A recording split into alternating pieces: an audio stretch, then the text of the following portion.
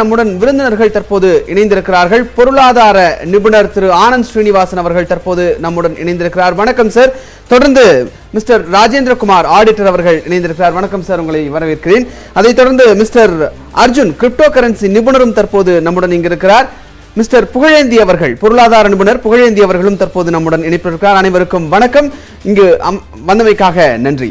முதல்ல Anand Srinivasan sir. Sir, நேத்து economic survey பார்த்திருப்பீங்க. எக்கனாமிக் சர்வே சொல்லக்கூடிய விஷயம் என்ன? எக்கனாமிக் சர்வேவை வச்சு இந்த பட்ஜெட்ல என்ன இருக்குன்னு நம்ம நினைக்கலாம்?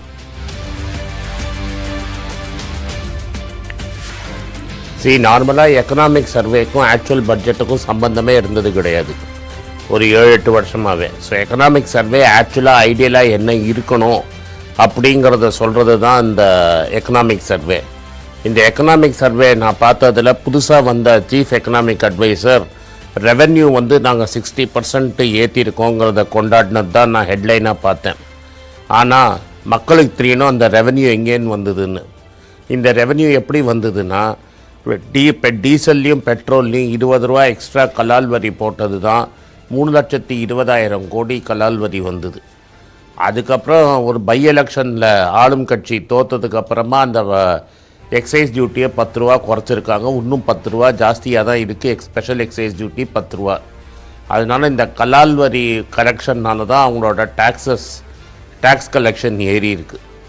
ஒரு இந்த வருஷம் எக்கானமி க்ரோ ஆனோன்னா கன்சம்ஷன் க்ரோ ஆனோம். நீங்கள் வந்து எல்லா எஃப்எம்சிஜி கம்பெனிஸ், அதெல்லாம் ப்ராக்ஸி, ஹிந்துஸ்தான் யூனிலிவர் எடுத்துக்கோங்க, பிரிட்டானியா எடுத்துக்கோங்க, ஏஷியன் பெயிண்ட்ஸ் எடுத்துக்கோங்க, எல்லாத்தோட வால்யூம் க்ரோத்தும் இறங்கியிருக்கு.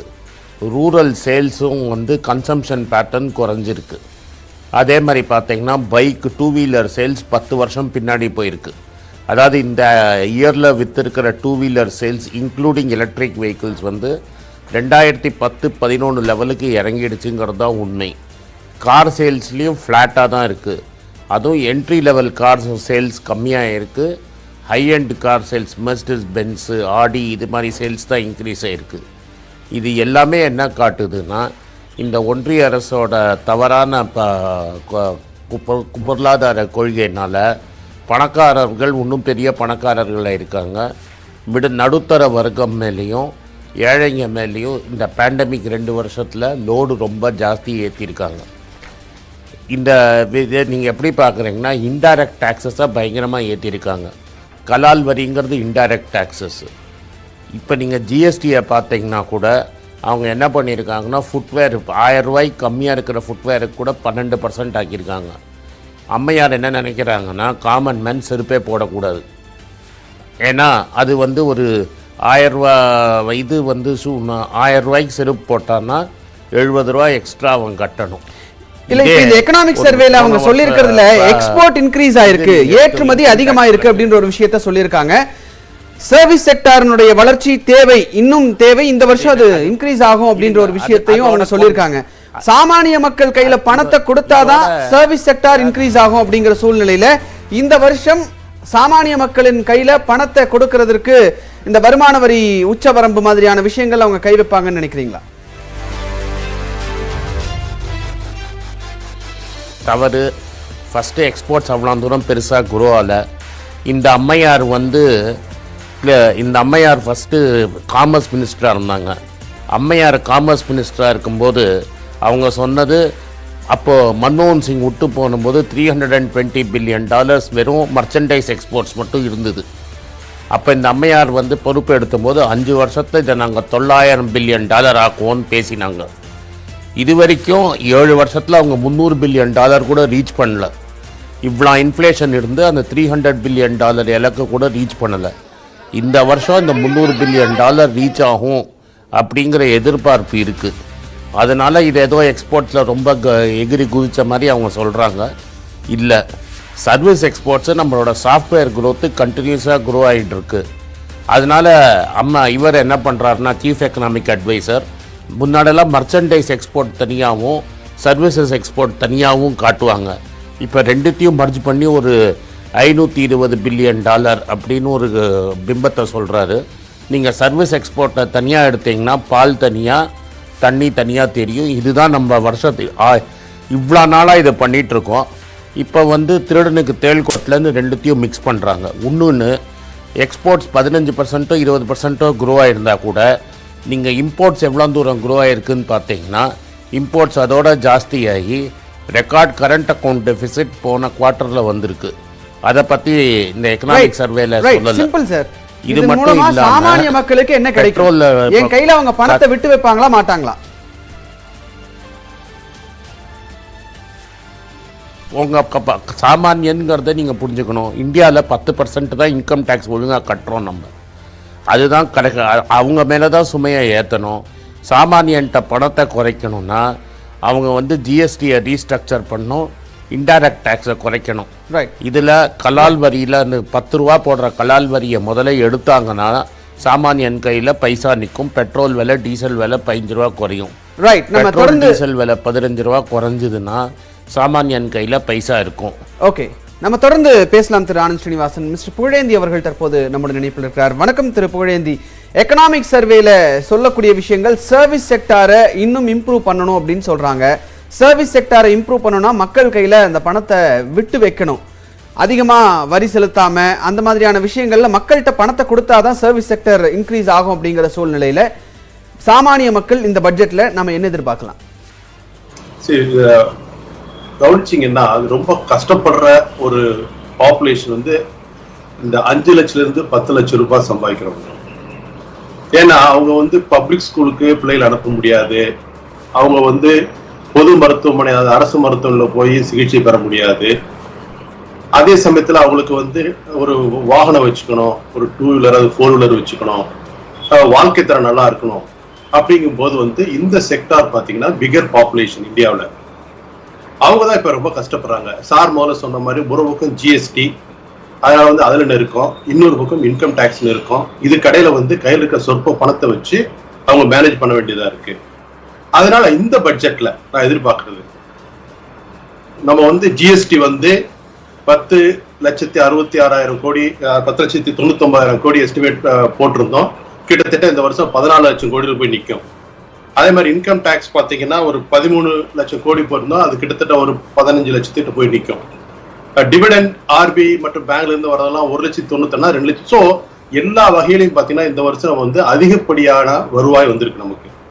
அதே சமயத்துல சார் சொன்ன மாதிரி கன்சம்ஷனை என்கரேஜ் பண்ணாதான் ஒரு சுழற்சி வரும். அதாவது ஒரு பொருளை வாங்கும் போது அந்த இண்டஸ்ட்ரியோட சப்போர்ட் பண்ற ஒர்க்கர்ஸ் இருக்கும், all activities happen, GDP will grow. அதனால என்னுடைய எதிர்பார்ப்புகள் நான் பெரிய லிஸ்டே வச்சிருக்கேன் எதிர்பார்ப்புகள். அதுல சில விஷயங்கள் பாத்தீங்கன்னா இன்னைக்கு ஹெல்த் கேர் எக்ஸ்பெண்டிச்சர் ரொம்ப இருக்கு எல்லாத்துக்குமே. பேண்டமிக் முன்னாடி பல பேர்னால பண்ண முடியல. அதனால ஹெல்த் இன்சூரன்ஸ்ல பாத்தீங்கன்னா 18% நம்ம ஹெல்த் இன்சூரன்ஸ் பிரீமியத்துக்கு அவங்க ஜிஎஸ்டி போட்டிருக்காங்க. இது நியாயம் இல்லாத ஒரு தன்னுடைய ஹெல்த் கேர் மேனேஜ் பண்றதுக்கு அரசுக்கு 18% ஜிஎஸ்டி கொடுக்க வேண்டியது இருக்கு. சோ அதை முதல்ல 5% ஆகணும், இல்லாட்டி 0% ஆகணும். ஏன்னா கிட்டத்தட்ட பாத்தீங்கன்னா அரசு மருத்துவமனை போதுன்றவங்க எல்லாமே தனியார் மருத்துவமனை தான் இன்னைக்கு இருக்காது. அரசோட கடமையை தனியார் எடுத்துக்கும் போது அரசு தனியாருடைய செலவினத்துல பங்கு பெறணும். அதனால ஹெல்த் இன்சூரன்ஸோட பிரீமியத்தில் இருக்கிற ஜிஎஸ்டியை 0 பண்ண முடிஞ்சா இல்லாட்டி 5% வைக்கணும். ரெண்டாவது விஷயம் பாத்தீங்கன்னா நம்ம எக்ஸ்பெண்டிச்சர் ஹெல்த் இன்சூரன்ஸ் பிரீமியம் 25,000 வரைக்கும் எக்ஸம்ஷன் கொடுத்துருக்கோம். அது 50,000 ஆக்கணும். ஏன்னா இன்னைக்கு ஒரு 6 வருஷத்துக்கு முன்னால 200 ரூபாய் கன்சல்டிங் ஃபீ போயிட்டு இருந்தோம். இன்னைக்கு பாத்தீங்கன்னா 600 ரூபாய் ஆயிடுச்சு. 3 டைம்ஸ் இன்க்ரீஸ் ஆயிருக்கு. ஆனா நம்ம லிமிட் இன்க்ரீஸ் பண்ணல. மூணாவது மெடிசன்ஸோட பிரைஸ் 12% ஜிஎஸ்டி போட்டிருக்கோம். இந்த சாமானியருக்குலாம் ரொம்ப கஷ்டம். 12% ஒரு 1000 ரூபாய்க்கு ரெகுலரா ஒருத்தவங்க மெடிசன் வாங்குறாங்கன்னு வச்சுக்கோ. ஒருத்தர் நிறைய பேர் இருக்காங்க டயபெட்டிஸ் இல்லைங்க, கிட்டத்தட்ட 12% பே பண்றதுங்கிறது ரொம்ப அக்கிரமமான ஒரு விஷயம். அதனால மெடிசன் இருக்க ஜிஎஸ்டி 5% இருக்கணும், சில விஷயத்துல நில்லாக்கணும். இது பாத்தீங்கன்னா ஹெல்த் கேர் இம்பார்ட்டன்ட். அடுத்து முக்கியமான விஷயம் எஜுகேஷன். இன்னைக்கு நம்ம எல்லாமே பாத்தீங்கன்னா ஆர்டினரி என்ட்ரி லெவல் ஸ்கூல்ல இருந்து ஸ்கூல் ஃபீஸ் 25,000 ரூபாய் இருக்கு. காலேஜ் பெரிய பேர்டன் இந்த செக்மெண்ட் ஆஃப் பீப்புளுக்கு எஜுகேஷன். இது நம்ம ஏடிசிக்குள்ள வச்சிருக்கோம். ஏடிசியில 1.5 லட்சம் ரூபாய் வச்சுட்டு அது எல்லாத்தையும் உள்ள அடக்கும் போது இட்ஸ் எ பெரிய பேர்டன். அதனால என்ன பொறுத்த வரைக்கும் ஏடிசியை இன்க்ரீஸ் பண்ணி அதிக அளவுல எஜுகேஷன் டியூஷன் ஃபீஸ் எக்ஸம்ஷன் கொடுக்கணும். இல்லாட்டி எக்ஸம்ஷன் எஜுகேஷனுக்கு ஃபுல்லா கொடுக்கணும், டியூஷன் ஃபீல கொடுக்கணும். இந்தியாவை பொறுத்த வரைக்கும் 1 லட்சமோ வெளிநாட்டுல சென்று படிக்க வைக்கிறவங்க ஏதோ ஒன்று பண்ணணும். எஜுகேஷன் ஃபீல இன்கம் டேக்ஸ் எக்ஸம்ஷன் தரணும். அடுத்தது பாத்தீங்கன்னா சேவிங்ஸ். அடிப்படையா பார்த்தா ஒரு அனாலிசிஸ் பண்ணி பார்த்தோம்னா கிட்டத்தட்ட 93% ஆஃப் த பீப்புள், அது 40% வந்து டாக்ஸ் பே பண்றது இல்ல, ஃபைல் பண்றவங்க இல்ல. 53% ஆஃப் த பீப்புள் வந்து 1,50,000 ரூபாய் கீழே தான் பே பண்றாங்க. ஆவரேஜ் வந்து 23,000 ரூபாய் அப்படின்னு போட்டிருக்காங்க. என்ன கேட்டா 5 லட்சம் வரைக்கும் இன்கம் டாக்ஸ் தேவையில்லை. ஆக்சுவலி மீறி போனா இதனால வர்ற இழப்பு பார்த்தீங்கன்னா ஒரு 20 இருந்து 25,000 கோடி ரூபாய் தான் வரும். நம்ம தான் ஏகப்பட்ட பணம் சம்பாதிச்சிட்டோம் இந்த வருஷம். ஜிஎஸ்டிலேயே 3 லட்சம் கோடி எக்ஸ்ட்ரா, இன்கம் டாக்ஸ் 2 லட்சம் கோடி எக்ஸ்ட்ரா ஆகும்போது இந்த ஒரு group up to 5 lakhs income tax கிடையாது. ஒரு 20-25 சுப்பிரமணிய சாமி அவர்கள் இன்கம் டாக்ஸே தேவையில்லைன்னு ரொம்ப வருஷமா சொல்லிட்டு இருக்காரு சார். இல்ல அது பண்ணலாம். அப்ப வந்து அந்த ரிஃபார்ம் பண்ணலாம். அதாவது expenditure based income tax model கொண்டு வந்தோம்னா கருப்பு பணம் வச்சிருந்தவங்களும் பார்ட்டிசிபேட் பண்ணாங்க. இன்னைக்கு கருப்பு பணம் வச்சிருக்கவங்க வந்து பார்ட்டிசிபேட் பண்ணல, பொருளை கன்சியூம் பண்ணும்போது அவங்க வந்து தேர் நாட் பார்ட்டிசிபேட்டிங். அது வந்து புதுசான டோட்டலா டிஃபரெண்டா திங்க் பண்ணணும். அந்த கோணத்துக்கு போனோம்னா அது வேற. இந்த கோணத்துல இருந்துச்சுன்னா இது பண்ணும். ஹவுஸ் லோனிங் அதே மாதிரி வந்து 2 லட்சம் இருந்து 3 லட்சம் ஆகணும். சோ இது மாதிரி வந்து மக்கள் அரசு மட்டும், அதாவது நீங்க பாத்தீங்கன்னா வந்து வீக்கர் செக்ஷனுக்கு வந்து அரசு வந்து இது எல்லாத்தையும் செலவெல்லாம் எடுத்துக்குது. ஆனா அதே நடுத்தர வர்க்கத்துக்கு வந்து யாரும் ஹெல்ப் பண்றது இல்ல. அதே மாதிரி பாத்தீங்கன்னா முக்கியமான சேவிங்ஸ் என்கரேஜ் பண்ணணும். நம்ம சேவிங்ஸ் என்கரேஜ் பண்றதுக்கு என்னென்ன விஷயங்கள் தேவை அப்படிங்கிறதுக்கு தொடர்பா நம்ம தொடர்ந்து பேசலாம் சார். திரு ராஜேந்திரகுமார் அவர்கள் வணக்கம் சார். இந்த இன்கம் டாக்ஸை அபாலிஷ் பண்ணுங்க அப்படின்னு ரொம்ப வருஷமா சுப்பிரமணிய சுவாமி அவர்கள் சொல்லிட்டே இருக்காங்க. அதுல என்ன பிரச்சனை? எக்ஸ்பெண்டிச்சர் பேஸ்டா நான் டாக்ஸ் பே பண்றதுக்கு மக்கள் எல்லாருமே, ஒரு மிஸ்டர் புகழேந்தி அவர்கள் சொல்லும் பொழுது பிளாக் மணி வச்சிருக்கிறவங்களும் அதுல டாக்ஸ் கொடுக்கறதுக்கான வாய்ப்புகள் உருவாகும் அப்படிங்கிறது யதார்த்தமான உண்மை. அப்படி இருக்கும்போது இன்கம் டாக்ஸ் அபாலிஷ் பண்றதுல என்ன பிரச்சனை? இன்கம் டாக்ஸ் அப்படின்னா 10% தான் பே பண்றோம். ஆமா, டாக்ஸ் ஆன் இன்கம். அது எக்ஸ்பெண்டிச்சர் டாக்ஸ்னா என்னது? ஜிஎஸ்டி தான் எக்ஸ்பெண்டிச்சர் டாக்ஸ். நீங்கள் வந்து ஒரு கடைக்கு போயிட்டு ஒரு லிட்டர் பால் வாங்குறீங்க, அதுக்கு ஜிஎஸ்டி கட்டுறீங்க, அதுக்கு பணம் கொடுக்குறீங்க, அது வந்து எக்ஸ்பெண்டிச்சர். அந்த எக்ஸ்பெண்டிச்சர் டேக்ஸ் தான் ஜிஎஸ்டி இல்லை வேட்டு இல்லை கலால் வரி, சேவை வரி அப்படின்றது நம்ம கலெக்ட் பண்ணிட்டு இருக்கோம். உலக அளவில் எல்லா நாடுகளையும் பார்த்திங்கன்னா கன்சம்ஷன் டேக்ஸ் தனியாக இருக்கும், டேக்ஸ் ஆன் இன்கம் தனியாக இருக்கும். டேக்ஸ் ஆன் இன்கம் ஏன்? ஒரு கண்ட்ரியை வந்து பேலன்ஸ் பண்ணுறது. அதாவது புவர் பீப்புள், ரிச் பீப்புள், அந்த மாதிரி வந்து பணக்கார வர்க்கம், ஏழை வர்க்கம், அவங்கள பேலன்ஸ் பண்ணுறதுக்காக கொண்டு வரப்பட்ட ஒரு வரி தான் வந்து இன்கம் டேக்ஸு. இன்கம் டேக்ஸ் இன்றைக்கி நேற்று இது கிடையாது, அது பல ஆண்டாண்டு காலமாக இருந்துட்டுருக்கு. அதனால் அதை அபாலிஷ் பண்ணுங்கன்னு சொல்கிறது வந்து சரி கிடையாது. அண்ட் சுப்பிரமணிய சாமி ஏன் அப்படி சொல்கிறாருன்னு எனக்கு தெரியல. மேபி ஒரு பாப்புலிஸ்டிக் மெஷராக கூட சொல்லலாம், ஸோ தட் பீப்புள் வில் அவங்க வந்து அதை ஃபாலோ பண்ணுவாங்கன்னு சொல்லி. ஆனால் வந்து அது வந்து ஒரு தவறான ஒரு கொள்கைன்னு நான் சொல்லுவேன். ஓகே. இன்னொன்று என்னென்னா, இந்த பட்ஜெட் வந்து ஒரு வருடத்துக்கு உண்டான பட்ஜெட் கிடையாது. அது எப்போவுமே பட்ஜெட் வந்து ஒரு பாலிசி டாக்குமெண்ட் ஆஃப் கவர்மெண்ட். எந்த கவர்மெண்ட்டாக இருந்தாலும் சரி, அது 4 வருஷம் 5 வருஷம் 10 வருஷம் இருக்குது. அந்த ஒரு பாலிசி அனௌன்ஸ் பண்ணுறது. இந்த பட்ஜெட்டில் வந்து நம்ம வந்து பாலிசி அனௌன்ஸ்மெண்ட்ஸ் வந்து எதிர்பார்க்கலாம். சரிங்களா? ஸோ அது என்ன பாலிசின்றது நம்ம போக போக பார்ப்போம். நம்ம தொடர்ந்து பேசலாம் சார். திரு அர்ஜுன், கிரிப்டோ கரன்சி அதில் கவர்மெண்ட் என்ன பண்ணுறதுக்கு இந்த பட்ஜெட்டில் வாய்ப்பு இருக்கிறதா நீங்கள் நினைக்கிறீங்க? போன வருஷம் வரைக்கும் கவர்மெண்ட் வந்து பேன் பண்ணுற மாதிரி யோசிச்சுட்டு இருந்தாங்க. பேன் பண்ணுற மாதிரி தான் ஆக்சுவலாக ரொம்ப ஈஸியான விஷயம். இதை வந்து நாங்கள் பேன் பண்ணுறோம் அப்படின்னு சொல்லிட்டு அறிவிச்சிடலாம். ஆனால் இப்போ வந்து கவர்மெண்ட்டோட ஸ்டான்ஸ் சேஞ்ச் ஆகிருக்கு. ரெகுலேட் பண்ணலாம் அப்படின்னு யோசிச்சுட்டு இருக்காங்க. இப்போ ரெகுலேட் பண்ணணும்னா இதை யார் நிர்வகிக்கணும், என்னென்ன நார்ம்ஸ் இருக்கணும், என்னென்ன அலோவ் பண்ணுறோம், என்னென்ன அலோவ் பண்ணலை அப்படின்னு ரொம்ப டீட்டெயில்டாக போகணும். அந்த அளவுக்கு டீட்டெயில்டாக போகிற அளவுக்கு எனக்கு தெரிஞ்சு கவர்மெண்ட்டுக்கு இந்த வாட்டி டைம் கிடைக்கல. ஸோ மோஸ்ட்டாக வந்து இந்த பட்ஜெட்டில் கிரிப்டோ கரன்சி பற்றி பெரிய அனௌன்ஸ்மெண்ட்ஸ் எதுவும் வராது. அப்படியே வந்தாலும் டேக்ஸ் விஷயத்தில் மேபி வரலாம். நமக்கு இன்னும் 2 மணி நேரத்தில் தெரிஞ்சிடும், நம்ம பொறுத்திருந்து பார்க்கலாம். பட் பெருசாக கிரிப்டோ கரன்சி விஷயத்தில் அறிவிப்பு வர மாதிரி எனக்கு தெரியல. ஓகே. திரு ஆனந்த் ஸ்ரீனிவாசன் அவர்கள், பெட்ரோல் டீசல் பிரைசஸ் அதன் மீதான கலால் வரியை குறைக்கணும் அப்படின்னு ஒரு விஷயத்த நீங்க சொன்னீங்க. இதுல நம்ம கவனிக்கக்கூடிய விஷயம், டாடா ஏர் இந்தியா வந்து டாடா வசம் வந்துருச்சு. ராகேஷ் ஜுன்ஜுன்வாலா ஆகாசா அப்படின்ற ஒரு விமான நிறுவனத்தை தொடங்கி இருக்காரு. இப்படி எல்லாம் இருக்கக்கூடிய சூழ்நிலையில இனி வரக்கூடிய காலங்களில் பெட்ரோல் டீசல் பிரைசஸ் அப்படிங்கிறது இதே லெவல்ல தான் இருப்பதற்கான வாய்ப்புகள் இருக்கு அப்படிங்கிறதுக்கான இண்டிகேட்டரா நம்ம பார்க்க முடியுமா? ஏன்னா Vijay Mallya crude oil prices increase ஆனதுனால தான் கிங்ஃபிஷர்னுடைய வீழ்ச்சி அப்படிங்கிறதே தொடங்கியது. ஆனா இப்போ தொடர்ந்து விமான நிறுவனங்கள் புதிதாக வந்து கொண்டிருக்கக்கூடிய சூழ்நிலையில பெட்ரோல் டீசல் பிரைசஸ் அப்படிங்கிறது இனி வரக்கூடிய காலங்களில் பெரிய அளவுக்கு உயர்றதுக்கு வாய்ப்பு இல்லை அப்படிங்கிறதுக்கான ஒரு இண்டிகேஷனா நம்ம பார்க்கலாமா? இல்லை, முதல்ல நீங்கள் ஏர் இந்தியா ப்ரைவேட்டைசேஷன் பற்றி கேட்டீங்க. என்னை ரெகுலராக ஃபாலோ பண்ணுறவங்களுக்கு டாடா குடும்பத்து மேலே எனக்கு இருக்கிற மதிப்பு மரியாதையை நான் முன்னாடி ஒத்துக்கிறேன். ஆனால் இந்த ஏர் இந்தியாவை எப்படி ப்ரைவேட்டைஸ் பண்ணியிருக்காங்கன்னு பாருங்கள். எனக்கு லெஃப்ட் ஹேண்ட் சைடில் ஒரு பாக்கெட் இருக்குது, ரைட் ஹேண்ட் சைடில் ஒரு பாக்கெட் இருக்குது. இப்போ விஷ்ணு இருக்கார். நான் சொல்கிறேன் எனக்கு பைசா இல்லை, நான் வந்து ஏர் இந்தியாவை விற்கிறேங்கிறேன். ரத்தன் டாட்டா வந்து வாங்கிக்கிறேங்கிறாரு. என்ன பண்ணுறீங்க? ஏர் இந்தியா அவர் கொடுக்குறேன்னு ஒத்துக்கிறீங்க. அடுத்தது அவர் என்ன பண்ணுறாரு? ஏர் இந்தியா வாங்கிறதுக்கு என்கிட்ட காசு இல்லை, எனக்கு கடன் வேணுங்கிறாரு. கடன் கொடுக்கறது யார்? பேங்க் ஆஃப் பரோடாவும் ஸ்டேட் பேங்க் ஆஃப் இந்தியாவும். பேங்க் ஆஃப் பரோடா யாரோட ஓனர்? நான் தான் owner, government of India. State பேங்க்குக்கும் நான் தான் ஓனர், ரைட்டா? ஸோ வந்து எவ்வளோ % வட்டியில் கடன் கொடுக்குறீங்க? 4.5% வட்டியில் கடன் கொடுக்குறீங்க. இதுக்கு முன்னாடி என்ன பண்ணுறீங்க? ஏர் இந்தியாவோட 35,000 கோடி லாஸை கவர்மெண்ட்டே எடுத்துக்குது. நான் என்ன கேட்குறேன்னா, 35,000 கோடி லாஸை கவர்மெண்ட் எடுத்துக்க போகிறது. அடுத்தது கவர்மெண்ட்டே டாட்டாக்கு 4.5% வட்டி கடன் கொடுக்க போகிறதுனா அது கவர்மெண்ட் கண்ட்ரோல்லையே இருந்துட்டு போயிடலாமே. இது என்ன ப்ரைவேட்டைசேஷன் நீங்கள் சொல்கிறீங்க விஷ்ணு? எனக்கு புரியல. அதாவது விஷ்ணுக்கு ஏர் இந்தியா விற்கிறதுக்கு நானே 4.5% கடன் கொடுத்துட்டு நானே 35,000 கோடி லோனை ரைட் ஆஃப் பண்ணிட்டு நான் பிரைவேடைஸ் பண்ணேன்னா இது என்ன? இல்ல அட் லாஸ் தான் இந்த சேல் அப்படிங்கிறது நடந்திருக்கு அப்படின்னு நாம எடுத்துக்கிட்டாலும் இதுல யாருக்கு பலன் அப்படிங்கறது எல்லாம் தாண்டி பெட்ரோல் டீசல் பிரைசஸ் இதுங்க விஷ்ணு ஓகே இருங்க விஷ்ணு, நீங்க தான் ஏர் இந்தியா பேசுனீங்க.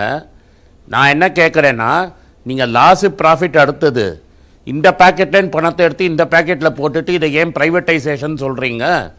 அதுக்கு பதிலாக நீங்களே ஏர் இந்தியாவுக்கு லோன் கொடுத்துருக்கலாமே. ஏன் State bank of India, Bank of Baroda, Tata பெரிய கம்பெனி, ஃபாரினில் போய் பணத்தை ரைஸ் பண்ணியிருக்கலாமே. ஸோ இது அப்சல்யூட்லி ஏமாத்துறது. ஒரு சைடு பேக்கெட்லேருந்து இன்னொரு சைடு பேக்கெட் ட்ரான்ஸ்ஃபர் பண்ணிக்கிறது, அதுக்கப்புறம் கவர்மெண்ட்டே ரைட் ஆஃப் பண்ணுறது. இப்போ நீங்கள் பெட்ரோல் டீசல் விலைக்கு வந்தீங்க. விஷ்ணுவுக்கு தெரியாதா இருக்கும், ஏவியேஷன் டர்பைன் ஃபியூவல்ங்கிறது white petrol. Yes, white petrol விலை வந்து இப்போ ஆர்டினரி பெட்ரோலோட 15 ரூபா விலை கம்மி. அதாவது இந்த சர்க்காரோட, இந்த ஒன்றிய அரசோட கொள்கை எப்படி இருக்குன்னா, பணக்காரன் ரொம்ப கஷ்டப்படுறான், அதனால் ஃப்ளைட்டில் ரொம்ப சீப்பாக போனோம். ஏழைங்க ரொம்ப சுகமாக இருக்கான், டிவிஎஸ் 50ல் 100 ரூபா பெட்ரோல் போட்டு போனோம். இப்போ நானே ஒரு மினி ஏர்க்ராஃப்ட் வச்சுருந்தா எனக்கு ஒரு ஏவியேஷன் டர்பைன் ஃபியூவல் 1 லிட்டருக்கு 80 ரூபாய்க்கு கொடுப்பீங்க. அதே சமயத்தில் நான் டிவிஎஸ் 50ல் போனோம்னா 1 லிட்டருக்கு 100 ரூபா. இதுதான் இவங்களோட பாலிசி. இந்த பாலிசியை கொண்டு குறைச்சிட்டு ஏழைங்களுக்கும் மிடில் கிளாஸுக்கும் பணக்காரனுக்கும் லெவல் பிளேயிங் ஃபீல்டு கொண்டான்னு சொல்கிறேன் நான். ஓகே, இந்த 5 மாநில தேர்தல் நடத்துறவனுக்கு லோனை வந்து 13%ல கொடுப்பீங்க. இந்த 5 மாநில தேர்தல் அப்படிங்கிறது இந்த பட்ஜெட்ல எப்படி எதிரொலிக்கும்? ஒரு கோயம்புத்தூர்ல உங்க ஊரு கோயம்புத்தூர் இருங்க, நான் தான் அது பெட்ரோல் விலையை டீசல் விலையை ஏற்றலையே. இப்போ வந்து 70லேருந்து 90 ஆயிடுச்சு நேற்று குரூடு. ஓட்டு பயந்துட்டு தான ஒரு வருஷத்தோட ஆவரேஜ் $75 தான் சார் இருக்கு. இத்தனை நாள் பெருமை தீட்டிட்டு ஒரு வருஷம் ஆவரேஜ். அப்போ நீங்கள் ப்ரைஸை சொல்லுங்க, நாங்கள் 1 இயர் ஆவரேஜ் ப்ரைஸ் வச்சுப்போம் நீங்கள் சொல்லுங்களேன். உங்கள் பாலிசி டாக்குமெண்ட்டில் என்ன சொல்லியிருக்கீங்க? ஒன்ஸ் இன் எவ்ரி டே ஏற்றுவோம், டிபெண்டிங் ஆன் ப்ரீவியஸ் டே தானே உங்களோட அஃபிஷியல் பாலிசி. மக்களை பார்த்து பயந்துட்டு எலெக்ஷன் மக்கள் ஓட்டு போடுவானா நீங்கள் ஏற்ற மாட்டீங்க. அடுத்த 6 மாதத்துக்கு எலெக்ஷன் இல்லைன்னா பெல்ட்டி அடிப்பீங்க. உங்கள் பணக்காரனுக்கு கம்பெனியை வாங்கிறதுக்கு 4.5% லோன் கொடுப்பீங்க.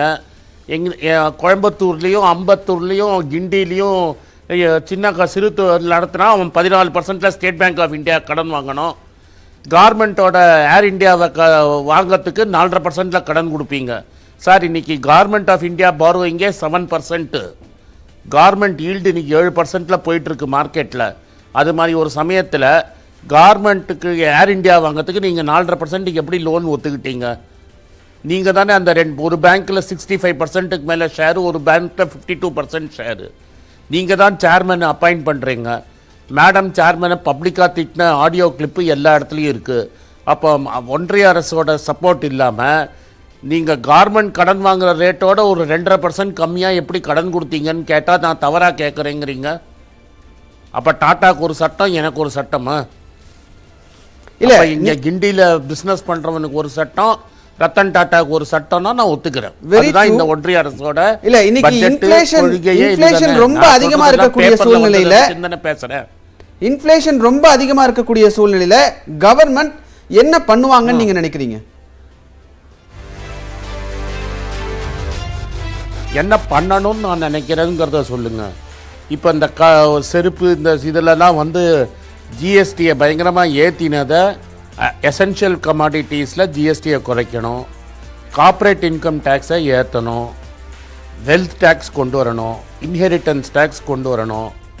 வெல்த் டேக்ஸ் நான் சொல்கிறது 100 கோடிக்கு மேலே வச்சுருக்கிறவனுக்கு வெல்த் டேக்ஸ் போடுங்க, இன்ஹெரிட்டன்ஸ் டேக்ஸ் போடுங்க, எஸ்டேட் டேக்ஸ், கேபிட்டல். அதுக்கப்புறம் இப்போ வந்து ஒரு பெரிய கம்பெனி இன்ஹெரிட்டன்ஸ் டேக்ஸ் தேவை தான். ஒரு பெரிய கம்பெனி கூகுள் ஃபேஸ்புக்லேருந்து 1,75,000 கோடி வாங்கியிருக்கு. அவன் ஆப்ஷனல் கன்வெர்ட்டபிள் டிபென்ச்சர்னு ஒரு லூப் ஹோல் மூலமாக பணத்தை கொண்டு வந்திருக்காங்க. அம்மையார் வந்து அதை திறந்து விட்டுருக்காங்க. அதில் டேக்ஸ் வர ஈக்விட்டியாக வந்தால் டேக்ஸு, ஆப்ஷனல் கன்வெர்ட்டபிள் டிபென்ச்சர் வந்தால் டேக்ஸ் கிடையாதுன்னு லூப் ஹோல் இருக்குது. இது மாதிரி கார்ப்பரேட்டுக்கு அம்மையார் வேணுன்ட்டே விட்ட லூப் ஹோல்ஸை க்ளோஸ் பண்ணணும். அதுக்கப்புறம் இந்த எலக்டோரல் பாண்ட்ஸை மோர் டிரான்ஸ்பரண்ட் ஆக்கணும். ஃபைனான்ஸ் மினிஸ்டர் மட்டும் எலக்டோரல் பாண்ட்ஸில் என்ன இருக்குதுன்னு பார்த்து யார் எலக்டோரல் பாண்டு கொடுக்குறாங்களோ அவங்களுக்கு ஃபேவர்ஸ் பண்ணிகிட்டு இருக்காங்க. அதெல்லாம் ஓப்பன் டிரான்ஸ்பரன்சியில் வந்ததுன்னா எதுக்காக ஃபேவர் பண்ணுறாங்க? ஏன் ஒரு பார்ட்டிக்கு 4.5% லோனு, இன்னொரு பார்ட்டிக்கே 3% இன்கம் டேக்ஸு அப்படிங்கிற விஷயம்லாம் மக்களுக்கு தெரிஞ்சிடும். ஓகே, திரு ஆனந்த் ஸ்ரீனிவாசன், கோல்டு வந்து நீங்க தொடர்ந்து சேமிச்சுக்கிட்டே இருக்கணும் அப்படின்ற ஒரு விஷயத்தை நீங்க தொடர்ந்து முன்வச்சுட்டே இருக்கீங்க. கோல்டு மீதான ஜிஎஸ்டி வரியை குறைக்கணும் அப்படின்னு சொல்லி நகைக்கடைகள் தொடர்ந்து சொல்லிட்டே இருக்காங்க. ஆனா நான் போய் ஒரு கோல்டு காயின் வாங்க போறேன் அப்படின்னா இன்னைக்கு அந்த டிஜிட்டல் எக்கானமி கார்டு ஸ்வைப் பண்ணுங்க அப்படின்லாம் சொல்றாங்க. ஆனா கார்டு ஸ்வைப் பண்ணா அதுக்கு 2% 2.5% டாக்ஸ் போடுறாங்க. இப்போ இந்த டிஜிட்டல் எக்கானமிக்குள்ள வந்ததுனால அதிகமா செலவு பண்ணக்கூடிய சூழ்நிலை தான் இருக்கா? அதுக்கு கவர்மெண்ட் ஏதாவது செய்வாங்கன்னு நினைக்கிறீங்களா? இது பாருங்க, கோல்டை பொறுத்த வரைக்கும் நம்ம ஊரில் 13% டேக்ஸ் இருக்குது. அதனால தான் மேக்ஸிமம் கோல்டு ஸ்மகிள் தான் ஆகுது இந்தியாவில். மேக்ஸிமம் கோல்டு 800 டன் கோல்டு நீங்கள் அஃபிஷியல் சேனலில் வந்தீங்கன்னா 800 டன் கோல்டு கிட்ட ஸ்மகிள் ஆகுது. இப்போ ரீசெண்டாக நீங்கள் பார்த்தீங்கன்னா கேரளாவில் ஒரு பெரிய கேஸை சீஃப் மினிஸ்டர்ஸ் ஆஃபீஸ்லேன்னு ஒருத்தர் மாட்டி ரிசைன் பண்ணார். ஆமாம். அதனால் இந்த இதெல்லாம் வந்து நீங்கள் வந்து மணிங்கிறது ஃபங்கபிள், கோல்டுங்கிறது பணம். 1 கிலோ கோல்டை கையில் தூக்கிட்டு வந்தால் யாருக்குமே தெரியாது. நீங்கள் வந்து அதில் டேக்ஸ் போட்டிங்கன்னா ஸ்மக்லிங்கை என்கரேஜ் பண்ணுறீங்கன்னு தான் அர்த்தம். நான் என்ன கேட்குறேன், டெபிட் கார்டு பணம் நான் எடுத்து டெபிட் கார்டு ஸ்வைப் பண்ணால் 1.5% கேட்குறீங்க. அதெல்லாம் குறைச்சாதானே டிஜிட்டல் எக்கானமி போகும். என் பேங்க் அக்கௌண்ட்லேருந்து மர்ச்சன்ட் பேங்க் அக்கௌண்ட் ட்ரான்ஸ்ஃபர் பண்ணுறதுக்கு நான் ஏன் சார் 1.5% கொடுக்கணும் பேங்க்குக்கு? கோல்ட் காயின் வாங்கும்போது அந்த ப்ராப்ளம் இருக்கு. அது சாமானிய மக்கள் சேமிப்புக்காக சேமிக்கும் போது அந்த பிரச்சனை வருது.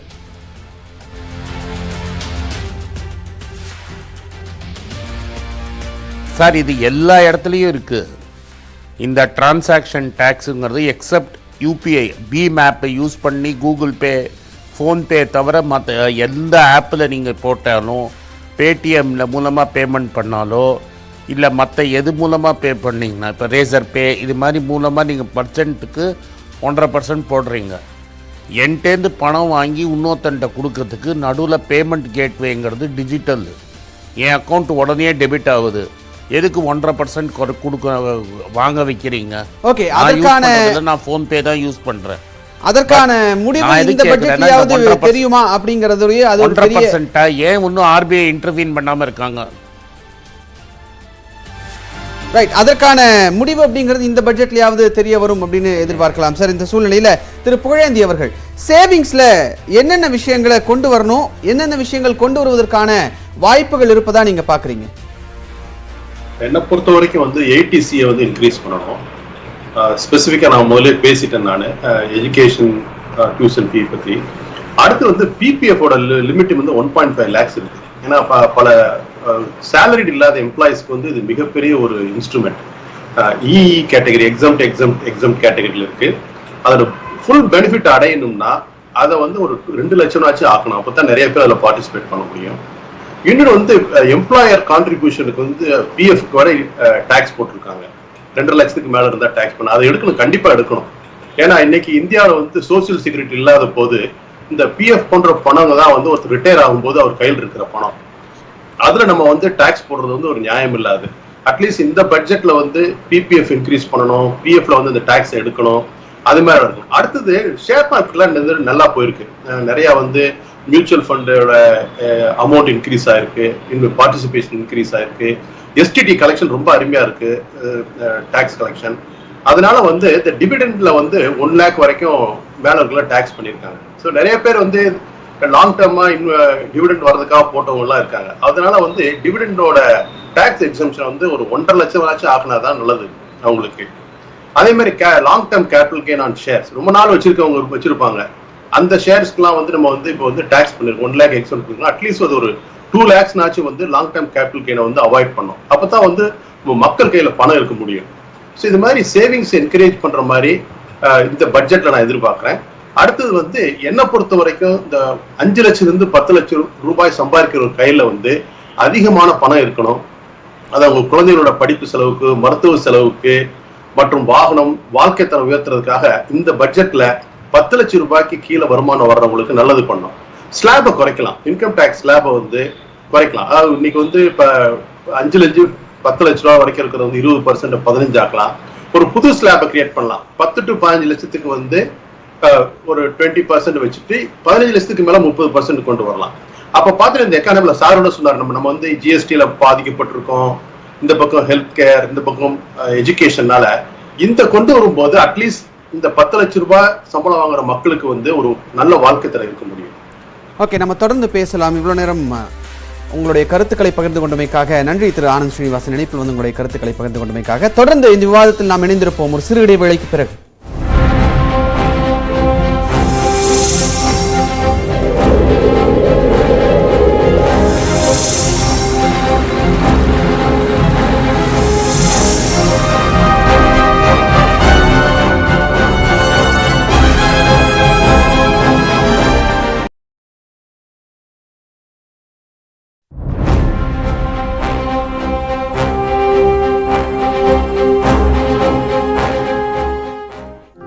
அரசு நேரடி நெல் கொள்முதல் நிலையங்களில் நடப்பு சம்பா பருவத்துக்கான நெல் கொள்முதலில் ஆன்லைன் பதிவு முறையை அரசு அறிவித்துள்ளது. கொள்முதல் நிலையத்தில் முறைகேடுகளை தவிர்க்கவும், இடைத்தரகர்களின் தலையீடு மற்றும் காலதாமதத்தை தவிர்க்கவும் ஆன்லைன் பதிவு முறையை அமல்படுத்தியிருப்பதாக அரசு தெரிவித்தாலும் இந்த முறையை பின்பற்றுவதில் பல்வேறு சிக்கல்கள் இருப்பதாக விவசாயிகள் தொடர்ந்து குற்றம் சாட்டி வருகின்றனர். இந்நிலையில் நெல் கொள்முதலுக்கு ஆன்லைன் பதிவு முறையை ரத்து செய்து பழைய முறையை நடைமுறைப்படுத்த கோரி தேசிய தென்னிந்திய நதிகள் இணைப்பு விவசாயிகள் சங்கத்தினர் திருச்சியில் போராட்டத்தில் ஈடுபட்டனர். அந்த சங்கத்தின் தலைவர் ஐயாக்கண்ணு தலைமையில் திருச்சியிலிருந்து சென்னைக்கு டிராக்டர் மூலமாக ஊர்வலம் செல்ல முயன்றவர்களை போலீசார் தடுத்து நிறுத்தியதால் தேசிய நெடுஞ்சாலையில் டிராக்டர்களை நிறுத்தி மறியல் போராட்டத்தில் ஈடுபட்டனர்.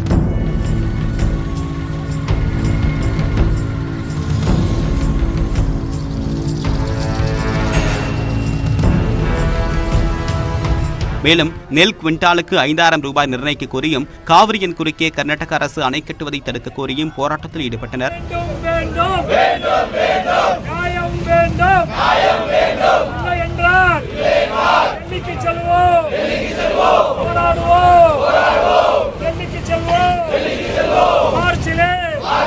இதனிடையே திருவாரூரில் ஆன்லைன் முன்பதிவுக்கு எதிர்ப்பு தெரிவித்து நெல் கொள்முதல் நிலைய அதிகாரிகளுடன் விவசாயிகள் வாக்குவாதத்தில் ஈடுபட்டனர். அத்துடன் ஒவ்வொரு மூட்டைக்கும் கூடுதலாக நெல்லை பிடித்து முறைகேட்டில் ஈடுபடுவதாகவும் குற்றம் சாட்டினர்.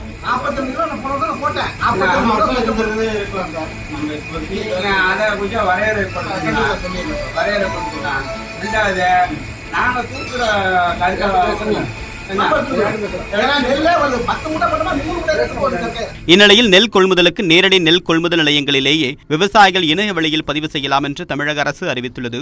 இது தமிழ்நாடு நுகர்பொருள் வாணிப கழக மேலாண் இயக்குநர் அனுப்பியிருக்கக்கூடிய சுற்றறிக்கையில் கிராம நிர்வாக அலுவலர் வழங்கக்கூடிய அடங்கல் ஆவணம், ஆதார் நகல் உள்ளிட்ட ஆவணங்களை விவசாயிகள் நேரடியாக நெல் கொள்முதல் நிலையத்தில் சமர்ப்பிக்கலாம் என்றும், அங்கு பணிபுரியக்கூடிய பட்டியல் எழுத்தர்கள் இணைய வழியில் பதிவேற்றம் செய்து உடனுக்குடன் டோக்கன் வழங்கி முன்னுரிமை அடிப்படையில் நெல்லை கொள்முதல் செய்வார்கள் என்றும் கூறியுள்ளார். இது சம்பந்தப்பட்ட பட்டியல் எழுத்தர்கள், கொள்முதல் அலுவலர்கள் மற்றும் துணை மேலாளர்களுக்கு அறிவுறுத்துமாறு முதுநிலை மண்டல மேலாளர்களுக்கு சுற்றறிக்கை அனுப்பப்பட்டுள்ளது.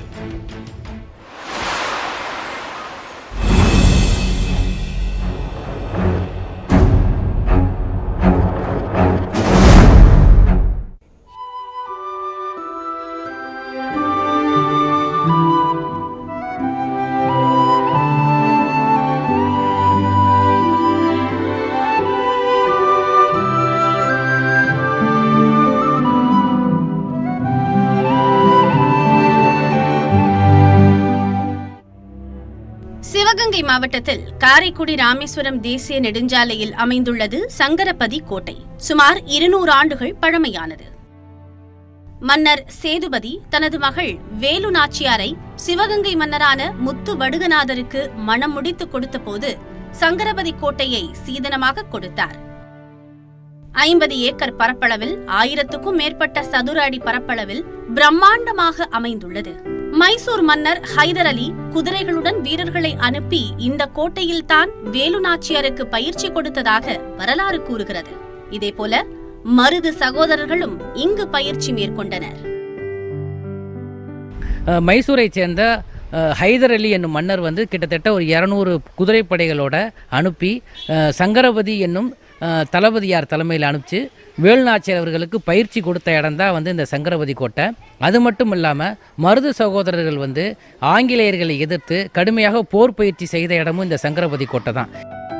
சிவகங்கையில் இருந்த ஆயுத கிடங்குகளை விட இங்குதான் அதிக அளவில் ஆயுதங்கள் வைத்திருந்ததாகவும் கூறப்படுகிறது. வீரர்களுக்கு மற்போர் பயிற்சி செய்வதற்கு ஏற்ற வசதிகளும் செய்யப்பட்டிருந்தன. இந்த கோட்டையிலிருந்து காளையார் கோவிலுக்கு சுரங்கப்பாதை இருந்ததாகவும் நாளடைவில் சிதைந்து போனதாகவும் கூறப்படுகிறது. வரலாற்று பொக்கிஷமான இந்த கோட்டை பராமரிப்பு இல்லாததால் சிதிலமடைந்து காணப்படுகிறது. கட்டடங்களுக்குள் மரம் சூழ்ந்து கோட்டையே தெரியாத அளவுக்கு மறைந்துள்ளது. இதனை புதுப்பித்து அருங்காட்சியகமாக மாற்ற வேண்டும் என்ற கோரிக்கை எழுந்துள்ளது. உண்மையிலேயே சொல்லப்போனால் நம்ம வீரம் அப்படின்னாவே நம்ம மருது சகோதரர் வேலு நாச்சியார்களும் தியாகம் செய்த குயிலிலும் வாழ்ந்த இந்த சிவகங்கை மாவட்டம். இந்த மாவட்டத்தில் இப்படிப்பட்ட ஒரு வீரத்தை அடுத்த தலைமுறைகளுக்கு நம்ம எடுத்து சொல்கிறதுக்கு இந்த இடம் ஒரு எடுத்துக்காட்டாக இருக்கும்னு நம்புகிறேன். வீரம்னாவே என்னென்னங்கிறது நம்ம வரும் சந்ததிகளுக்கு நெட்டில் பார்க்காம நேரில் பார்க்குறதுக்கு இந்த இடம் ஒரு கண்காட்சியாக இருக்கிறதுக்கு இது சம்பந்தப்பட்ட அதிகாரிகள் இதை ஒரு அருங்காட்சியகமாக செயல்படுத்தினால் இன்னும் சிறப்பாக இருக்கும். 2013ஆம் ஆண்டில் முதலமைச்சராக இருந்த ஜெயலலிதா இந்த பகுதியை சுற்றுலா பகுதியாக அறிவித்த நிலையிலும் புதுப்பிக்கப்படவில்லை என்று பொதுமக்கள் தெரிவிக்கின்றனர். சங்கரவதி கோட்டை மிக முக்கியமான தலம். அது முன்னாள் முதல்வர் ஜெயலலிதா அம்மா சுற்றுலா தலம் அறிவிச்சாங்க. அதற்கு ஏற்ப இப்போ வந்திருக்கிற மு.க. ஸ்டாலின் அவர்கள் முதலமைச்சர் வந்திருக்காங்க. அவங்க தயவு செஞ்சு அதை தலையிட்டு அந்த சங்கரவதி கோட்டையை புதுப்பிச்சு இளைய தலைமுறையெல்லாம் அதை பார்க்குற மாதிரி கேட்டுக்கொள்கிறேன். தமிழின் தொன்மையை மீட்டெடுக்க அகழ்வாராய்ச்சிகளில் கவனம் செலுத்தும் தமிழக அரசு சங்கரபதி கோட்டையை மீட்டெடுக்க முன்வர வேண்டும் என்பதே அனைவரின் எதிர்பார்ப்பாக உள்ளது. நியூஸ் 18 தமிழ்நாடு செய்திகளுக்காக காரைக்குடியிலிருந்து செய்தியாளர் முத்துராமலிங்கம்.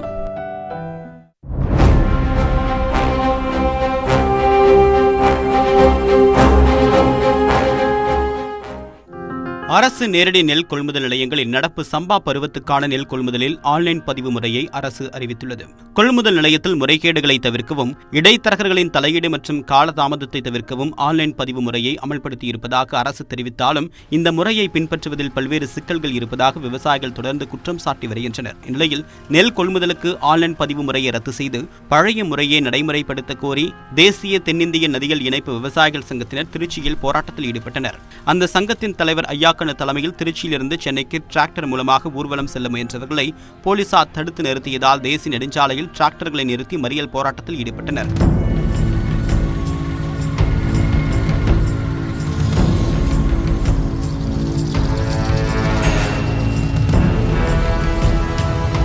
மேலும் நெல் குவிண்டாலுக்கு 5000 ரூபாய் நிர்ணயிக்க கோரியும் காவிரியின் குறுக்கே கர்நாடக அரசு அணை கட்டுவதை தடுக்க கோரியும் போராட்டத்தில் ஈடுபட்டனர்.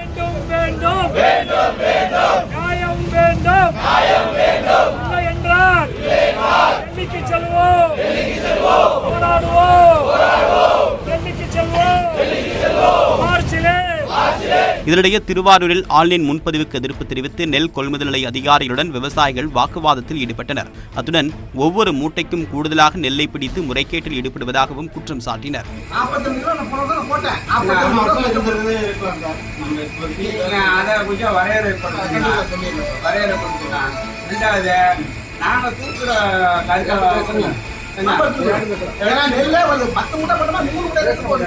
இந்நிலையில் நெல் கொள்முதலுக்கு நேரடி நெல் கொள்முதல் நிலையங்களிலேயே விவசாயிகள் இணைய வழியில் பதிவு செய்யலாம் என்று தமிழக அரசு அறிவித்துள்ளது. இது தொடர்பாக தமிழ்நாடு நுகர்பொருள் வாணிபக் கழக மேலாண் இயக்குநர் அனுப்பியிருக்கக்கூடிய சுற்றறிக்கையில் கிராம நிர்வாக அலுவலர் வழங்கக்கூடிய அடங்கல் ஆவணம், ஆதார் நகல் உள்ளிட்ட ஆவணங்களை விவசாயிகள் நேரடியாக நெல் கொள்முதல் நிலையத்தில் சமர்ப்பிக்கலாம் என்றும் அங்கு பணிபுரியக்கூடிய பட்டியல் எழுத்தர்கள் இணைய வழியில் பதிவேற்றம் செய்து உடனுக்குடன் டோக்கன் வழங்கி முன்னுரிமை அடிப்படையில் நெல்லை கொள்முதல் செய்வார்கள் என்றும் கூறியுள்ளார். இது தொடர்பாக சம்பந்தப்பட்ட பட்டியல் எழுத்தர்கள், கொள்முதல் அலுவலர்கள் மற்றும் துணை மேலாளர்களுக்கு அறிவுறுத்துமாறு முதுநிலை மண்டல மேலாளர்களுக்கு சுற்றறிக்கை அனுப்பப்பட்டுள்ளது.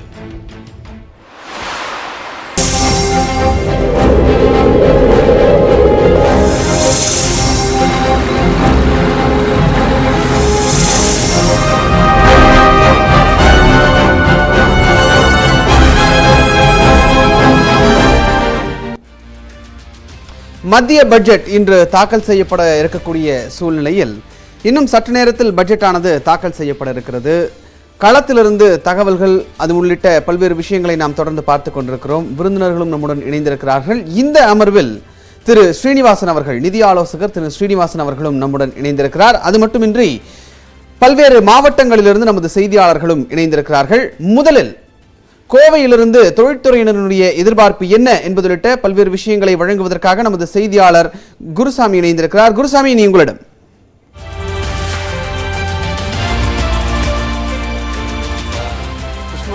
மத்திய பட்ஜெட் இன்று தாக்கல் செய்யப்படுகிறது.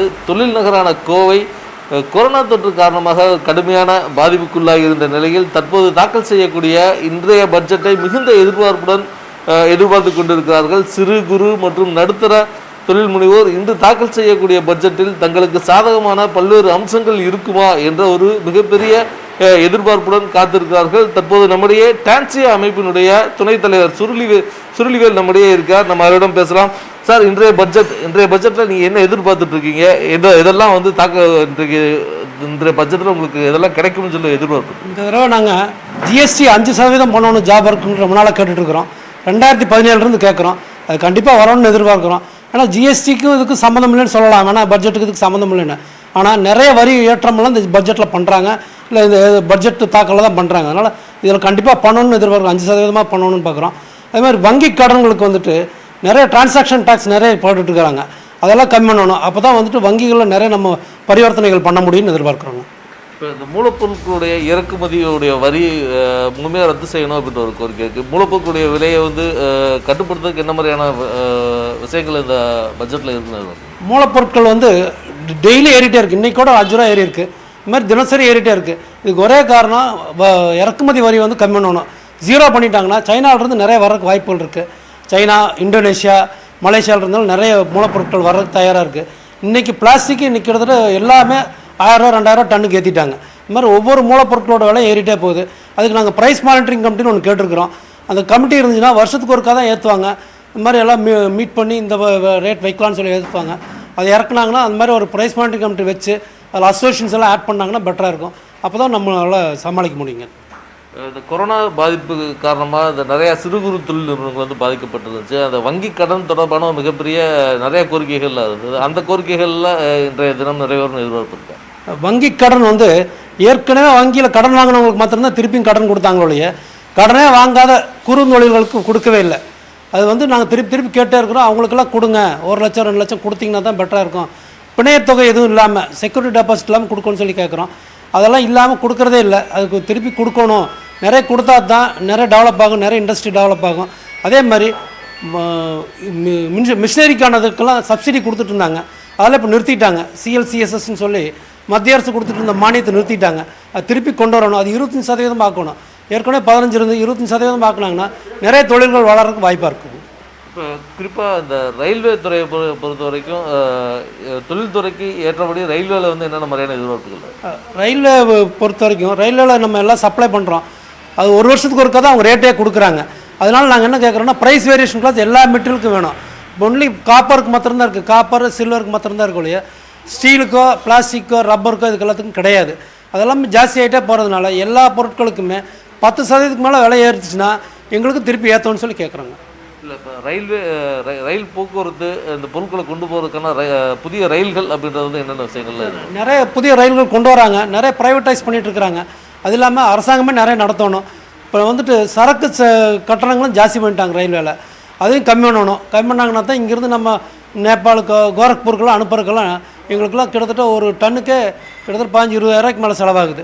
அதெல்லாம் கம்மி பண்ணணும். கம்மி பண்ணாங்கன்னா தான் ஒரு நம்மளும் அனுப்ப முடியும். லாரியை விட ஈஸியாக சீக்கிரம் போயிடும், சேஃபராக போயிடும். அப்படிங்கிறதுனால ரயில்வேல நம்ம அனுப்புறதுக்கு பார்க்குறோம். ஆனால் ரயில்வேல அனுப்பும்போது உங்களுக்கு நிறைய சரக்கு சேவை கட்டணம் ஜாஸ்தியாக இருக்குங்க. விஷ்ணு கேட்டிருப்பீர்கள், இறக்குமதி செய்யப்படக்கூடிய மூலப்பொருட்களுக்கு வரி விலக்கு மற்றும் இந்த ஜிஎஸ்டியில் இருக்கக்கூடிய நடைமுறைகள் தளர்வு உள்ளிட்ட பல்வேறு விவகாரங்களில் தொழில்துறையினர் இன்றைய தினம் பட்ஜெட்டில் தளர்வுகள் அது தொடர்பான புதிய அறிவிப்புகள் இருக்கும் என்ற ஒரு எதிர்பார்ப்புடன் காத்திருக்கிறார்கள்.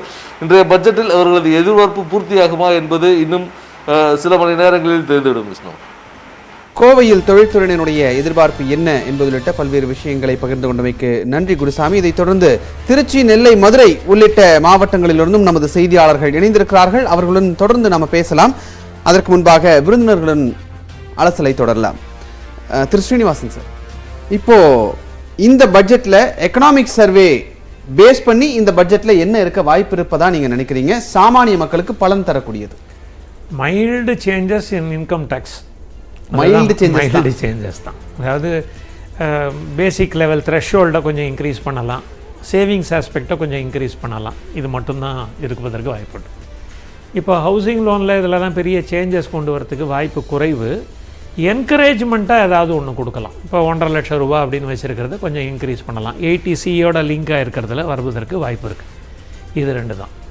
சாமானிய மக்களுக்கு என்று முன்னாடி கோவையிலேருந்து சொன்னார், இதுக்கும் ஜிஎஸ்டிக்கும் சம்மந்தம் இல்லைன்னு.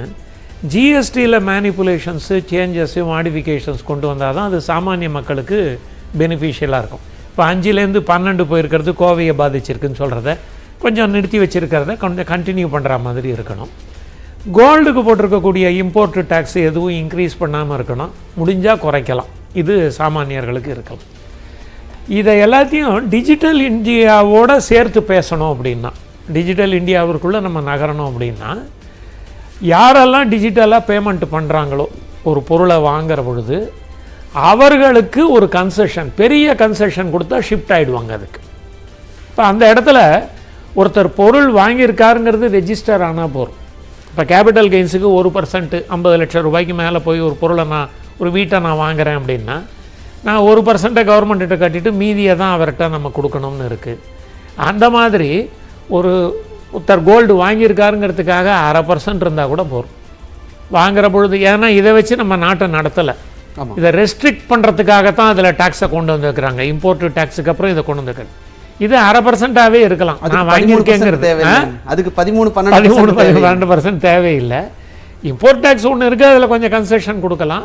ஒரு பேலன்ஸ் ஆகிற மாதிரி பண்ணணும். அதே மாதிரி இந்த சாவரின் கோல்டு பாண்ட்லையும் நிறைய பேர் முதலீடு பண்ண ஆரம்பிச்சிட்டாங்க. அப்படிங்கிறப்போ கோல்டு பாண்டில் எப்போவுமே இந்தியா போன்ற ஒரு கண்ட்ரியில் ஒரு ரிசர்வேஷன் இருக்கும். அந்த கோல்டை வச்சுக்கிற மாதிரி அது கிடையாது, அது தங்கத்தை வச்சுக்கிற மாதிரி. ஈக்விட்டி ட்ரேடட் ஃபண்ட்ஸ் மாதிரி இது கிடையாது, கோல்டு பாண்டு மாதிரியும் கிடையாது. அந்த நிறுவனத்தில் போடுறதுங்கிறது ஒரு செகண்டரி தான். நமக்கு அந்த டச் அண்ட் ஃபீல்ங்கிறது ஆமாம், அந்த ஒரு டாக்டைல் சாட்டிஸ்ஃபேக்ஷன் சொல்லுவாங்க, தொடுறது மூலமாக கிடைக்கிற திருப்தி அது இருக்கிறதுனால அதில் கொஞ்சம் கொண்டு வரலாங்கிறது பார்க்கலாம். Okay sir. மிக முக்கியமாக நிறுவனங்களுக்கு கேரி ஓவர் லாசஸ் இருக்குது, கேரி ஃபார்வர்டு பண்ணுற ஃபெசிலிட்டி இருக்குது இல்லையா, அதை நம்ம 7 வருஷம்னு இருக்கிறத இப்போ சொல்லிடணும். இந்த 2 வருஷம் சரியாக இல்லாத காரணத்தினால கூடுதலாக நாங்கள் இப்போவே உங்களுக்கு 2 வருஷம் பின்னாடி தரோங்கிற கான்ஃபிடென்ஸை இந்த பட்ஜெட்டில் சொல்லணும். இன்னைக்கு சொல்லலைன்னா கூட நாளைக்கு காலையில் சொல்லிடணும். ஓகே, நம்ம தொடர்ந்து பேசலாம். திரு புகழேந்தி அவர்கள், இப்போ மத்திய அரசு கையில் பணம் இருக்கிறதா சலுகைகள் வழங்குவதற்கு? ஏன்னா வரி வருவாய் அப்படிங்கிறது அதிகரிச்சிருக்கிறதாக நம்ம பார்க்குறோம், சலுகைகளையும் நம்ம எதிர்பார்க்கிறோம். இந்த சலுகைகளை வழங்குவதற்கு மத்திய அரசு கையில் பணம் இருக்கிறதா? எல்ஐசி, பிபிசிஎல் மாதிரியானதோட டிஸ்இன்வெஸ்ட்மெண்ட்டினுடைய நிலை எப்படி இருக்கு சார்? டிஸ்இன்வெஸ்ட்மெண்ட் வந்து ஒரு பெரிய ஏமாற்றம். வரி சம்பந்தமான வருவாய்கள் அதிகரித்த போதிலும் 1.75 lakh crore வந்து டிஸ்இன்வெஸ்ட்மெண்ட்ல ஒரு 30,000 கோடி தான் வந்து டிஸ்இன்வெஸ்ட்மெண்ட் நடந்திருக்கு. அடுத்து எல்ஐசி ஐபிஓ வந்து ரெடி ஆகிட்டு இருக்கு. அதுல கூட சில பேர் பேசிக்கிறாங்கன்னா எல்ஐசி ஐபிஓ போகணுமா, இப்பதான் வரி அது அதிகமா வருவாய் வந்திருக்கே அப்படின்னு. முக்கியமா நம்ம பார்க்க வேண்டியது வந்து இது வந்து வரவு செலவு மட்டும் கிடையாது, இந்த நாட்டில் இருக்கிற மக்களும் நல்லா இருக்கும், அது ரொம்ப முக்கியம். It's not just receipt versus எக்ஸ்பென்ஸ்னு கிடையாது. இதுல என்னன்னா வந்து நம்ம மாதிரி வந்து அரசிட்ட வந்து இப்ப வந்து பணத்தை வந்து நம்ம என்ன சொல்றோம்னா வந்து பணத்தை வந்து மக்கள் கையில கொடுங்க, அவங்க செலவு பண்ணுவாங்க. செலவு பண்ணும்போது ஜிஎஸ்டி ஆகும், எக்கனாமிக் ஆக்டிவிட்டி ஆகும். இது ஒரு சுழற்சி முறை.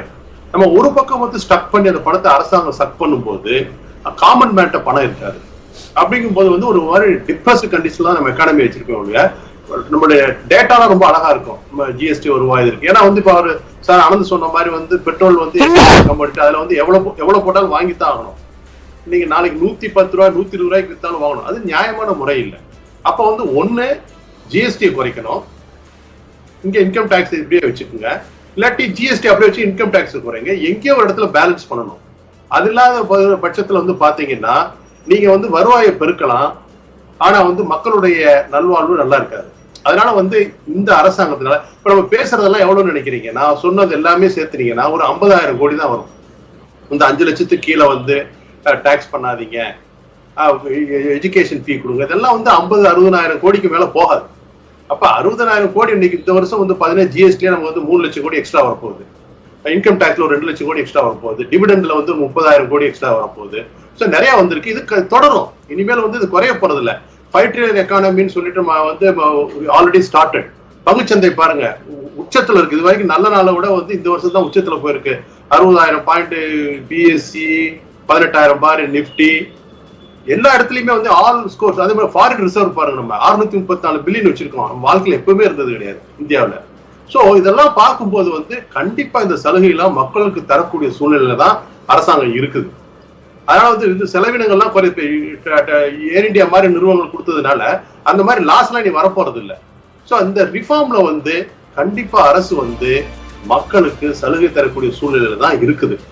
அவங்களுக்கு நல்ல மனசோட இதை கொடுத்தாங்கன்னா நல்லது. அடுத்து தேர்தல் வர்றதுனால ஓரளவு இதை வந்து பாசிட்டிவா கன்சிடர் பண்ணுவாங்கன்னு நான் நினைக்கிறேன். ஸோ இது ஒரு பாப்புலிஸ்ட் பட்ஜெட்டாக தான் இருக்கும் அப்படிங்கிறது உங்களுடைய பார்வையாக இருக்கிறது நான் எடுத்துக்கிறேன். நன்றி திரு புகழேந்தி. இணைப்பில் வந்து உங்களுடைய கருத்துக்களை பகிர்ந்து கொண்டமைக்காக. திரு ராஜேந்திரகுமார், பாலிசி டெசிஷன் அப்படிங்கிறதுல அரசாங்கம் என்ன செய்யணும்? இன்கம் டேக்ஸ் ஸ்லாபை பொறுத்த வரைக்கும் இந்த வருஷமாவது 3 லட்சம் ரூபாய் வரைக்காவது வர்றதுக்கு வாய்ப்பு இருக்கா? வாய்ப்பு வந்து இருக்குங்க, நான் வந்து இல்லைன்னு சொல்ல மாட்டேன். கவர்மெண்ட் வந்து நினச்சா இது செய்யலாம். நான் இப்போ சீனிவாசன் சார் சொன்ன மாதிரி, புகழேந்தி சார் சொன்ன மாதிரி, இன்றைக்கி கவர்மெண்ட்டுக்கிட்ட இருக்கிற அந்த பணக்குவியல்னு சொல்லலாம், பணக்குவியல் அப்படின்னு சொல்லலாம், நிறைய இருக்குது. அண்டு ஒரு கண்ட்ரியோட எக்கானமியை வந்து நீங்கள் வந்து ப்ரோக்ரெசிவாக பண்ணணுன்னா கவர்மெண்ட் வந்து ஃபஸ்ட்டு செலவு பண்ணணும். Government has to spend. Government expenditure அப்படின்னு சொல்லுவாங்க. கவர்மெண்ட் எக்ஸ்பெண்டிச்சர் இன்க்ரீஸ் ஆகணும். எதுலெல்லாம் இன்க்ரீஸ் ஆகணும்? சோஷியல் ஸ்கீம்ஸு, இன்ஃப்ராஸ்ட்ரக்சர், அந்த மாதிரி ஒரு பெரிய ப்ராஜெக்ட் அனௌன்ஸ் பண்ணோம். 50 லட்சம் கோடி வந்து நான் வந்து ப்ராஜெக்ட் அனௌன்ஸ் பண்ணுறேன் அப்படின்னு சொல்லி. இதெல்லாம் வந்து பாலிசி அனௌன்ஸ்மெண்ட்ஸ் பட்ஜெட்டில் எதிர்பார்க்கணும். ஜிஎஸ்டியில் வந்து அது எவ்ரி மந்த் இப்போ எவ்ரி மந்த் பட்ஜெட் ஜிஎஸ்டி எல்லாம் அது ஸ்டேட் கவர்மெண்ட் ஃபினான்ஸ் ஆமாம் அவங்களும் சேர்ந்து பண்ணுறது தான். ஒரு 5 செக்டர் நான் சொல்லுவேன். 5 செக்டரில் கவர்மெண்ட் வந்து ஃபஸ்ட்டு அனௌன்ஸ் அந்த மாதிரி நாங்கள் வந்து ஒரு பாலிசி டாக்குமெண்ட் கொண்டு வர போகிறோம். என்னென்ன செக்டர்? First agriculture. எவ்வளோ வருஷம் ஆச்சு நம்ம அக்ரிகல்ச்சர் பற்றி பேசி இந்த கண்ட்ரியில்? யோசிச்சு பாருங்கள். அதே மாதிரி செகண்ட் இன்ஃப்ராஸ்ட்ரக்சர், கட்டுமான தொழில்கள். 3வது ஹெல்த்து, சரிங்களா? 4th textiles, 5th tourism. India மாதிரி ஒரு நாடே கிடையாது உலகத்தில் டூரிசம் பில்ட் பண்ணுறதுக்கு, டூரிசம் டெவலப் பண்ணுறதுக்கு. பட் பாலிசியே இல்லை. அதே மாதிரி ரயில்வே பட்ஜெட்னு ஒன்று இருந்தது, நீங்கள் ஆமாம் பார்த்துருப்பீங்க.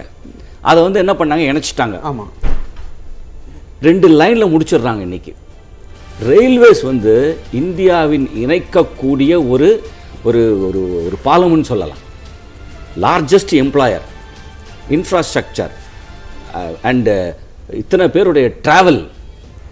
ரயில்வேஸுக்குன்னு தனியாக பட்ஜெட் இருக்கணும். அதை முதல்ல பிரிக்கணும், மறுபடியும் தனியாக கொண்டு வரணும். சார் 2 hours பேசக்கூடிய ஒரு பட்ஜெட் ரயில்வேஸு இன்றைக்கி 2 நிமிஷத்தில் முடிச்சிடுறோம். நம்ம எவ்வளோ பெரிய டிபார்ட்மெண்ட் அது, ஹியூஜ். நீங்கள் நினச்சே பார்க்க முடியாத அளவுக்கு இன்றைக்கி ரயில்வேஸ் வந்து இந்தியாவிலேருந்து படர்ந்து இருக்கு. அப்படி மோனோபாலின்னு அதில் மட்டும்தான் இருந்தது, இப்போ அதுலேயும் ப்ரைவேட்டைசேஷன் வருது. ப்ரைவேட்டைசேஷன் வரலாம், தப்பு இல்லை. ஆனால் கவர்மெண்ட்டுடைய பாலிசி அனௌன்ஸ்மெண்ட்ஸ் வரணும். அதனால் ரயில்வே பட்ஜெட் தனியாக வர வேண்டும். உங்கள் இந்த இந்த இந்த நியூஸ் 18 மூலியமாக நான் என்னுடைய வியூவை சொல்கிறேன். ஓகே ஓகே திரு அர்ஜுன், இன்ஃப்ளேஷன் வந்து இப்போ அதிகமாகிட்டே இருக்குது. இப்போ இந்த இன்ஃப்ளேஷனை பேஸ் பண்ணி இன்கம் டேக்ஸ் அப்படிங்கிறத பெக் பண்ணுறாங்க அப்படிங்கிற ஒரு நிலை வருவதற்கான வாய்ப்புகள் எந்த அளவுக்கு இருக்குது? வாய்ப்புகள் அந்த அளவுக்கு இல்லை. ஆனால் எண்ட் ஆஃப் த டே பார்த்தீங்கன்னா டிசிஷன் அது மாதிரி தான் இருக்குது. என்ன நம்ம சொல்கிறோம், எப்போவுமே 2016 கடைசியாக வந்து வரம்பை உயர்த்தினாங்க. அதுக்கப்புறம் விலைவாசி எங்கேயோ போயிடுச்சு, சேலரியும் எங்கேயோ போயிடுச்சு. இன்னும் அந்த வரம்பு அங்கேயே இருக்கிறதுக்கு என்ன காரணம் அப்படி தான் கேட்குறோம். So end of the day decision மேக்கிங்க்கு நம்ம அந்த இன்ஃப்ளேஷனை யூஸ் பண்ணிக்கிறோம். அதை ஏன் நேரடியாக இணைச்சிட்டு அதை வச்சு வந்து எல்லா டிசிஷனும் பண்ணக்கூடாது அப்படின்ட்டு. ஏன்னா நம்ம வந்து ஒவ்வொரு ஒரு ஆர்பிட்ரியா, ஸோ இந்த வருஷம் வருமா வராதா, அடுத்த வருஷம் வருமா வராதான்னு பார்க்குறோம். ஸோ ஏதாவது ஒரு வருஷம் நமக்கு பெனிஃபிட் கிடைக்க தான் செய்யுது. 5 வருஷத்துக்கு ஒரு வாட்டி சேஞ்ச் பண்ணுறதுக்கு வருஷம் அந்த இன்ஃப்ளேஷனோட நீங்கள் லிங்க் பண்ணிட்டீங்கன்னா 2.5 2.6 ஆகும், அப்புறம் 2.8 ஆகும். தானாவே அந்த பெனிஃபிட்ஸ் மக்களுக்கு கிடைச்சிடும். ஓகே, ஒரே அடியா 2.5 லட்சத்துலேருந்து 3 லட்சம் அப்படின்னு ஸ்லாப் மாறுறதுக்கு பதிலாக அந்த இன்ஃப்ளேஷனை ஸ்ட்ரக்சரை பேஸ் பண்ணி அதை நம்ம ஒரு கன்செஷன் மாதிரி ஒரு ரிக்வெஸ்ட் போட்டு, இப்போ எப்படி பெட்ரோல் வந்து நம்ம கிட்டத்தட்ட லிங்க் பண்ணி தானாவே சேஞ்சஸ் நடந்துகிட்டே இருக்கு. ஸோ இந்த விஷயம் மட்டும் நம்ம வந்து கேட்டு வாங்குற மாதிரி இருக்கு. அவங்களா வந்து கொடுத்துக்கிட்டே இருக்கணும் வருஷம். ஆட்டோமேட்டிக்காக எப்படி வந்து நீங்கள் ஒரு கவர்மெண்ட் எம்ப்ளாயாக இருந்தீங்க இல்லை பிரைவேட் எம்ப்ளாயாக இருந்தீங்கன்னா ஒரு 8% to 10% இன்க்ரிமெண்ட் வந்துகிட்டே தான் இருக்கு. அதே மாதிரி இதுலேயும் வந்து ஒரு 5% 6% இன்க்ரீஸ் பண்ணிகிட்டே இருக்கலாம் இன்ஃப்ளேஷனுக்கு ஏற்ற மாதிரி. ஓகே ஸ்ரீனிவாசன் சார், இன்ஃப்ளேஷன் அதிகமாக இருக்குது, விலைவாசி ரொம்ப ஜாஸ்தியாக இருக்குது அப்படிங்கிறத மத்திய அரசு ஒத்துக்கிட்டாங்க. அதுக்கு இப்போ அரசு தரப்புலேருந்து என்ன பண்ணணும்? ஆர்பிஐ அவங்க இன்ட்ரெஸ்ட் ரேட்டை இன்க்ரீஸ் பண்ணுறது அப்படிங்கிறது அது ஒரு பக்கம், அது ஆர்பிஐ தரப்பு. மத்திய அரசு இப்போ அவங்க என்ன பண்ணணும்னு நினைக்கிறீங்க? ஒரு சில ஐட்டங்களில் அவங்களுடைய விலையை கட்டுப்பாட்டுக்குள்ளே கொண்டு வரலாம். உதாரணமாக பெட்ரோல் வந்து நார்மலாக ஏறிட்டு போயிருக்கிறதுலேருந்து 70 rupees to 75 rupees தான் பெட்ரோலுக்கு உண்டான ரீசனபிள் ப்ரைஸ். அதுக்கு பழகிட்டோம். ஆமாம், அதுதான் சரியான லெவல். அதாவது அது சரியான ப்ரைஸ்ன்னு சொல்லலை, சரியான லெவல்னு சொன்னேன். ஓகே, ஏன்னா சுவாமிநாதன் ஐயர் அவர்கள் அவர் ஆர்டிகளில் உள்ள சொல்கிற மாதிரி அதை கன்சியூம் பண்ணுறதையும் ரெஸ்ட்ரிக்ட் பண்ணணும், அட் த சேம் டைம் கவர்மெண்ட்டும் லூஸ் பண்ணக்கூடாது அப்படின்ற ஒரு பாயிண்ட்னா 75க்கு மேலே எது இருந்தாலும் ஒரு ஸ்டெபிலிட்டிக்கு நம்ம நேஷ்னல் ஹைவேஸ் அத்தாரிட்டியிலேருந்து இப்போ அந்த பூல்லேருந்து பணத்தை எடுத்து இதில் போட்டு 75ல் வைக்க வேண்டியது ஒரு விஷயம். இன்னொன்று அவங்களே ஒத்துட்டாங்க இன்ஃப்ளேஷன் சொல்கிறீங்க. இன்ஃப்ளேஷன் வந்து கொஞ்சம் என்கரேஜ் பண்ணும் க்ரோத்தைன்னு இவங்க எதிர்பார்க்குறாங்க. அது ஆவதற்கு வாய்ப்பில்லை. ஏன்னா இன்ஃப்ளேஷன் வரபொழுது க்ரோத்து கொஞ்சம் மினிமல் ஆகிடும், ஏன்னா செலவழிக்கிறது குறைஞ்சி போயிடும். ஆதலால் சில பொருள்களுக்கு உச்ச வரம்பு ப்ரைஸுக்கு இவங்க காம்பன்சேட்டிங் மேட்டரை கொண்டு வரணும். ஜிஎஸ்டி உள்ளே வந்த பொழுது நம்ம ரொம்ப சந்தோஷத்தில் இருந்ததுனால 28% கொண்டு வந்துட்டோம். 20% தான் ஐடியல் லெவல். ஓகே, அதுதான் லாஃபர்ஸ் கர்வனுடைய கான்செப்ட். இப்போ நீங்கள் வரியை அதிகமாக்க அதை ஏமாற்றக்கூடிய ரூட்டு தானாகவே அதிகமாகிட்டே இருக்கும். கலெக்ஷன் ஒரே அமௌண்ட்டாக தான் இருக்கும், அது வேறு இடத்துக்கு போகாது. ஆதலால் அந்த இடத்துல 20% கொண்டு வந்து கன்செஷனை கொடுக்கலாம்.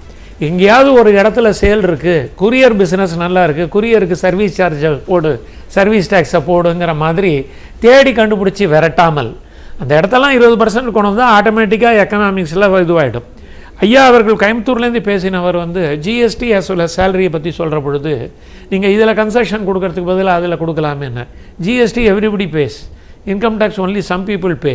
அதனால் ஜிஎஸ்டியில் தான் நம்ம குறைவாக கொண்டு வரணும். ஏன்னா இதில் இப்போ 10 பேருக்கு 2 பேர் தானே டேக்ஸ் கட்டுறாங்க, மீதி 8 பேர் கட்டலையே, 8 பேரும் இதுக்கும் கட்டுறாங்களே. அதனால் இந்த இடத்துக்கு கொண்டு வந்து கவர்மெண்ட்டினுடைய வருவாய், அவங்க முன்னாடி கட்டிருக்கக்கூடிய பெட்ரோலுக்கு உண்டானது கூட பணக்குவியல், ராஜேந்திரகுமார் சொல்லிட்டாரு, பணக்குவியல் மேலே புதையல் மேலே உட்காந்துருக்காங்கன்னு. ஒரு 2 வருஷத்துக்கு ரிலீஃப் கொடுக்க வேண்டிய போஸ்ட் கொரோனா பீரியடில் கேட்கறதுக்கு ஒரு உரிமை ஒரு காமன் மேனுக்கு இருக்குது. அப்புறம் இந்த 250லேயே இருக்கணும்னு நினைக்க வேண்டிய அவசியம் இல்லை. அர்ஜுன் அவர்கள் சொன்னது போல் இந்த ஒரு 5 lakhs வரைக்கும் ஸ்லாபை இது பண்ணிவிட்டு அங்கே ஸ்மூத்தன் பண்ண வேண்டியது இருக்குது. 5 lakh 1 rupee வந்ததுன்னா அவன் பாவம் டேக்ஸ் கட்டிக்கிட்டு இருக்கான். அவன் நுங்கம்பாக்கம் ஹை ரோட்லேயே போக மாட்டேங்கிறான். அவனை போக வைக்கணும்னா அந்த 1 ரூபாய்க்கு டேக்ஸ் போடு, அந்த பர்சன்டேஜை வேறு மாதிரி வச்சுட்டு, இது ஏதோ 5 லட்சத்துக்கு கீழே இருக்கிறவங்க ஒரு இனம், மற்றவர்களெல்லாம் வேறு இனம்னு இல்லாமல் எல்லாரையும் ஒரே மாதிரி ட்ரீட் பண்ண. அவனுக்கும் குடும்பம் இருக்குது, இவனுக்கும் குடும்பம் இருக்குது, அவனும் தானே கஷ்டப்பட்டு உழைச்சி டேக்ஸ் பே பண்ணுறான். அதனால் ஸ்மூதன் பண்ணுற பொழுது அதே மாதிரி ஸ்மூதன் பண்ணிடணும். ஒரு கன்செஷன் சில பேருக்கு 2000 ரூபாய் கொடுக்குறேன், சீனியர் சிட்டிசனுக்கு நீ இவ்வளோ கொடுக்குறேன், சூப்பர் சீனியர் சிட்டிசனுக்கு இவ்வளோ கொடுக்குறேன் அப்படிங்கிற மாதிரி இன்னும் கொஞ்சம் லாஜிக்கலாக ஏர்னிங் மெம்பருக்கு மிடில் இன்கம் குரூப் கொடுக்கணும். எதை தவிர்க்கணும் அப்படின்னா, இதை செப்பரேட்டாக ஒரு இது கூட நோட் போட்டு கூட பண்ணலாம். 2023 கொடுத்தா அது சரியாக இருக்காது. 24 எலெக்ஷனுங்கிற ஒரு பேச்சு வரும். இப்போ கொடுத்தா த கவர்மெண்ட்ஸ் இன்டென்ஷன் இஸ் பெட்டர்னு வரும். அதனால் பெட்ரோல் விலையை குறைச்சாலே எக்கானமியில் ஒரு பெரிய கன்செஷன் கிடைக்கும். இப்பயுமே அந்த 5 மாநில தேர்தல் அப்படிங்கிறத மனசில் வச்சு தான் இந்த பட்ஜெட் இருக்குன்ற ஒரு கருத்து இருக்குது. நம்ம தொடர்ந்து பேசலாம் ஒரு சிறு இடைவேளைக்கு பிறகு.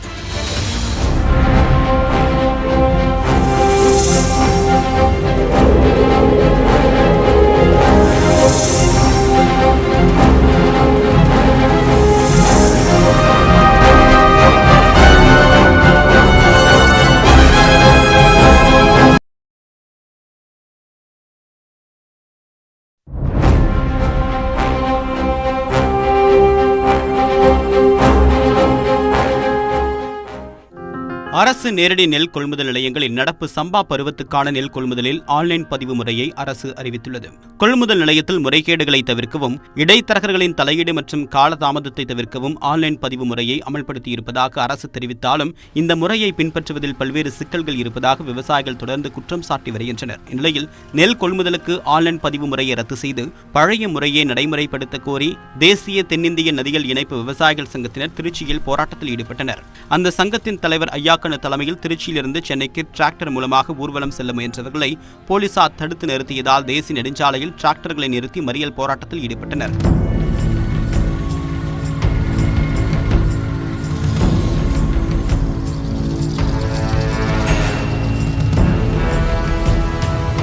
மேலும் நெல் குவிண்டாலுக்கு 5000 ரூபாய் நிர்ணயிக்க கோரியும், காவிரியின் குறுக்கே கர்நாடக அரசு அணை கட்டுவதை தடுக்க கோரியும் போராட்டத்தில் ஈடுபட்டனர்.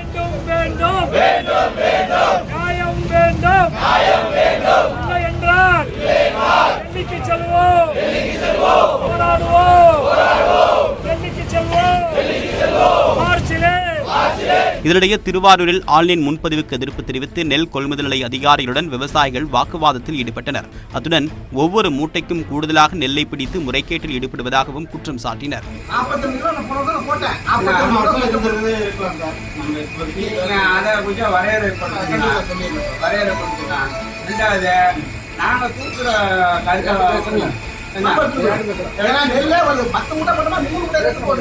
இந்நிலையில் நெல் கொள்முதலுக்கு நேரடி நெல் கொள்முதல் நிலையங்களிலேயே விவசாயிகள் இணைய வழியில் பதிவு செய்யலாம் என்று தமிழக அரசு அறிவித்துள்ளது.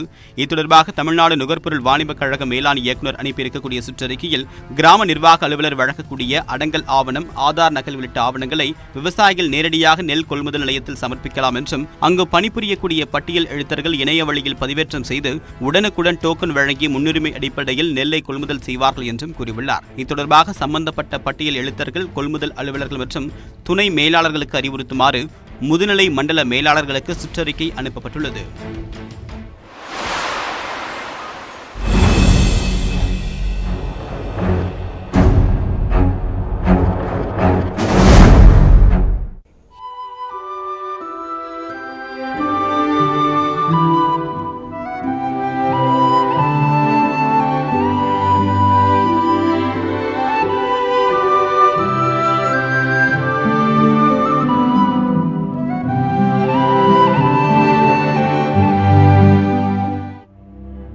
சிவகங்கை மாவட்டத்தில் காரைக்குடி ராமேஸ்வரம் தேசிய நெடுஞ்சாலையில் அமைந்துள்ளது சங்கரபதி கோட்டை. சுமார் 200 ஆண்டுகள் பழமையானது. மன்னர் சேதுபதி தனது மகள் வேலு நாச்சியாரை சிவகங்கை மன்னரான முத்து வடுகநாதருக்கு மணம் முடித்து கொடுத்த போது சங்கரபதி கோட்டையை சீதனமாக கொடுத்தார்.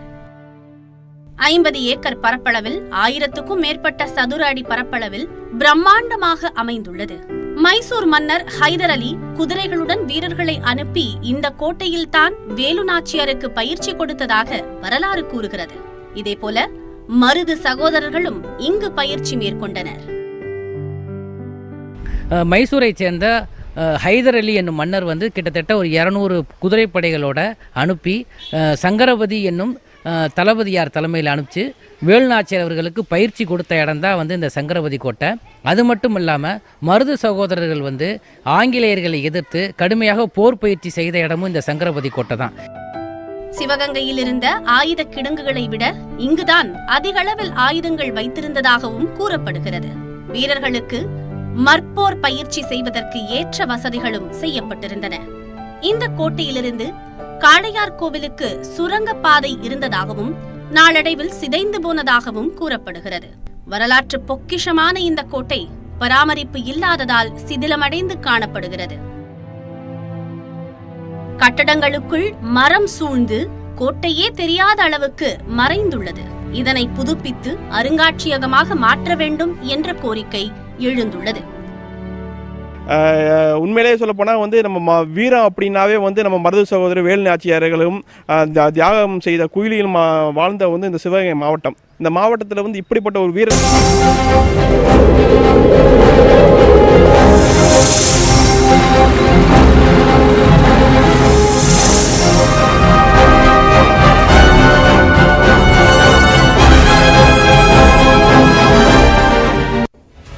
மத்திய பட்ஜெட் இன்னும் 1 மணி நேரத்தில் தாக்கல் செய்யப்பட இருக்கிறது. இந்த நிலையில் அது குறித்த விவாதத்தில் நாம் இணைந்திருக்கிறோம். விருந்தினர்கள் நம்மோடு இணைந்திருக்கிறார்கள்.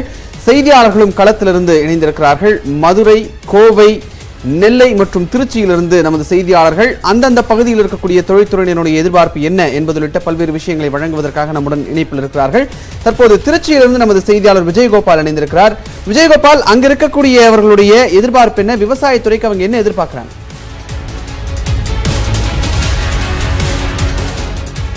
திருச்சி மாவட்டத்தை பொறுத்தவரை விவசாயிகள் நிறைந்த பகுதி, காவேரி கரையோரம் உள்ள பகுதி. நாம் நின்று கொண்டிருப்பது திருச்சி ஸ்ரீரங்கம் தொகுதிக்குட்பட்ட வயலூர் என்கின்ற கிராமத்தில் நின்று கொண்டிருக்கிறோம்.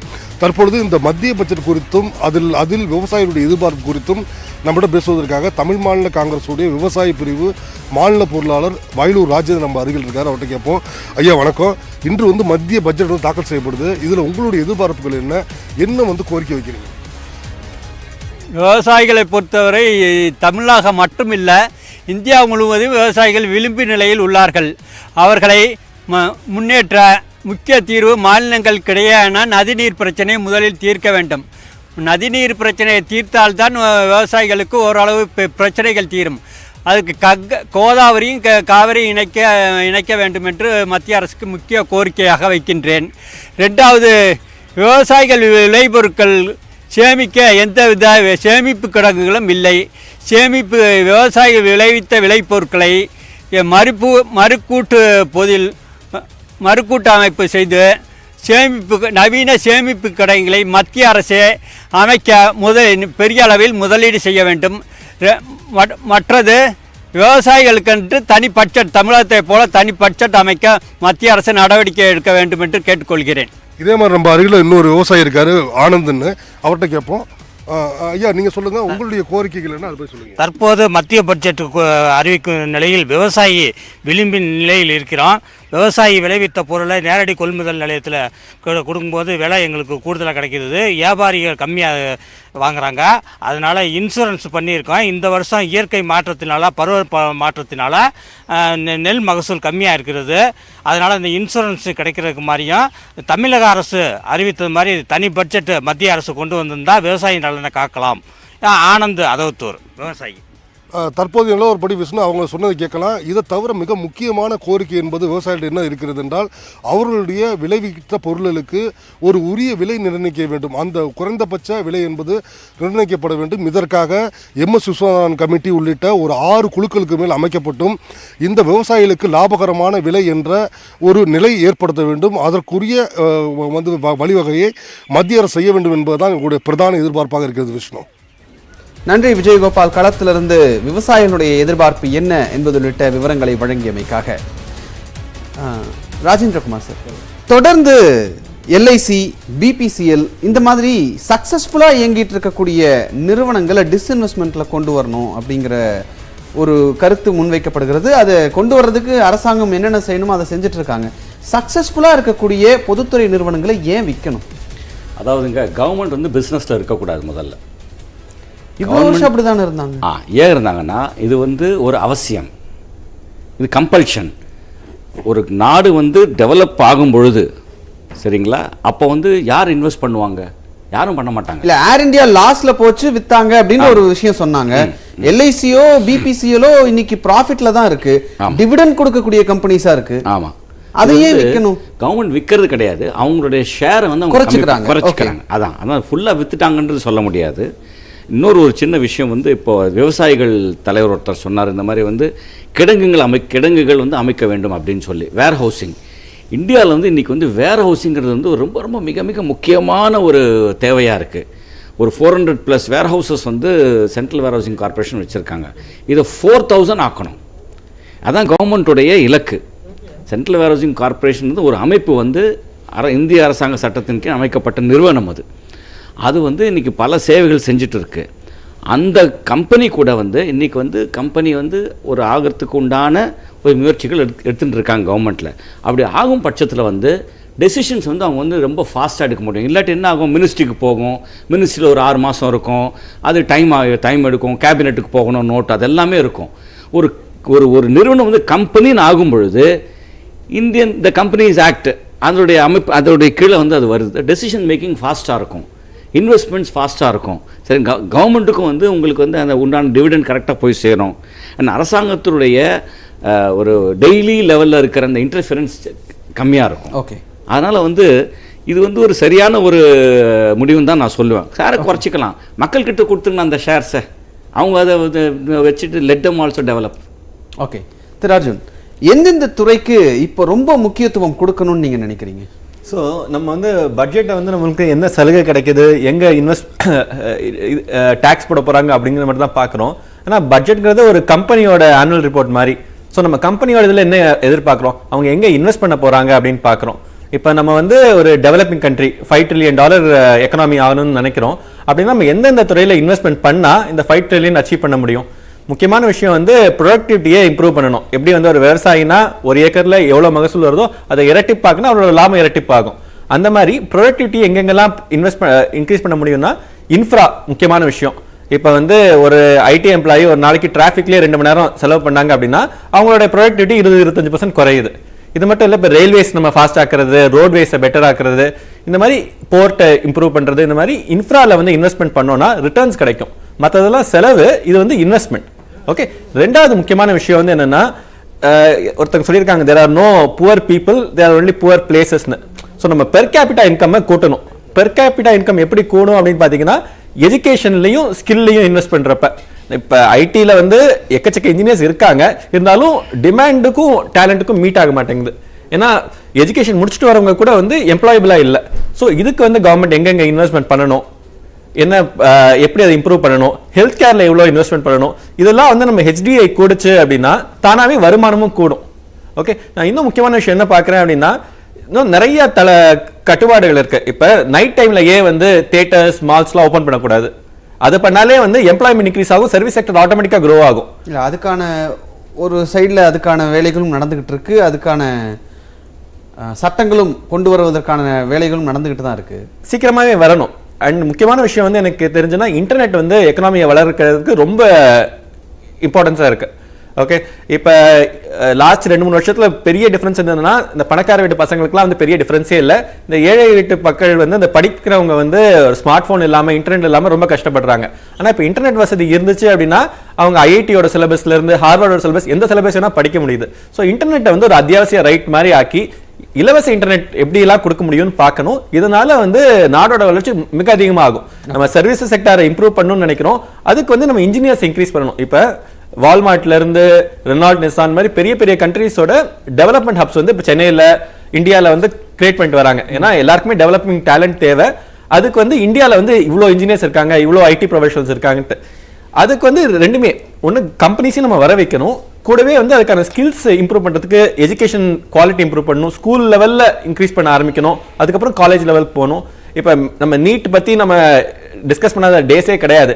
இது வந்து எப்படின்னா நம்ம வந்து ஐஆர்சிடிசியை கொடுத்தோம் சொல்கிற மாதிரி நம்ம ட்ரெயின் டிக்கெட் கிடைக்காததுக்கு மெயினாக வந்து என்ன கெப்பாசிட்டி இன்க்ரீஸ் பண்ணணும். நம்ம டாக்டரோட தேவை நிறையா இருக்குது, இருந்தாலும் ஏன் மெடிக்கல் காலேஜஸ் இவ்வளோ கம்மியாக இருக்குது, அதில் இன்வெஸ்ட்மெண்ட்ஸ் அதிகமாக்கணும். ஓகே ஓகே, நம்ம தொடர்ந்து பேசலாம். பொருளாதார நிபுணர் திரு நாகப்பன் அவர்கள் இந்த அமர்வில் நம்முடன் இணைந்திருக்கிறார். வணக்கம் திரு நாகப்பன் சார், இணைப்பில் வந்தமைக்கு நன்றி. இந்த எக்கனாமிக் சர்வே சொல்வது என்ன, அதிலிருந்து இந்த பட்ஜெட்ல என்னென்ன விஷயங்கள் சாமானிய மக்களுக்கு கிடைக்கும்னு நீங்க எதிர்பார்க்குறீங்க? முதல்ல பார்த்தோம்னா எக்கனாமிக் சர்வே வந்து ஒரு பாசிட்டிவ் நோட்ல வந்து ஸ்டார்ட் ஆயிருக்கதா நான் பாக்குறேன். நம்ம எதிர்பார்த்த அளவுக்கு ஒரு மோசமான ஒரு சூழல் இல்லாமல் இந்த கோவிட் காலகட்டத்தை பாதுகாப்பாக தாண்டி வந்திருக்கிறோம். அப்கோர்ஸ் இப்ப நம்ம அந்த சொல்லியிருக்கக்கூடிய பொருளாதார வளர்ச்சி வரக்கூடிய காலகட்டத்தில் நல்லா இருக்கும்னு சொல்லியிருக்காங்க. பட் அதை நம்ம வந்து எப்படி பார்க்கணும்னா ஒரு லோயர் பேஸ்ல கம்பேர் பண்ணையில இந்த மாதிரியான ஒரு ஹை growthங்கிறது சாத்தியம் அப்படிங்கறத நம்ம பார்க்கணும்.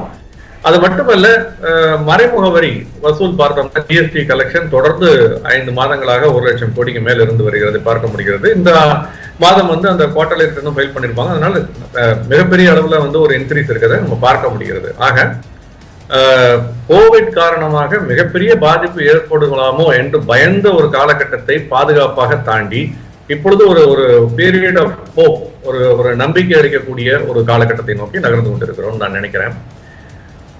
இதன் அடிப்படையில் பார்க்கும் பொழுது பட்ஜெட்டை பொறுத்த வரைக்கும் வந்து பெரிய சலுகைகள் எதுவும் எதிர்பார்க்க முடியாதுன்னு தான் நான் நினைக்கிறேன்.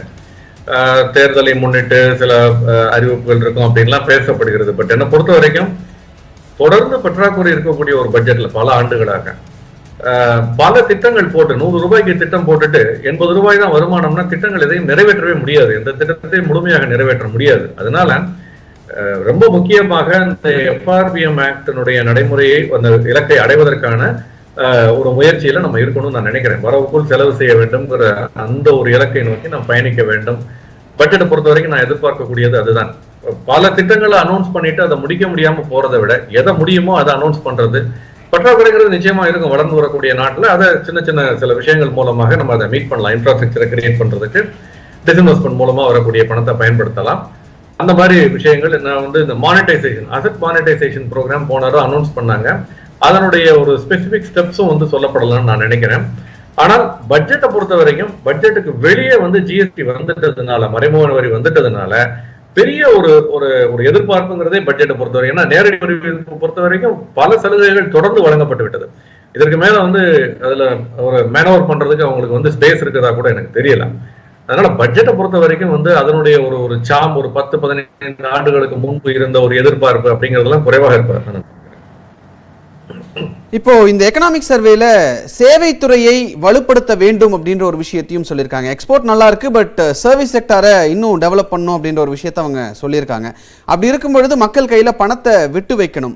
நீங்க சொல்ற விஷயத்தை பார்க்கும் பொழுது அவங்க பிஸ்கல் டெபிசிட்ல தான் இந்த வருஷம் கான்சென்ட்ரேட் பண்ணுவாங்க அப்படின்ற ஒரு விஷயத்தை நீங்க முன்வைக்கிறீங்க. மக்கள் கையில பணத்தை விட்டு வைப்பதற்கு இன்கம் டாக்ஸ் ஸ்லாபை இன்க்ரீஸ் பண்றதுக்கோ அல்லது ஏடிசி லிமிட் இன்க்ரீஸ் பண்றதுக்கோ எந்த அளவுக்கு வாய்ப்பு இருப்பதா நினைக்கிறீங்க? இல்ல, அதாவது நான் வந்து அந்த மாதிரி சொல்லல. அதாவது அரசு அதை நோக்கி பயணிக்க வேண்டும் சொல்றேனே தவிர அதை நோக்கி பயணிப்பார்களா என்பது டவுட். ஏன்னா இந்த மாதிரியான ஒரு காலகட்டத்தில் வந்து பல கம்பல்ஷன்ஸ் அவங்களுக்கு இருக்கலாம். அந்த கம்பல்ஷன்ஸ்னால வந்து அந்த எஃப்ஆர்பிஎம் ஆக்ட் வயலேட் பண்றதோ அல்லது அதனுடைய பயணத்துல ஒரு சின்ன தடைகள் ஏற்படலாம். அதனால என்னுடைய ஒரு எதிர்பார்ப்பை நான் சொன்னே தவிர அது நடப்பதற்கான சாத்தியக்கூறுகள் மிக குறைவுன்னு தான் நான் நினைக்கிறேன். மக்கள் கையில பணம் இருக்குங்கிறது தொடர்ந்து சொல்லப்பட்டு வரக்கூடிய ஒரு விஷயம். இது வந்து இப்ப அமெரிக்கா மாதிரி நாடுகள்ல வந்து கன்சம்ஷன் பேஸ்ட் எக்கானமி, அதனால டிமாண்ட் இன்க்ரீஸ் ஆகும், அதனால பண்ணணும்னு சொல்றோம். நம்ம வந்து சேமிப்பு அடிப்படையிலான ஒரு நாடாக இருந்து வந்திருக்கிறோம் பல ஆண்டுகள். அது மாற துவங்கி இருக்கிறது இப்பொழுது. இப்ப மக்கள் கையில பணத்தை விட்டு வைக்கணும்னா ஏடிசி கொடுப்பதுங்கிறது அது ஒரு பக்கம். அதனாலலாம் வந்து ஒரு பெரிய மக்கள் கையில பணம் இருக்குமா அப்படின்னு சொல்ல முடியாது. வருமான வரி வரம்பு வந்து எப்போதும் இல்லாத அளவுக்கு கடந்த 5-6 ஆண்டுகளில் உயர்த்தப்பட்டு விட்டது. அதுக்கப்புறம் அந்த 87A ஸ்லாப் அதையும் 5 லட்சமா அதிகரிச்சிருப்பதன் மூலமாக. இதனால இதுல பெரிய அளவுல பண்ண முடியாது. அதே மாதிரி அந்த வருமான வரி சதவீதத்தையும் வந்து இது பண்ணிட்டாங்க. அதே குறிப்பாக கார்பரேட்ஸ் நிறுவனங்களுக்கான அந்த வருமான வரி விதிப்புலையும் பல சலுகைகள் வழங்கப்பட்டு விட்டது. மக்களுடைய கையில பணம் இருக்கணும் அப்படின்னு பார்த்தோம்னா இன்னைக்கு சேவைத்துறை வந்து குறிப்பாக தகவல் தொழில்நுட்பத்துறை அப்படின்னு எடுத்துக்கிட்டோம்னா வந்து மிகப்பெரிய வளர்ச்சியை கண்டிருக்கிறது இந்தியாவில். அதனுடைய வேலை வாய்ப்பு உருவாகிறதுங்கிறது அதில் அதிகமாக இருக்கிறது. அதனால மக்கள் கையில அந்த துறையில் இருக்கவங்க கையில பணம் இருக்கு. இன்னைக்கு யார் கையில பணம் இல்லைன்னா சிறு குறு நிறுவனங்கள், எம்எஸ்எம்இ இந்த செக்டார்ல இருக்கவங்க, சப்போர்ட் அந்த சப்ளை பண்றவங்க, இவங்களுக்கு தான் வந்து இந்த பிரச்சனைங்கிறது தொடர்ந்து அந்த குடும்பங்கள் அவங்களுக்கு இருந்துகிட்டு வருது. அதை வந்து கொஞ்சம் இன்னும் கூட வந்து ஒரு டார்கெட்டடா வந்து சில நடவடிக்கைகள் எடுக்கணும்னு நான் நினைக்கிறேன். தொடர்ந்து நாம் பேசுவோம் திரு நாகப்பன் ஒரு சிறு இடைவேளைக்கு பிறகு.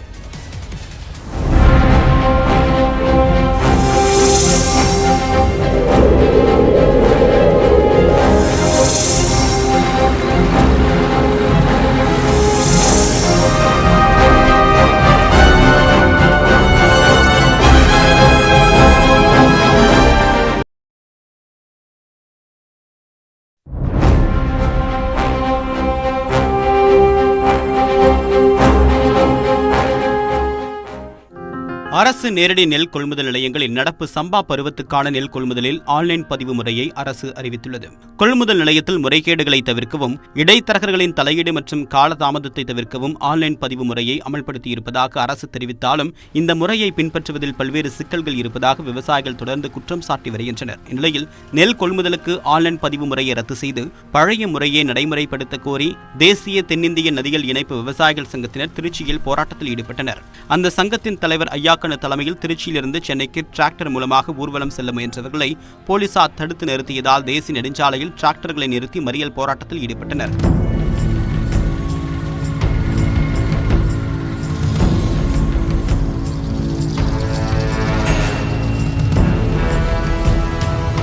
மேலும் நெல் குவிண்டாலுக்கு 5000 ரூபாய் நிர்ணயிக்க கோரியும் காவிரியின் குறுக்கே கர்நாடக அரசு அணை கட்டுவதை தடுக்க கோரியும் போராட்டத்தில் ஈடுபட்டனர்.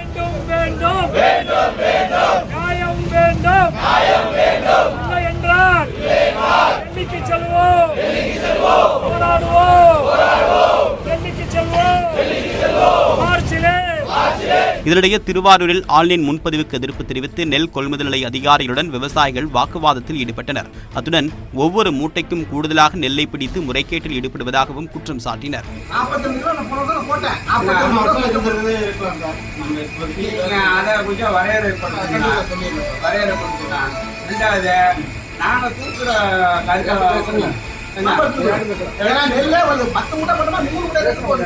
இந்நிலையில் நெல் கொள்முதலுக்கு நேரடி நெல் கொள்முதல் நிலையங்களிலேயே விவசாயிகள் இணைய வழியில் பதிவு செய்யலாம் என்று தமிழக அரசு அறிவித்துள்ளது. இது தமிழ்நாடு நுகர்பொருள் வாணிபக் கழக மேலாண் இயக்குநர் அனுப்பியிருக்கக்கூடிய சுற்றறிக்கையில் கிராம நிர்வாக அலுவலர் வழங்கக்கூடிய அடங்கல் ஆவணம், ஆதார் நகல் உள்ளிட்ட ஆவணங்களை விவசாயிகள் நேரடியாக நெல் கொள்முதல் நிலையத்தில் சமர்ப்பிக்கலாம் என்றும் அங்கு பணிபுரியக்கூடிய பட்டியல் எழுத்தர்கள் இணைய வழியில் பதிவேற்றம் செய்து உடனுக்குடன் டோக்கன் வழங்கி முன்னுரிமை அடிப்படையில் நெல்லை கொள்முதல் செய்வார்கள் என்றும் கூறியுள்ளார். இத்தொடர்பாக சம்பந்தப்பட்ட பட்டியல் எழுத்தர்கள், கொள்முதல் அலுவலர்கள் மற்றும் துணை மேலாளர்களுக்கு அறிவுறுத்துமாறு முதுநிலை மண்டல மேலாளர்களுக்கு சுற்றறிக்கை அனுப்பப்பட்டுள்ளது.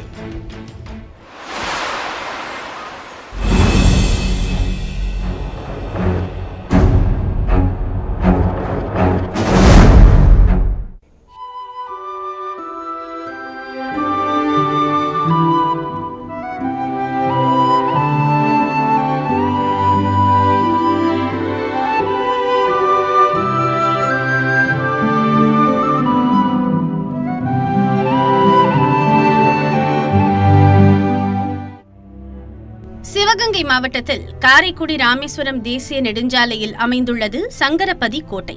சுமார் 200 ஆண்டுகள் பழமையானது.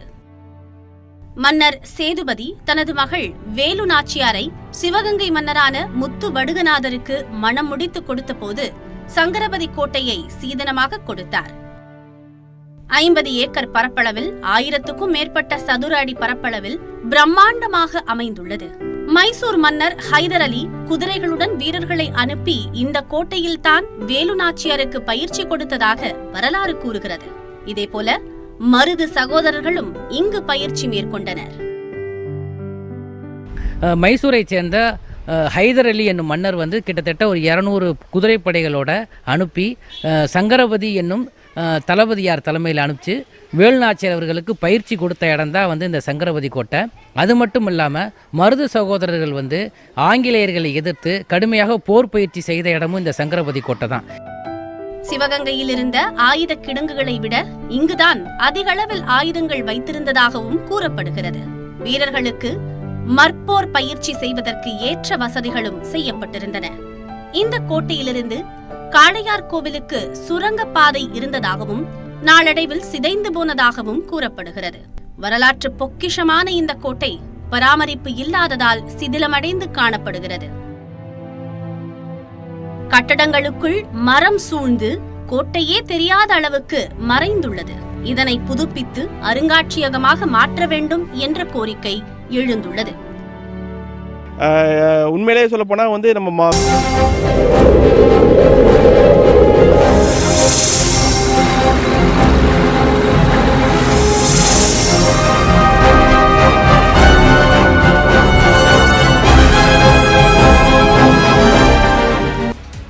இன்னும் ஒரு அரை மணி நேரத்தில் மத்திய பட்ஜெட் தாக்கலாக இருக்கிறது. இந்த நிலையில் பல்வேறு தரப்பினருடைய எதிர்பார்ப்பு, இந்த பட்ஜெட்டில் என்னென்ன விஷயங்கள் சாமானிய மக்களுக்கு கிடைக்கும் என்பது குறித்து நாம் விவாதித்துக் கொண்டிருக்கிறோம். இந்த நிலையில் சிறு குறு மற்றும் நடுத்தர தொழில் நிறுவனங்களுடைய எதிர்பார்ப்பு என்ன என்பது குறித்த தகவல்களை வழங்குவதற்காக மதுரையிலிருந்து நமது சிறப்பு செய்தியாளர் வெற்றி நம்முடன் இணைப்பில் இருக்கிறார். வெற்றி, ஓவர் டு யூ.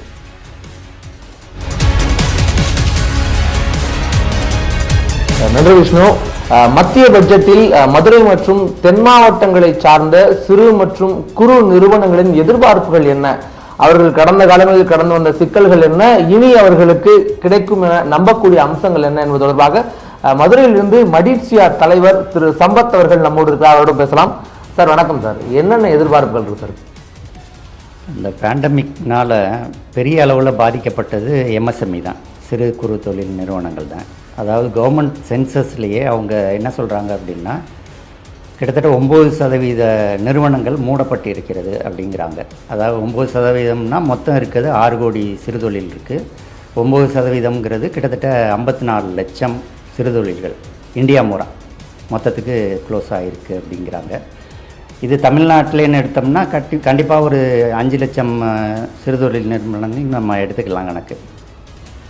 ஏன்னா தமிழ்நாடு, கர்நாடகா, மகாராஷ்டிரா, குஜராத் இந்த 4 மாநிலங்கள் தான் பெரும்பாலும் நிறையா தொழில்கள் இருக்குது. அப்படி பார்க்கும்போது நமக்கு 5 லட்சம் சிறு தொழில்கள் மூடப்பட்டிருக்கும் அப்படிங்கிறது தான் எங்கள் எஸ்டிமேட்டு.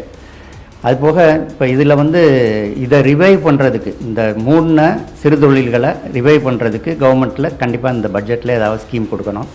ஏன்னா கவர்மெண்ட்டை பொறுத்த மட்டும் நிறையா சிறு தொழில்கள் வரணும் அப்படின்னு எதிர்பார்க்குறாங்க. ஏன்னா சிறு தொழில்கள் தான் அதிக அளவில் மேன் பவரை அவங்களுக்கு இது பண்ண முடியும். அதாவது வேலைக்கு ஆளுகளை அமர்த்துறது வந்து சிறு தொழில்கள் தான் அதிகமாக அமர்த்த முடியும். அதனால் இந்த மூடப்பட்ட நிறுவனங்கள் திறக்கிறதுக்கான ஏற்பாடுகள் செய்யணும். அதுபோக மிச்சம் இருக்க சிறு தொழில் நிறுவனங்களும், அதாவது அந்த கோவிட் பீரியடில் கிட்டத்தட்ட 3 கோவிடை நம்ம கிராஸ் பண்ணியிருக்கோம். கோவிடில் என்ன கடன் இருந்ததோ, ஒரு நிறுவனத்துக்கு என்ன பேங்க் கடன் இருந்ததோ அதில் 20% நீங்கள் கடன் வாங்கிக்கலாம் அப்படின்னாங்க. அடுத்த செகண்ட் கோவிடில் இன்னொரு 10% வாங்கிக்கலாம்னாங்க. ஆக மொத்தம் 30% வந்து சிறுதொழில் நிறுவனங்கள் வாங்கிக்கலாம் பேங்க்லேருந்து அப்படின்னு சொல்லி அவங்க கவர்மெண்ட்லேருந்து கேரண்டி கொடுத்துட்டாங்க. அதுக்கு அதில் வாங்கினதுனால சிறுதொழில்கள் வந்து பெரிய அளவில் சேல்ஸ் இன்க்ரீஸ் பண்ணியிருக்குமா, இல்லை அவங்க லாபம் கூடியிருக்குமா அப்படின்னா கூடுறதுக்கு வாய்ப்பு இல்லை. ஏன்னா பேண்டமிக் பீரியடில் நிறைய நிறுவனங்கள் அடைக்கப்பட்டிருந்தது, மக்கள் மூமெண்ட்லாம் கம்மியாக இருந்தது. அதனால் அவங்களுக்கு பெரிய அளவில் சேல்ஸ் கூடுறதுக்கு வாய்ப்பு இல்லை. அப்போ என்ன ஆயிருக்கும், கடன் மட்டும் கூடியிருக்கும். இப்போ இந்த கடனை வந்து அடைக்கிறதுக்கு அவங்க அதுக்கும் சேர்த்து ஏர்ன் பண்ணணும். அதாவது ரெகுலர் இது சேல்ஸும் இருக்காது, அதை விட கம்மியாக இருக்கும். அப்படி ஒரு சூழ்நிலையில் அவங்க அந்த கடனை அடைக்கிறதுக்கு கடன் வாங்கின மாதிரி தான் இது அர்த்தம். அந்த கடனை, அதாவது கவர்மெண்ட்டை பொறுத்த மட்டும் முதல்ல அந்த இது ஸ்கீம் அனௌன்ஸ் பண்ணும்போது 2% வந்து சப்வென்ஷன் கொடுக்குறோம், நீங்கள் கட்ட வேண்டிய இன்ட்ரெஸ்ட்டில் 2% சப்வென்ஷன் கொடுக்குறோம் அப்படின்னாங்க. சப்வென்ஷன்னா 2% நான் கழிச்சிக்கிறோம் கவர்மெண்ட்லேருந்து, அதுக்கு பேங்க்கில் நாங்கள் இது பண்ணிக்கிறோம், காம்பன்சேட் பண்ணிக்கிறோம் அப்படின்னு. பட் அந்த ஸ்கீமுமே கிட்டத்தட்ட ஒரு 1 இயரில் நிப்பாட்டிட்டாங்க. அதாவது 2.5 வருஷத்துக்கு கொடுக்குறதா கமிட் பண்ணாங்க. பட் ஆனால் 1 இயரில் அதை நிப்பாட்டிட்டாங்க. அதை வந்து கண்டினியூ பண்ணணும், அந்த மிச்சம் இருக்க பீரியடில் கண்டினியூ பண்ணணும். அதை 2%ங்கிறத 4% இருந்தால் நிறையா இண்டஸ்ட்ரி, எம்எஸ்எம்இ இண்டஸ்ட்ரி என்பிஏ ஆகாமல் தப்பிக்கிறதுக்கு வாய்ப்பு இருக்கும்.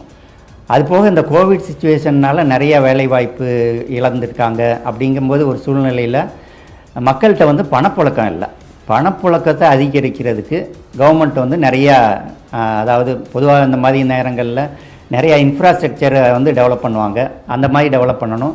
மொத்தத்துக்கு மக்கள் பையில் ரூபா போகிறதுக்கான ஏற்பாடுகள் இந்த பட்ஜெட்டில் கண்டிப்பாக பண்ணால் தான் மறுபடியும் அது வந்து அந்த சைக்கிள் வந்து மறுபடியும் சுற்ற ஆரம்பிக்கும். அப்படிங்கும்போது சிறுதொழில் நிறுவனங்கள் இந்த பிரச்சனையிலிருந்து மீண்டு வர முடியும். இந்த பேண்டமிக்கில் அதிகமாக பாதிக்கப்பட்டது tourism industry, hotel, restaurant, tourism, இதுதான் ரொம்ப பாதிச்சிருக்கு. அதனால் அவங்களுக்கு தனியாக ஏதாவது ஒரு ஸ்கீம் அனௌன்ஸ் பண்ணாங்கன்னா பரவாயில்ல. எல்லாம் இல்லை, நிறையா இது இண்டஸ்ட்ரி வந்து ஹோட்டல்லாம் சின்ன சின்ன அளவில் பண்ணவங்கலாம் அதெல்லாம் ஓப்பனே பண்ண முடியாத நிலைமையில் இருக்காங்க. அதனால் அவங்களுக்கு தனியாக இது பண்ணணும். சில பேர் சொல்கிறாங்க ஜிடிபி நல்ல க்ரோத் இருக்குல்ல, 9% க்ரோத் இருக்குது, கவர்மெண்ட் ரெவென்யூ வந்து ஜிஎஸ்டி ரெவென்யூ கிட்டத்தட்ட 1,30,000 கோடி ரெவென்யூ வருது, நல்ல க்ரோத் இருக்குல்ல அப்படிங்கிறாங்க. இதுக்கு காரணம் வந்து பெரிய நிறுவனங்கள் நல்லா வளர்ச்சி பெற்றிருக்கு. ஏன்னா வேர்ல்டு வைடாக டிரான்ஸ்போர்ட் சரியாக இல்லை, சப்ளை செயினில் பிரச்சனை, அதனால் பெரிய நிறுவனங்களுக்கு ஆர்டர் கூடிருச்சு. அதனால் அவங்க வந்து பெரிய அளவில் க்ரோத் இது பண்ணியிருக்காங்க. அது போக அவங்களுடைய ப்ராஃபிட்டும் கூடியிருக்கு. அது போக இந்த இது சப்வென்ஷனை பொறுத்த மட்டும் கண்டிப்பாக அதை கண்டினியூ ஆகும்னு எதிர்பார்க்குறோம். ஜாப் லாஸ், அதாவது நிறையா பேர் வேலை இழந்திருக்காங்க. அந்த வேலை இழந்தவங்களுக்கு மறுபடியும் வேலை கொடுக்கறதுக்கான முயற்சிகள் இந்த பட்ஜெட்டில் பண்ணணும். நன்றி. அதாவது இந்த மத்திய பட்ஜெட்டில் சிறு குறு நிறுவனங்கள், மூடப்பட்ட நிறுவனங்கள் மீட்டெடுப்பதற்கும் அவர்களுடைய கடன் தொகைகளை மீண்டும் செலுத்துவதற்குண்டான பல்வேறு அம்சங்களை நம் எதிர்பார்ப்புகளாக வைத்திருக்கிறார்கள். இவர்களுடைய எதிர்பார்ப்புகள் அறிவிப்புகளாகுமா? பொறுத்திருந்து பார்க்கலாம். விஷ்ணு, இனி உங்களிடம். சிறு குறு தொழில் முனைவோருடைய எதிர்பார்ப்பு என்ன என்பது உள்ளிட்ட விஷயங்களை மதுரையிலிருந்து நமது செய்தியாளர் வெற்றி வழங்க கேட்டோம். நன்றி வெற்றி. திரு ராஜேந்திரகுமார் சார், எஸ்டேட் டேக்ஸ் அப்படிங்கிறது இன்ஹெரிட்டன்ஸ் டேக்ஸை கொண்டு வரணும் அப்படின்னு சொல்லி ஆனந்த் ஸ்ரீனிவாசன் சார் அப்படியே சொல்லியிருந்தார். அது இந்த நேரத்தில் அது தேவை அப்படின்னு நீங்கள் நினைக்கிறீங்க? இல்லைங்க, அது தேவையும் இல்லை. அதாவது எஸ்டேட் டேக்ஸ் அப்படிங்கிறத விளக்கிட்டு நீங்கள் அது என்னன்னு சொன்னீங்க? முன்னே வந்து எஸ்டேட் டியூட்டி, இன்ஹெரிட்டன்ஸ் டேக்ஸ்லாம் இருந்தது, அதெல்லாம் வந்து அபாலிஷ் பண்ணாங்க. வெல்த் டேக்ஸும் வந்து வேணும்னு சொல்கிறாங்க. அதாவது ஒரு சொத்தை விற்றுட்டு இன்னொருத்தர் இல்லை, இது வந்து க்ரோத் வந்து பாதிக்கும் உங்களுக்கு. இதெல்லாம் வந்து க்ரோத் பாதிக்கும். அண்டு ஒரு பட்ஜெட் வந்து எப்படி இருக்கணும் அப்படின்னு பார்த்தீங்கன்னா, ஒரு வரி விதிப்பு எப்படி இருக்கணுன்றது திருவள்ளுவர் ரொம்ப பியூட்டிஃபுல்லாக சொல்லுவார். வேலோடு நின்றான் இடுவன் என்றது போலும் கோலோடு நின்றான் இரவு அப்படின்னு சொல்லி. அதாவது நீங்கள் திடீர்னு அனௌன்ஸ் பண்ணக்கூடாது, டைம் கொடுக்கணும். இதெல்லாம் வந்து திடீர் announcements, inheritance tax, wealth tax, gift tax, இதெல்லாம் வந்து ஒரு க்ரோயிங் கண்ட்ரி, ஒரு எக்கானமி க்ரோத், இதுக்கெல்லாம் வந்து ஒரு அண்டு நீங்கள் எவ்வளோக்கு டேக்ஸ் போட்டிங்கன்னா கூட உங்களுக்கு வந்து என்ன ஆகும், கடைசியில் மக்கள் வந்து பிளான் பண்ணுவாங்க. அண்ட் ஆஸ் ஒரு இன்றைக்கி சொன்னது போல் ஸ்மக்லிங் இன்க்ரீஸ் ஆகும். அதில் என்ன லூப் ஹோல்னு பார்க்க? ஆமாம், அதெல்லாம் இருக்கும். அது இருக்கும். அதெல்லாம் வந்து எல்லா நாட்டிலையும் இருக்கிறது தான்.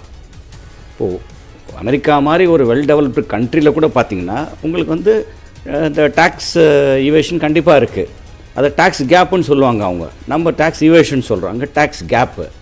அங்கேயும் வந்து உங்களுக்கு வேட்டு ஜிஎஸ்டியில் டேக்ஸ் கேப் இருக்குது, இங்கே டேக்ஸ் கேப் இருக்குது. So wherever there is tax, அங்கே டேக்ஸ் கேப் இருக்கும்.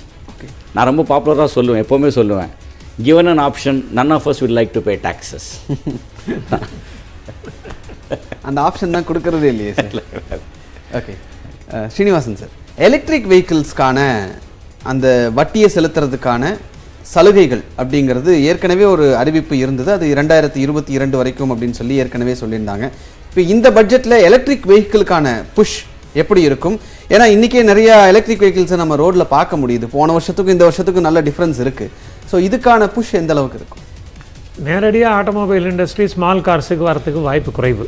ஒரு 3 கார் பண்ணுறாங்கன்னாக்க அதில் ப்ரொடக்ஷனை வந்து 20% தான் ஸ்மால் கார்ஸுக்கு வச்சுப்பாங்க. பட் கவர்மெண்ட் வந்து ஸ்மால் கார்ஸுக்கு உண்டான எலக்ட்ரிக் வெஹிக்கிளுக்கு இதை நார்மலாக எக்ஸ்டெண்ட் பண்ணிவிடுவாங்க. ஏன்னா இது இன்டர்நேஷ்னல் கோலோட மெர்ஜாக இருக்கிற ஒன்று, நம்ம நாட்டுக்குள்ளேன்னு நடக்கிற மாதிரி ஒன்று இல்லை.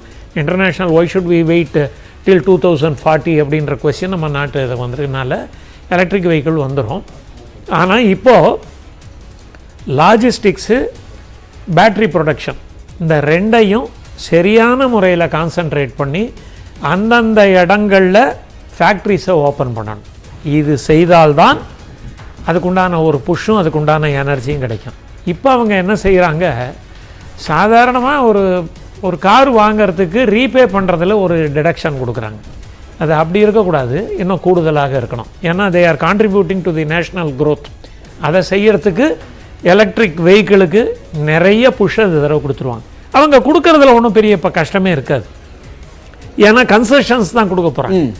கன்செஷன்ஸ் கொடுக்கறது மூலமாக ஒருத்தரை வாங்க உத்வேகப்படுத்துவாங்க, ஒரு கம்பெனியில் இதை வாங்கலாம்.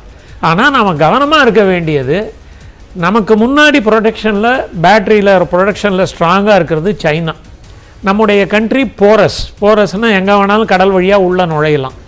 அதனால் டூப்ளிகேட் பேட்டரி வராமல் நம்மளுடைய மார்க்கெட்டை பிடிக்கிறதுக்கு உண்டான வாய்ப்புகளை அரசு ஏற்படுத்த வேண்டும். அது எப்படி ஏற்படுத்தலாம்னா ஃபேக்ட்ரிஸ் அங்கங்கே ஓப்பன் பண்ணணும், ப்ரொடக்ஷன் அண்ட் டெக்னாலஜியை வாங்கி கொடுக்கணும்.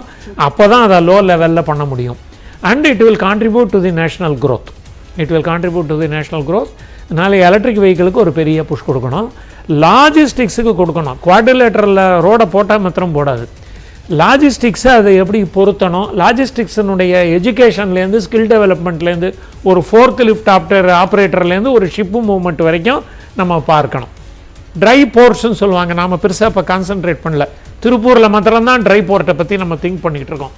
இன்னும் நிறையா இடங்களுக்கு திங்க் பண்ணால் தான் எக்ஸ்போர்ட்டை ஷிப் மூலமாக பண்ண முடியும். பிகாஸ் பிளேன் மூலமாக எக்ஸ்போர்ட்டை பெருசாக பண்ண முடியாது. ஆதலால் electric vehicle is the vehicle to the economic development.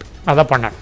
Okay, so electric வெஹிக்கிள்கான அந்த பேட்டரிக்கான நம்ம இன்ஃப்ராஸ்ட்ரக்சர் என்ன பண்ணுறோம் அப்படிங்கிறது ஒரு முக்கியமான விஷயமா இருக்குது. ஒரு 4 வருஷத்துக்கு முன்னாடி 4-5 வருஷத்துக்கு முன்னாடி இந்த கார் மேனுஃபேக்சரர் ஒருத்தர்கிட்ட பேசிகிட்டு இருக்கும்போது அவர் சொன்னார், இந்த மாதிரி எலக்ட்ரிக் வெஹிக்கிள்ஸ் வர்றதுக்கான வாய்ப்பு எந்த அளவுக்கு இருக்குது அப்படின்னு அவர் கேட்கும்போது சொன்னது, எங்ககிட்ட லித்தியம் கேட்மியம் பேட்டரிஸ்னு எல்லா டெக்னாலஜியும் வச்சுருக்கோம், கவர்மெண்ட் எந்த பேட்டரி சொல்கிறாங்களோ அந்த பேட்டரி அடுத்த நாளே கொண்டு வந்து இறக்கிடுவோம் அப்படின்னு சொல்லி சொன்னார். அந்த அளவுக்கு கார் கம்பெனிஸ் எல்லாம் இன்னைக்கு ரொம்ப ரெடியா இருக்காங்க. பட் கவர்மெண்ட்டுடைய அந்த ஸ்டாண்ட் என்ன அப்படிங்கிறதுக்கான ஒரு கிளாரிட்டி இல்லாம இருக்கு. நம்ம தொடர்ந்து பேசலாம் ஒரு சிறு இடைவேளைக்கு பிறகு.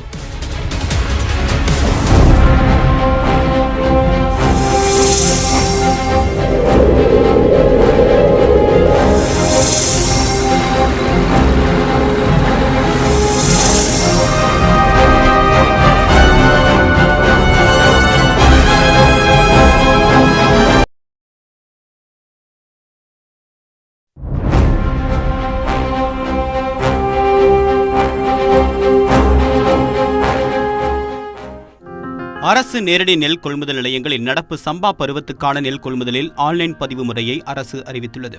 கொள்முதல் நிலையத்தில் முறைகேடுகளை தவிர்க்கவும் இடைத்தரகர்களின் தலையீடு மற்றும் காலதாமதத்தை தவிர்க்கவும் ஆன்லைன் பதிவு முறையை அமல்படுத்தியிருப்பதாக அரசு தெரிவித்தாலும் இந்த முறையை பின்பற்றுவதில் பல்வேறு சிக்கல்கள் இருப்பதாக விவசாயிகள் தொடர்ந்து குற்றம் சாட்டி வருகின்றனர். இந்நிலையில் நெல் கொள்முதலுக்கு ஆன்லைன் பதிவு முறையை ரத்து செய்து பழைய முறையை நடைமுறைப்படுத்த கோரி தேசிய தென்னிந்திய நதிகள் இணைப்பு விவசாயிகள் சங்கத்தினர் திருச்சியில் போராட்டத்தில் ஈடுபட்டனர்.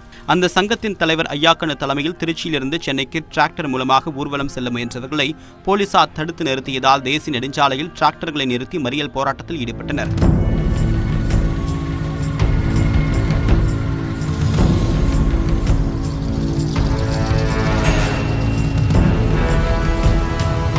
மேலும் நெல் குவிண்டாலுக்கு 5000 ரூபாய் நிர்ணயிக்க கோரியும் காவிரியின் குறுக்கே கர்நாடக அரசு அணை கட்டுவதை தடுக்க கோரியும் போராட்டத்தில் ஈடுபட்டனர்.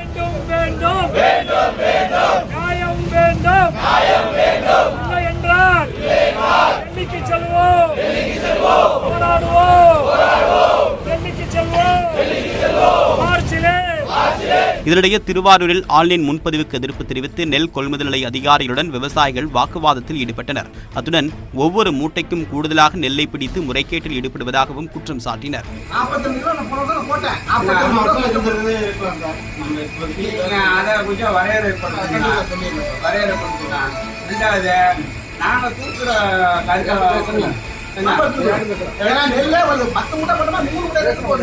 இந்நிலையில் நெல் கொள்முதலுக்கு நேரடி நெல் கொள்முதல் நிலையங்களிலேயே விவசாயிகள் இணைய வழியில் பதிவு செய்யலாம் என்று தமிழக அரசு அறிவித்துள்ளது.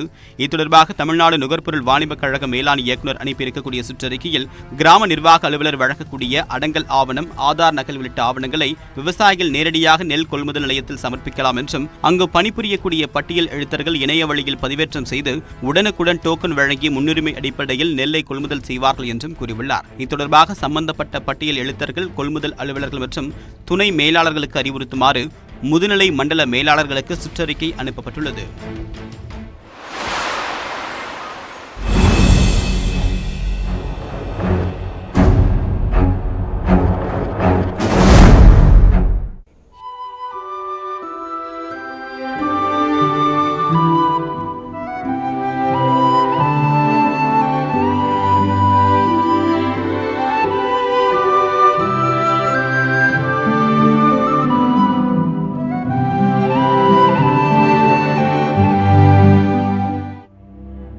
சிவகங்கை மாவட்டத்தில் காரைக்குடி ராமேஸ்வரம் தேசிய நெடுஞ்சாலையில் அமைந்துள்ளது சங்கரபதி கோட்டை.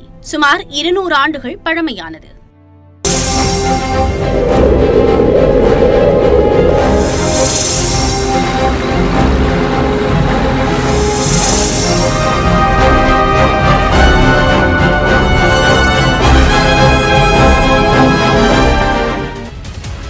மத்திய பட்ஜெட் இன்னும் சற்று நேரத்தில் தாக்கல் செய்யப்பட இருக்கிறது. களத்திலிருந்து நமது செய்தியாளர்களும் இணைந்திருக்கிறார்கள், அரங்கத்தில் விருந்தினர்களும் இணைந்திருக்கிறார்கள். தொடர்ந்து விருந்தினர்களும் பேசலாம். நாகப்பன் சார், முதலீட்டாளர்கள் என்ன இந்த பட்ஜெட்ல எதிர்பார்க்கலாம்? விலைவாசி ரொம்ப அதிகமா இருக்கக்கூடிய சூழ்நிலையில முதலீட்டாளர்கள் என்ன எதிர்பார்க்கலாம்?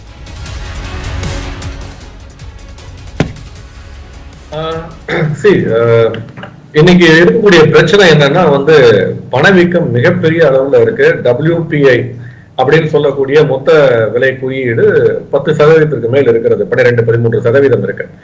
ஆனா வங்கியில் நமக்கு கிடைக்கக்கூடிய முதலீட்டிற்கு கிடைக்கக்கூடிய பாதுகாப்பான முதலீட்டிற்கு கிடைக்கக்கூடிய வட்டிங்கிறது 5.5% வரைக்கும் இருக்கு. அப்படின்னா ரியல் ரேட் ஆஃப் ரிட்டர்ன் அப்படின்னு பார்க்கும் பொழுது அது நெகட்டிவா இருக்கு.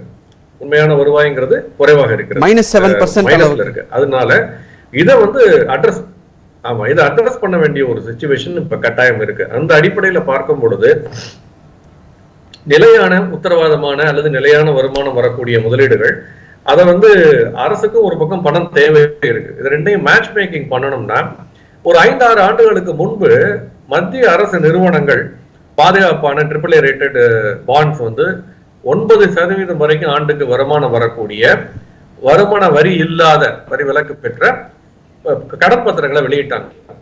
அதே மாதிரி இப்ப அதற்கான ஒரு நல்ல வாய்ப்பு இருக்கு.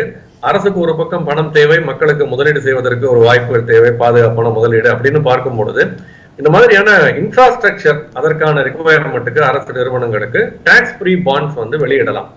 இப்ப எல்லாருக்கும் அந்த டாக்ஸ் ஃப்ரீ கொடுக்க வேண்டாம்னா அது ப்ராப்ளி அது சீனியர் சிட்டிசன்ஸுக்கு மட்டும் கூட ரெஸ்ட்ரிக்ட் பண்ணலாம். ஏன்னா அவர்களுக்கு வேறு வருமானம் இல்லை. இந்த வங்கியிலிருந்து வரக்கூடிய வட்டி வருமானத்தை மட்டுமே நம்பி இருக்கிறார்கள் பெரும்பாலான சீனியர் சிட்டிசன்ஸ்.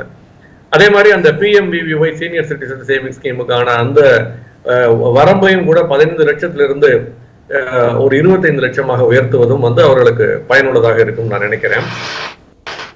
பங்குச்சந்தையை பொறுத்த வரைக்கும் செக்யூரிட்டி டிரான்சாக்ஷன் டாக்ஸ் இருக்கு. அந்த STT-யை முதலீட்டு அடிப்படையிலான அந்த பங்குகள் வாங்குறாங்க இல்லையா, அவர்களுக்கு விலக்களிக்கணும்னு நான் நினைக்கிறேன். ஏன்னா முன்னால STT இருந்த பொழுது லாங் டேர்ம் கேபிட்டல் கெயின் கிடையாது, நீண்ட கால மூலதன ஆதாய வரி கிடையாது. இப்ப அதை கொண்டு வந்துட்டாங்க. 1 லட்சம் ரூபாய்க்கு மேல வரைக்கும் எக்ஸப்ஷன், அதுக்கு மேல இருந்தா 10% கட்டணும்னு.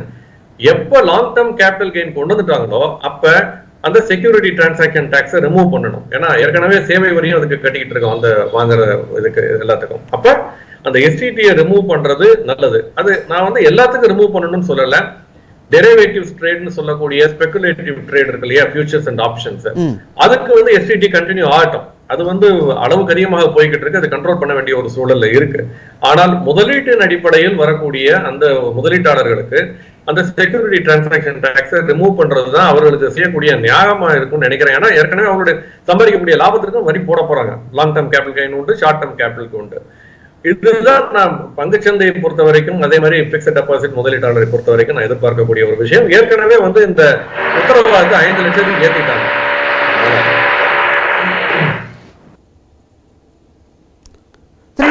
இப்போ கிரிப்டோ கரன்சியினுடைய முதலீடு அப்படிங்கிறது தொடர்ந்து அதிகரிச்சுக்கிட்டே இருக்கிறத நம்ம பார்க்க முடியுது.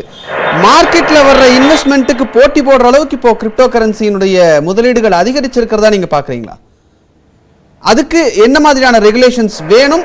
இந்த பட்ஜெட்ல அதை எதிர்பார்க்கலாமா? இல்ல, உடனடியாக இது சம்பந்தமான ஒரு கிளாரிட்டியை அரசு கட்டாயமா சொல்லணும். இருக்கு ஆனா இல்ல அப்படிங்கிற மாதிரியான ஒரு குழப்ப நிலையிலேயே இதை வைத்திருப்பது, நீண்ட காலம் வைத்திருப்பது நல்லதல்ல. இதை ரெகுலேட் பண்ணலன்னு சொல்றாங்க, இதற்கான ரெகுலேஷன் வேணும்னு சொல்றாங்க. அதே சமயம் தொலைக்காட்சியை ஆன் பண்ணோம்னா தொடர்ந்து கிரிப்டோ பத்தியான விளம்பரங்கள் வந்துகிட்டு இருக்கு. சின்ன சின்ன நகரங்களில் கூட, விழுப்புரமா இருக்கட்டும், நாமக்கல்லா இருக்கட்டும், கரூரா இருக்கட்டும், ஈரோடா இருக்கட்டும், இங்கெல்லாம் பங்குச்சந்தையிலேயே முதலீடு செய்யாதவர்கள் கூட கிரிப்டோ கரன்சியில முதலீடு செய்த பார்க்க முடிகிறது. அது இன்னும் ரெகுலேட்டே பண்ணாத ஒரு சூழல்ல மிகப்பெரிய ஆபத்தை நோக்கி சென்று கொண்டிருக்கிறோம். அதை உடனடியாக ஒன்று தடை செய்ய வேண்டும். நான் தடை செய்யணும்னு சொல்ல மாட்டேன், ஆனா அதை ரெகுலேட் பண்ணணும்னு நான் நினைக்கிறேன். திண்டுக்கல் பழனி சைடுல இருந்தா வரக்கூடிய கால்ஸ், நாங்க கிரிப்டோ கரன்சிய வீட்டுல மைண்ட் பண்ணிட்டு இருக்கோம், அதுக்கான கரண்ட் தேவையெல்லாம் நாங்க சோலார் மூலமா ரெடி பண்ணிட்டு இருக்கோம் அப்படின்ற கால்ஸ் எல்லாம் வருது நம்ம சேனலுக்கு. ரொம்ப கவலை அளிக்கக்கூடிய ஒரு சூழலை தான் நான் பார்க்கிறேன். ஏன் அரசு இதை தாமதம் செய்து கொண்டிருக்கிறார்கள் எனக்கு புரியல. அதை உடனடியாக அதற்கான ஒரு கிளாரிட்டியை அவங்க இஷ்யூ ஆக்ட் பாஸ் பண்றதா அது டைம் ஆகாது, ஆகட்டும். பட் முதல்ல இம்மிடியேட்டா இதை நான் அதை பாஸ் ஆகிற வரைக்கும் இதை தடை செய்கிறோம் அல்லது இன்னார்தான் செய்யணும், இவங்க செய்யக்கூடாது அப்படிங்கிற ஒரு பேசிக் ரூல்ஸ் அண்ட் ரெகுலேஷன்ஸையாவது கொண்டு வரலாம். ஓகே, கிரிப்டோ கரன்சி தொடர்பான பேசிக் ரூல்ஸ் அண்ட் ரெகுலேஷன்ஸ் இந்த பட்ஜெட்ல கிடைக்குமா அப்படின்றது ஒரு கேள்விக்குறியாக இருக்கிறது. திரு அர்ஜுன், இந்த பட்ஜெட்ல கிரிப்டோ கரன்சியை பத்தி என்ன அவங்க சொல்லுவாங்கன்னு நினைக்கிறீங்க, என்ன சொல்லணும்னு நீங்க நினைக்கிறீங்க ஆஸ் அ கிரிப்டோ நிபுணரா? என்ன சொல்லணும்னு பார்த்தா நாகப்பன் சார் சொன்ன மாதிரி தான். இது வந்து என்னென்ன யாரெல்லாம் இதை பண்ணலாம், இப்போ பார்த்தீங்கன்னா யார் வேணால் பண்ணலாங்கிறதுனால சில பேர்லாம் வந்து மக்களை ஏமாத்துறதுக்கான ஸ்கீம்ஸும் வச்சுருக்காங்க. இப்போ மோரிஸ் காயின் ஒரு 1200 கோடி நம்ம ஸ்கேம் கேள்விப்பட்டோம். அது மட்டும் இல்லாமல் தமிழ்நாட்டில் வந்து எக்கச்சக்க காயின்ஸு அவங்களா கிரியேட் பண்ணி மக்களை ஏமாற்றி வைக்கிறாங்க. பிட்காயின் வந்து ஒரு காலத்தில் 10 ரூபா இருந்தது, இப்போ வந்து 33 லட்ச ரூபா ஆயிடுச்சு. இந்த காயின் நீங்கள் 5 ரூபாய்க்கு வாங்குங்க, இதுவும் அந்த மாதிரி போகும் அப்படின்னு சொல்லிட்டு மக்களை ஏமாத்துற வேலையை தான் நான் பார்க்குறேன். இந்த மாதிரி நிறையா இது இருக்குது. ஸோ அதுக்கான ரெகுலேஷன்ஸ் கொண்டு வரணும். என்னென்ன காயின்ஸ்லாம் அலோவ் ஆகும், என்னென்ன எக்ஸ்சேஞ்சஸ்லாம் ஆப்ரேட் பண்ணலாம், அதுக்கு என்ன விதிமுறைகள், கேவைசி விதிமுறைகள், டாக்ஸேஷனில் கிளாரிட்டி தேவை.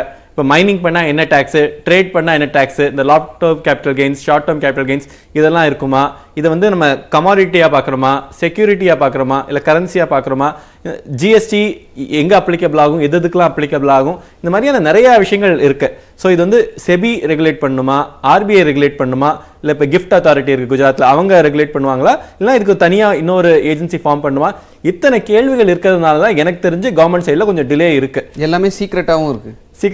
ஏன்னா கவர்மெண்ட் வந்து இது ஃபுல்லாக அவங்க ஒரு டிசிஷன் நிலைப்பாடு இன்னும் முழுசாக எடுக்கல. ஓகே, இன்னும் கொஞ்சம் நடுவில் தான் இருக்காங்க. பேன் பண்ண வேணாங்கிறதுல அவங்க ஒரு உறுதியாக இருக்கிற மாதிரி தெரியுது. ஆனால் ரெகுலேட் எப்படி பண்ணணும் அப்படின்னு பார்க்குறாங்க. ஆனால் என்னன்னா இப்போ அமெரிக்காலையும் வந்து ஃபுல் ஃப்ளெஜ்டு ஒரே கிரிப்டோ ரெகுலேஷனாக இல்லை, கொஞ்சம் கொஞ்சமாக ஒவ்வொரு ஸ்டேட்லையும் ஒவ்வொரு ரெகுலேஷன்ஸ் இருக்குது. யூரோப்லையும் வந்துட்டு இருக்கு. ஏன்னா மொத்தமாக பார்த்தோம்னா இந்த கிரிப்டோ கரன்சி ஒரு 10 வருஷம் தான் ஆயிருக்கு வந்து. ஆனால் ஃபியூச்சரில் இது வந்து ஒரு பெரிய ரோல் பிளே பண்ணுங்கிறதுல எல்லாருக்குமே வந்து ஒரு நம்பிக்கை இருக்கு. ஸோ அதை ரெகுலேட் பண்ணி கரெக்டான கம்பெனிஸை, கரெக்டான இன்வெஸ்ட்மெண்ட்ஸை நம்ம எப்படி வந்து என்கரேஜ் பண்ணணும், தவறான கம்பெனிஸ், தவறான காயின்ஸை நம்ம எப்படி தடுக்கணும், அதில் வந்து கவர்மெண்ட் வந்து ஈடுபாடு செலுத்தணும்னு நினைக்கிறேன். ஓகே, இந்த பட்ஜெட்ல அமைப்பு சாரா தொழிலாளர்களுடைய எதிர்பார்ப்பு என்ன என்பது உள்ளிட்ட தகவல்களை வழங்குவதற்காக நெல்லையிலிருந்து நமது செய்தியாளர் சிவமணி தற்போது நம்முடன் இணைப்பில் இருக்கிறார். சிவமணி, அங்க அமைப்பு சாரா தொழிலாளர்களுடைய எதிர்பார்ப்பு என்ன? Over to you.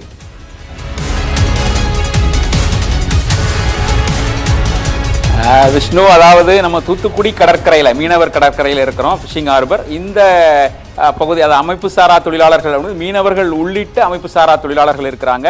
அவர்கள் சொல்லக்கூடிய விஷயங்கள் என்னவாக இருக்கிறது அப்படின்னு பார்த்தோம் அப்படின்னா, 65% மேலாக இந்திய வருவாயை ஈட்டித்தரக்கூடியது அமைப்பு சாரா தொழில்களிலிருந்து வருவாய் ஈட்டித்தரப்படுகிறது அப்படிங்கிறது அவர்களுடைய.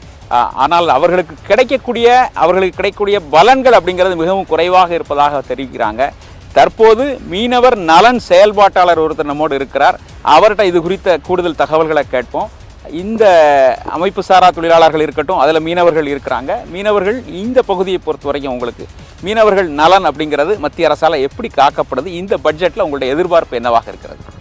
மீனவர் அப்படின்னு சொல்லி பார்க்குறத விட மத்திய அரசு மீனவர்களை நோக்கி, மத்திய அரசுடைய பட்ஜெட் எப்படி இருக்குன்னா மீன் வளத்தை நோக்கி தான் இருக்குது.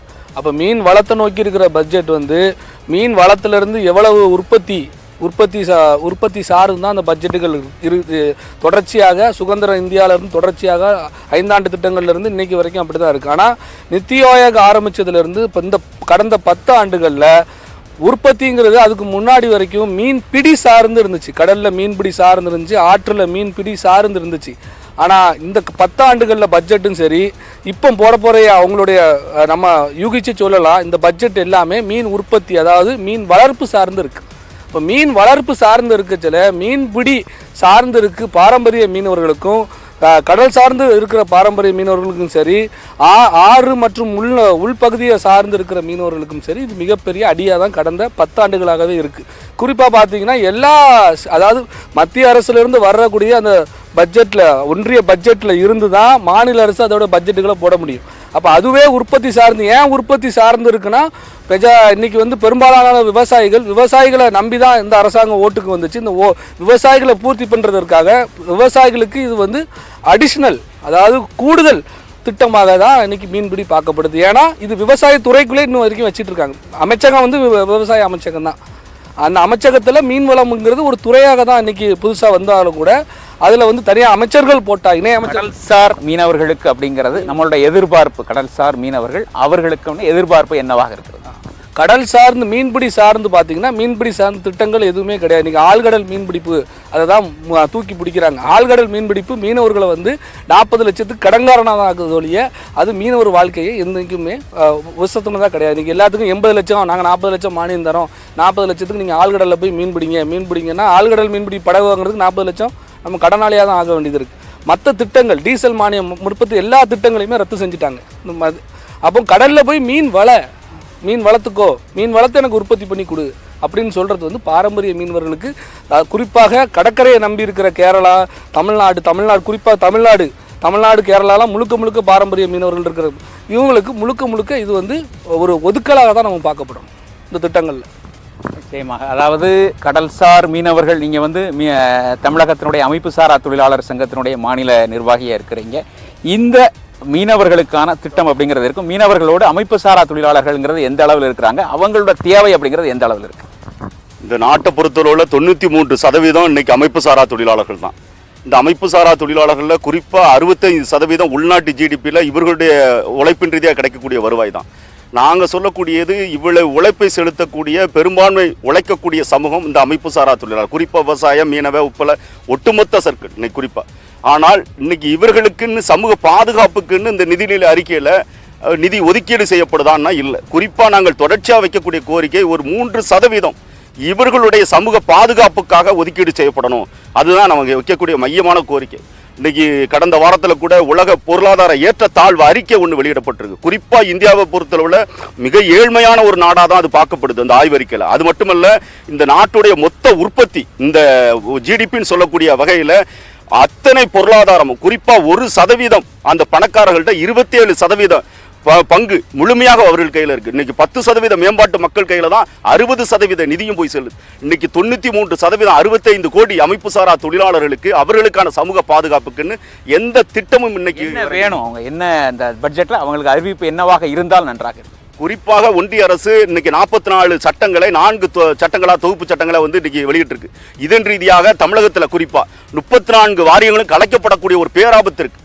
அந்த வாரிய ரீதியாக தான் இந்த அமைப்பு சாரா தொழிலாளருக்கான சமூக பாதுகாப்பு மிஞ்சப்பட்டது. இன்னைக்கு அவர்கள் ஒரே தேசம் ஒரே மொழிங்கிற வகையில் இன்னைக்கு ஒற்றை வாரியம்ங்கிற ஒரு கோரிக்கை வைக்காங்க. அந்த வாரியத்திற்கான நிதி பங்களிப்பு கூட கிடையாது. அப்படிப்பட்ட சூழல்ல இந்த அவர்கள் தொழிலாளர் தொகுப்பு சட்டங்கள் சொல்லி இன்னைக்கு நசுக்கக்கூடிய இந்த தமிழகத்தில் குறிப்பாக இந்தியா முழுவதும் ஒவ்வொரு மாநிலங்கள் இருக்கக்கூடிய வாரியங்கள் கலைக்கப்படாமல் இருந்தாலே குறைந்தபட்ச சமூக பாதுகாப்பு இந்த அமைப்பு சாரா தொழிலாளர் கிடைக்கப்படும். அதே நேரத்தில் நிதிநிலை அறிக்கையில உறுதியாக அவர்களுக்கான பங்கீடு உழைப்பின் ரீதியாக தான் நாங்கள் பங்கீடு கேட்கோம். அந்த பங்கீடுங்கிறது 3% இருக்கும். அதாவது அவர்களுக்கான பங்கீடுகள் வேண்டும். 44 வாரியங்களாக இருந்தது 4 வாரியங்களாக சுருக்கப்பட்டிருக்கிறது. அதுபோன்ற நிலைகள் மாற்றப்பட வேண்டும் அப்படிங்கிறது தான் அவர்களுடைய நிலைப்பாடாக இருக்கிறது. ஒன்றிய பட்ஜெட்டில் இது போன்ற அம்சங்கள் இடம்பெறுமா அப்படிங்கிறது எதிர்பார்ப்பாக இருக்கிறது. அமைப்பு சாரா தொழிலாளர்களுடைய எதிர்பார்ப்புகள் என்ன என்று தற்போது நாம் பார்த்தோம். தொடர்ந்து ஸ்ரீனிவாசன் சார், இந்த பட்ஜெட்ல நீங்க எதிர்பார்க்கக்கூடிய இது புதுசா இருக்கிறதுக்கு வாய்ப்பு இருக்கு. ஏன்னா 2024 எலெக்ஷன், அடுத்த பட்ஜெட்ல எதிர்பார்ப்புகள் ஆப்வியஸா இருக்கத்தான் செய்யும். இந்த வருஷம் இதை செய்வதற்கு சரியான நேரம் இதுதான் அப்படின்னா சொல்லக்கூடிய விஷயங்கள் என்ன? 5 லட்சம் வரைக்கும் பேசிக் த்ரெஷோல்டு எடுத்துட்டு போயிடணும். அதுதான் அவர்கள் செய்யக்கூடியது. அதுக்கு மேலே இருக்கக்கூடியதுக்கு புது டாக்ஸ் ஸ்ட்ரக்சர் கொண்டு வரலாம்.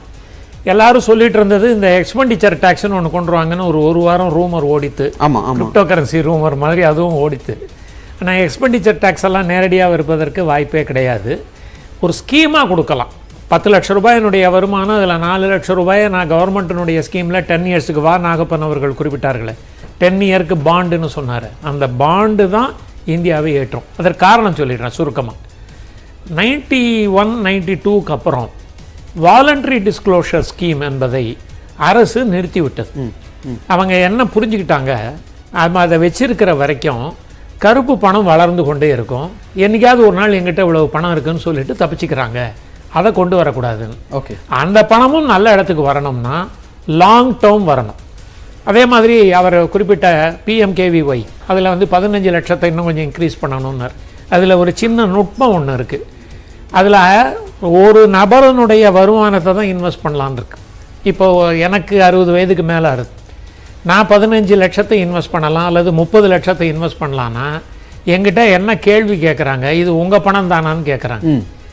ஒரு ரிட்டையர் ஆன ஆசாமி கிட்டக்க 30 லட்சம் எப்படி இருக்கும்? இப்போ தான் சம்பளம் நல்லா வாங்குறாங்க, அவங்க பணம் சேர்த்துருக்கலாம். அதனால் அதை நீக்கிட்டு ஒரு மகன் தன் தந்தையின் பேரில் போடுறான், அவனை நாமினியாக போட்டுக்கிறான்னா கூட அதை கொடுங்க, உங்களுக்கு லாங் டேர்முக்கு பணம் கிடைக்கிது. அப்போ long term investment with tax free interest இருந்தால் அரசாங்கத்துக்கு தேவையான பணம் இந்த வரியிலலாம் வாங்க வேண்டிய அவசியமே இல்லை, வரிக்குன்னு போய் நிற்க வேண்டிய அவசியமே இல்லை. லாங் டேர்ம் ஃபண்ட்ஸ் வந்ததுனாலே இன்ஃப்ராஸ்ட்ரக்சரை டெவலப் பண்ணிடலாம், லாஜிஸ்டிக்ஸை கொண்டு வந்துடலாம், ரோடை போட்டுடலாம், எல்லாம் பண்ணிடலாம். அதனால் லாங் டேர்ம் ஃபண்ட்ஸுக்கு இன்ட்ரெஸ்ட் ஃப்ரீ பாண்டு இருந்தது. ரிசர்வ் பேங்க் ஆஃப் இந்தியாவினுடைய பாண்டு 6% டேக்ஸ் ஃப்ரீ இருந்தது. மெச்சூரிட்டிக்கு அப்புறம் 3 வருஷம் கழிச்சு போகிறீங்க, மறந்துட்டீங்க, 3 வருஷத்துக்கு 6% டேக்ஸ் ஃப்ரீ கொடுப்பாங்க. அந்த மாதிரி ஒன்றை திரும்ப கொண்டு வந்தால் அரசாங்கத்தினுடைய கஜானா தானாக ரொம்பிடும். அது நேரடி வரி செலுத்திய பணமாகவும் இருக்கலாம், மாற்று பணமாகவும் இருக்கலாம். அதற்கு நபர் ஒருத்தர் கிடைப்பார், அந்த நபர் பேரில் வருவது மட்டும்தான் வரலாம். ஆனால் இந்த பட்ஜெட்டில் அவங்க கொண்டு வரத்துக்கு ஒரு சின்ன ரிலாக்ஸேஷன் மாத்திரம் தான் கொண்டு வருவாங்கன்னு எதிர்பார்க்குறேன். இப்போ இருக்கக்கூடிய த்ரெஷோல்டை ஒரு காமன் பாப்புலிஸ்ட் பட்ஜெட்னு நீங்கள் ஆரம்பத்தில் ஒரு வார்த்தை சொன்னீங்க, அது இந்த 5 லட்சம் வரைக்கும் டாக்ஸே கிடையாது, அதை 5 லட்சத்துக்கு மேலே இருக்கிறதுக்கு சாதாரண பர்சன்டேஜ்லேருந்து ஆரம்பிப்போம், 2,50,000 டாக்ஸ் வராதுங்கிறத ஒன்று தான் இந்த தடவை நான் எதிர்பார்க்குறேன். அது வந்த உடனே நம்ம திருப்தி ஆகிடும். ஓகே, நம்ம ஹோட்டலில் போய் ஒரு பார்ட்டி நமக்கு நாமே கொடுத்துப்போம், ஆனால் அது போதாது, ஆனால் அது திருப்தி தந்து விடுகிறது. அதனால தான் பாப்புலிஸ்ட் பட்ஜெட்ஸே வருது. ஓகே ஓகே, பாப்புலிஸ்ட் பட்ஜெட்ஸை கூடுதலாக ஒரு விஷயம் சொல்லணும்னா எம்எஸ்எம்இக்கு அவர்கள் கூடுதலான, அதாவது அதுக்கு பேண்டமிக்கு முன்னாடி இருந்த அமௌண்ட்டுன்னு சொன்னாங்க இல்லையா, அதை தாண்டி ஒன்றை சொல்லி விடுகிறேன். அவர் எங்களுக்கு பழைய கடன்னர், இயக்க செலவுக்கு உண்டான கடன். ஒரு நிறுவனம் தன்னுடைய ஓவர் ஹெட்ஸுக்கு உண்டானதை வங்கிகள் கடனாக தர வேண்டும். இப்போ ஏற்கனவே இருக்கிற கடனை முதல் வட்டின்னு பிரிச்சிடணும், முதலுக்கு மாத்திரம் பணம் கட்ட சொல்லணும். முதலுக்கு, ஏன்னா வட்டி அதிகமாக இருக்கும், 2 வருஷம் ப்ரொடக்ஷன் இல்லை. அப்படி வட்டியில் ஒரு கன்செஷன். என்ன கன்செஷன்? தள்ளி வைத்து விட்டு இப்பொழுது கேட்க மாட்டோம், பின்னால் நீங்கள் செலுத்தலாம், ஆனால் முதலுக்கு நீங்கள் செலுத்தி கொண்டு வரலாம். அரசாங்கம் என்ன சொல்லிடும், எங்களுக்கு தான் இவ்வளவு லட்சம் ஜிஎஸ்டி வருது, அப்போ ப்ரொடக்ஷன் இருக்குன்னு. ப்ரொடக்ஷன் இன்னும் அந்த லெவலுக்கு வரல. Last point, there was a labour shift. Corona போது லேபர் ஷிஃப்ட் நார்த் இந்தியாவுக்கு போயிட்டாங்க. இப்போ நமக்கு ஒரு வசதி இருக்கிறது, கான்ஷியன்ஸோட வசதி இருக்கிறது. ராஜேந்திரகுமார் சொன்னார் மேலை நாட்டிலையும் ஏமாத்துறாங்கன்னு. மேலை நாட்டில் கான்ஷியன்ஸ் டெபாசிட்னு ஒன்று உண்டு. ஒருத்தர் மன சாட்சி இருக்குது, நான் 10 லட்சம் ரூபாய் டாக்ஸ் கட்டியிருக்கணும், கட்டலை அப்படின்னா ஒரு டிராஃப்ட் ஒன்றை வாங்கி அதை ஒரு செக் ஒன்றை எடுத்து ஒரு டப்பாவில் போட்டுருவாங்க. ஓகே, அது போட்டுட்டாங்கன்னா அது அரசாங்கத்தை சேர்ந்துடும். ஏன் என்னன்ற கேள்வி இருக்காது. வாலண்டரி டிஸ்க்ளோஷர் ஸ்கீமுக்கு ஒரு மாறு வேடம் போட்டிருக்கிறது. அந்த மாதிரி இந்த இடத்தில் புதிய ஒரு உந்துதலை கொடுப்பதற்கு எம்எஸ்எம்இக்கு இயக்க கடனை கொடுக்க வேண்டும். பழைய கதையை பேசாமல் ஓவர் ஹெட்ஸுக்கு இயக்க செலவு, அதாவது ஓவர் ஹெட் மேனேஜ்மெண்ட்டுக்கு லோன் கொடுத்துட்டாங்கன்னா தானாகவே எழுந்துடும், கவலையே பட வேண்டாம், எக்கானமி ரெக்கவர் ஆகிடும். ஓகே திரு நாகப்பன், டிஸ்இன்வெஸ்ட்மெண்ட் டார்கெட் அப்படிங்கிறது வருஷம் ஃபிக்ஸ் பண்ணுறாங்க, ஆனால் அதில் ஒரு 20-25% தான் அச்சீவ் பண்ண முடிய சூழ்நிலை இருக்கு. எல்ஐசி டிஸ்இன்வெஸ்ட்மெண்ட் அப்படிங்கிறது தொடர்ந்து கடந்த 2 வருடங்களாகவே பேசப்படுகிறது. இந்த வருஷமாவது அது ஃபைனலைஸ் ஆகும்னு நினைக்கிறீங்களா? சரி, 2 விஷயங்களை சொல்ல விரும்புறேன் இந்த டிஸ்இன்வெஸ்ட்மெண்ட் பத்தி. ஃபர்ஸ்ட் ஆஃப் ஆல், டிஸ்இன்வெஸ்ட் பண்ணக்கூடிய பணம் மூலமாக எவ்வளவு பணம் வசூலிக்கப்பட்டது, அது எதற்கு பயன்படுத்தப்பட்டதுங்கிறத தனியாக ஒரு கணக்கு காட்டணும்னு நான் நினைக்கிறேன். அரசு நிச்சயமா அது இருக்கு உள்ள பட்ஜெட்ல, பட் ஆனால் தனியாக ஒரு கணக்கு காட்டணும்னு நான் நினைக்கிறேன், டிரான்ஸ்பரண்டா. ஏன்னா டிஸ்இன்வெஸ்ட்மெண்ட்ங்கிறது நம்ம பல ஆண்டு காலம் கட்டி காத்து பாதுகாத்து ஒரு சொத்தை விற்கிறோம். அதை வித்து வரக்கூடியதை நடைமுறை செலவுகளுக்கு செய்யாமல் இன்னொரு இன்ஃப்ராஸ்ட்ரக்சரை கிரியேட் பண்ணி எதிர்காலத்துல தொடர்ந்து நமக்கு வருவாயை ஈட்டி தரக்கூடிய அல்லது செலவுகளை குறைக்கக்கூடிய ஒரு முதலீட்டில் தான் செய்திருக்கிறோம் என்பதை மக்களுக்கு தெளிவாக அரசு சொல்ல வேண்டும். அதற்கான தான் பயன்படுத்தணுமே தவிர வேற எதுக்கும் பயன்படுத்தக்கூடாது. 2வது, எதை டிஸ்இன்வெஸ்ட் பண்ணணும்? ராஜேந்திரகுமார் சொன்னாரு, அதாவது அரசு தொழில் நடத்தக்கூடாது அப்படின்னு. அது முழுமையாக நான் ஒப்புக்கொள்கிறேன். ஆனால் காப்பீடை பொறுத்தவரை அரசு அதுல மெஜாரிட்டி கண்ட்ரோல் இருக்கணும்னு நினைக்கிற வேண்டாம். ஏன்னா ஒரு லாஸ்ட் ரிசார்ட், மக்கள் வாழ்க்கையில எல்லாத்தையும் இழந்து கடைசியாக போகக்கூடிய ஒரு விஷயம்ங்கிறது காப்பீடு. அதுல பிரச்சனை வந்ததுனாலதான் அமெரிக்க பொருளாதாரமே 2008 விழுந்தது. அது ரியல் எஸ்டேட் மட்டுமல்ல, சிடிஓ மட்டும் கிடையாது, கொலேட்டரலைஸ்ட் அப்ளிகேஷன் கிடையாது. அதையெல்லாம் தாண்டி ஏஐஜிங்கிற மிகப்பெரிய நிறுவனம், எல்லாரும் நம்பிக்கொண்டிருந்த ஒரு நிறுவனம் வீழ்ச்சியை சந்தித்த பொழுது அரசு தலையிட வேண்டி வந்தது. அந்த மாதிரி சூழல் இங்கு வரக்கூடாதுன்னா காப்பீட்டு நிறுவனத்தில் மெஜாரிட்டி ஹோல்டிங் அரசிடம் இருக்க வேண்டும். அதற்காக டிஸ்இன்வெஸ்ட் பண்ணக்கூடாது பார்ட்லின்னு நான் சொல்லல. அதை பண்ணும் பொழுது அந்த பங்குகள் இந்தியர்களுக்கே பெரும்பாலும் போய் செல்வதாக பார்த்துக் கொள்ள வேண்டும். ஆனால் இன்று அது வெளிநாட்டினருக்கு போவதற்கான வாய்ப்புகள் அதிகமாக இருக்கிறது. இது எனக்கு கொஞ்சம் ஒப்புதல் இல்லாத ஒரு விஷயமாகவும் கவலை அளிக்கக்கூடிய விஷயமாகவும் இருக்கிறது. இந்த வருஷம் அல்லது வரக்கூடிய ஆண்டுகள்ல அதுக்கு சில சட்ட சிக்கல்கள் இருக்கு, அதை ரிமூவ் பண்ணிக்கிட்டு இருக்காங்க. அதை பண்ணிட்டாங்கன்னா கட்டாயமாக வரும். என்னை பொறுத்தவரை சாமானிய மக்கள், பொதுமக்கள், வருமானமே இல்லாதவர்கள் செலவு செய்யக்கூடிய மறைமுக வரிகளில் இருந்து கூட உருவாக்கப்பட்டது இந்த நிறுவனங்கள். அதனால இது அவர்களுக்கு சொந்தமான நிறுவனம். அதை திரும்பவும் அவர்களிடம் ஒப்படைப்பதுதான் நியாயமாக இருக்கும்னு நான் நினைக்கிறேன். அதனால நான் இது கூடிய விரைவில் இது நடக்கணும்னு நான் நினைக்கிறேன். ஆனால் அந்த டார்கெட்டை மீட் பண்றதுல இப்ப இருக்கக்கூடிய சந்தையினுடைய லெவல்ல பெரிய சிக்கல்கள் எதுவும் இருப்பதா தெரியவில்லை. ஏன்னா வேல்யூவேஷன் சிக்கல் முன்னால இருந்தது, ஆனால் இப்பொழுது அது இல்லை. அதனால இந்த தருணத்தை தவற விடாமல் அரசு பயன்படுத்திக் கொள்ள வேண்டும், பயன்படுத்திக் கொள்வார்கள் நான் நம்புறேன். ஓகே, திரு அர்ஜுன், கிரிப்டோ கரன்சியை பொறுத்த வரைக்கும் ஆர்பிஐ நாங்களே ஒரு கிரிப்டோ கரன்சி ஆர்பிஐ கொண்டு வர போறாங்க அப்படின்ற மாதிரியான பேச்செல்லாம் இருந்தது. அது குறித்த அறிவிப்பு அப்படிங்கிறது இந்த பட்ஜெட்ல இருக்கும்னு நீங்க நினைக்கிறீங்களா? Because crypto currency exchange already நீங்க ரன் பண்ணிட்டு இருக்கீங்க, இன்னும் ரெகுலேஷனே இல்லை. அப்படி இருக்கக்கூடிய சூழ்நிலையில் இந்த கிரிப்டோ கரன்சி எக்ஸ்சேஞ்ச் அப்படிங்கிறதையும் நீங்க ரன் பண்றீங்க. உங்களுடைய எதிர்பார்ப்பு அப்படிங்கிறது எப்படி இருக்கு? ஆர்பிஐ கண்டிப்பாக சிபிடிசி லான்ச் பண்ணுறாங்க, அதில் உறுதியாக இருக்காங்க. ஸோ இந்த பட்ஜெட்டில் அறிவிப்பு வரலாம், அப்படி வரலனாலும் நெக்ஸ்ட் 2-3 மாதத்துக்குள்ளே அந்த அறிவிப்பு வந்துடும். அதை நம்ம எப்படி பார்க்கலாம்னா, அது கிரிப்டோ கரன்சிக்கு ஒரு போட்டியாக பார்க்காம ஒரு யூபிஐ, ஆர்டிஜிஎஸ், என்இஎஃப்டி சிஸ்டம் இருக்க மாதிரி இது அடுத்த லெவல் ஆஃப் சிஸ்டம். ஓகே, இது பேங்க்ஸ்க்கும் ஆர்பிஐக்கும் நடுவில் இருக்க இந்த டிரான்சாக்ஷனோட சிஸ்டம் இருக்குல்ல, அது கொஞ்சம் சேஞ்ச் ஆகும். நம்ம யூஸ் பண்ணுற சாஃப்ட்வேரை வேறு சாஃப்ட்வேர் போட்டு யூஸ் பண்ணுற மாதிரி இருக்கும். அதுக்கும் கிரிப்டோ கரன்சிக்கும் பெரிய ஒரு கான்ஃப்ளிக்ட் மாதிரி கிடையாது. ஏன்னா கிரிப்டோ கரன்சியில் ஏற்ற இறக்கங்கள் இருக்கும். இந்த சிபிடிசிங்கிறது ருப்பி தான், அந்த ₹1 தான் இருக்கும். நம்ம அனுப்புகிற முறை தான் சேஞ்ச் ஆகுமே தவிர ருப்பியோட இதில் சேஞ்ச் ஆக போகிறது இல்லை. பட் கண்டிப்பாக நெக்ஸ்ட் 6 மாதத்துக்குள்ள ஆர்பிஐ கிட்டேருந்து எதிர்பார்க்கலாம். இன்றைக்கும் அதை பற்றின அனௌன்ஸ்மெண்ட் வந்தாலும் வரலாம். ஓகே, திரு நாகப்பன், இன்னும் 2-3 நிமிடங்களில் பட்ஜெட் தாக்கல் செய்யப்பட இருக்கிறது. உங்களுடைய இறுதிக்கட்ட கருத்து என்ன? நான் முதல்ல சொன்னதுதான், கனவுகளில் வாழ்ந்து கொண்டிருக்காமல் எதை நிறைவேற்ற முடியுமோ அதை மட்டும் தான் பட்ஜெட்டில் சொல்லணும். அதை முழுமையாக நிறைவேற்ற வேண்டும். அதற்கு பிஸ்கல் டெபிசிட்டை கண்ட்ரோல் பண்ணணும். இதுதான் நான் பட்ஜெட்ல சுருக்கமாக எதிர்பார்க்கக்கூடியது. 2வது விஷயம், இது பட்ஜெட்டோடு நிற்பதல்ல. 10-15 ஆண்டுகளாக பார்த்தீங்கன்னா அதுக்கப்புறம் நிறைய மினி பட்ஜெட்ஸ் வருது. அதனால இது ஒரு தொடர் முயற்சியாகத்தான் நான் பார்க்கிறேன் அரசு எடுத்து வரக்கூடியது. நன்றி திரு நாகப்பன், உங்களுடைய கருத்துக்களை பகிர்ந்து கொண்டமைக்காக. தொடர்ந்து திரு ஸ்ரீனிவாசன் சார், ஃபிஸ்கல் டெபிசிட்டில் அவங்க டார்கெட்டை அச்சீவ் பண்ணுறதுக்கான ஒரு முயற்சியை தான் எடுப்பாங்க, ஏற்கனவே இருக்கக்கூடிய பற்றாக்குறையெல்லாம் சமாளிக்கிறதுக்கு தான் பார்ப்பாங்க அப்படின்னு. அப்போ அந்த பணக்குவியலில் நீங்கள் சொன்ன மாதிரி அந்த பணக்குவியல் அப்படிங்கிறது அங்கிருந்து கடன்களை அடைக்கிறதுக்கும் ஃபிஸ்கல் டெபிசிட்டை கரெக்ட் பண்ணுறதுக்கு தான் போகும் அப்படின்னு நம்ம புரிஞ்சுக்கலாமா? நம்ம கைக்கு எதுவும் வராது அப்படிங்கிறது தான். அந்த கடனை அடைச்சாலே பொறுமை, ஒவ்வொரு இந்தியனுடைய தலையிலையும் இருக்கிற கடன் கொஞ்சமாக குறையுமே. ஆனால் அதை ஒரேடியாக செய்ய வேண்டிய அவசியம் இல்லை. ஃபினான்ஷியல் டிசிப்ளினை வேறு நிறைய விஷயங்களில் கொண்டு வரலாம். நாகப்பன் அவர்கள் குறிப்பிட்டது போன்று இந்த எல்ஐசியை ப்ரைவேட்டைஸ் பண்ணுறத நான் ஆரம்ப காலத்துலேருந்து எதிர்த்துக்கிட்டு இருந்தேன். எனக்கு எல்ஐசி மட்டும் இருக்கக்கூடாது, மற்ற எதை வேணாலும் ப்ரைவேட்டைசேஷனுக்கு போகலாம். ஏன்னா எல்ஐசி என்பது ஒரு சாவரின் கேரண்டி கொடுக்கக்கூடிய ஒரு நிறுவனமாக இருப்பதனால். மற்றபடி ஃபினான்ஷியல் இந்த பட்ஜெட்டில் போடக்கூடிய அந்த டெபிசிட்டு இது எல்லாம் ஏற்கனவே இருக்கக்கூடிய ரூல்ஸுக்கு தான் உருவாக்குவாங்க. ஆக்சுவல் கலெக்ஷன் அந்த லெவலுக்கு போகுமா அப்படின்னு நம்மளால் சொல்ல முடியாது.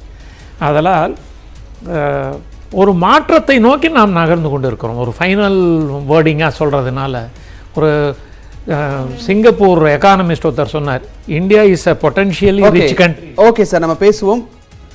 பட்ஜெட் உரை தாக்கல் செய்வதற்கான நிகழ்வு நடைபெற்றுக் கொண்டிருக்கிறது. நாடாளுமன்றத்திற்கு வந்திருக்கிறார் நிதியமைச்சர் நிர்மலா சீதாராமன். அந்த நேரலை காட்சிகளை பார்க்கலாம். जैसा आपको समाचार 2 के भाग के माध्यम से पहले ही सूचित किया जा चुका है कि माननीय मंत्री जी द्वारा बजट प्रस्तुत किए जाने के पश्चात इसकी प्रतियां आपको मेंबर पोर्टल के माध्यम से उपलब्ध करा दी जाएगी। आपको यह भी सूचित किया जाता है कि माननीय वित्त मंत्री जी के बजट भाषण की प्रतियां हार्ड कॉपी के रूप में उपलब्ध कराई जाएगी। अतः बजट प्रस्तुत हो जाने के पश्चात सदस्य कृपया बजट भाषण की अपनी अपनी प्रति प्रकाशन फलक से ले सकते हैं। आइटम नंबर 1 माननीय मंत्री महोदय Shrimati Nirmala Sitharaman ji.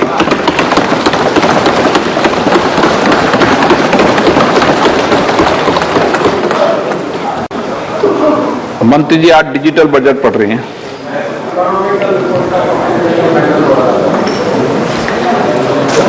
Honorable Speaker,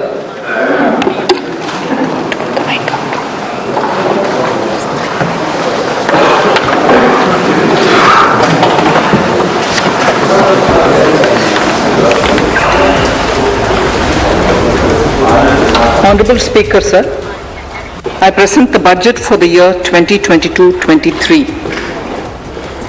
At the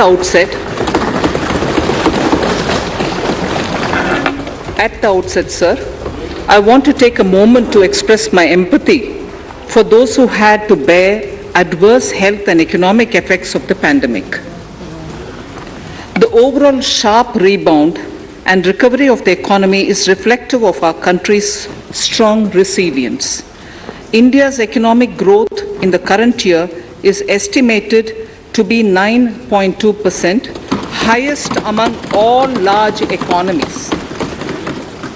I recognize we are in the midst of an Omicron wave with high incidence but milder symptoms. Further, the speed and coverage of our vaccination campaign has helped greatly. With an accelerated improvement of health infrastructure in the past 2 years, we are in a strong position to withstand challenges. I am confident that with Sabka Prayas, we will continue our journey with strong growth. Honorable Speaker, we are marking Azadi Ka Amrit Mahotsav and have entered into Amrit Kal, the 25-year-long lead up to India at 100. Honorable Prime Minister in his Independence Day address had set out the vision for India at 100. By achieving certain goals during Amrit Kal, our government aims to attain this vision. They are complementing the macroeconomic level growth focus with a microeconomic level all-inclusive welfare focus, promoting digital economy and fintech, technology-enabled development, energy transition, and climate action, and relying on virtuous cycle starting from private investment with public capital investment, helping to crowd in private investment. Since 2014, our government's focus has been on empowerment of citizens, especially the poor and the marginalized. Measures have included programs that have provided housing, electricity, cooking gas, and access to water. We also have programs for ensuring financial inclusion and direct benefit transfers. We are committed to strengthening the abilities of the poor to tap all opportunities. Our government constantly strives to provide the necessary ecosystem for the middle classes, a vast and wide section which is populated across various middle income brackets, to make use of the opportunities they so desire. This budget seeks to lay the foundation and give a blueprint to steer the economy over Amrit Kal of the next 25 years, from India at 75 to India at 100. It continues to build on the vision drawn in the budget of 21-22. Its fundamental tenets, which included transparency of financial statement and fiscal position, reflect the government's intent, strengths, and challenges. This continues to guide us. The initiatives of the last year's budget have seen significant progress and have been provided with adequate allocations in this budget as well.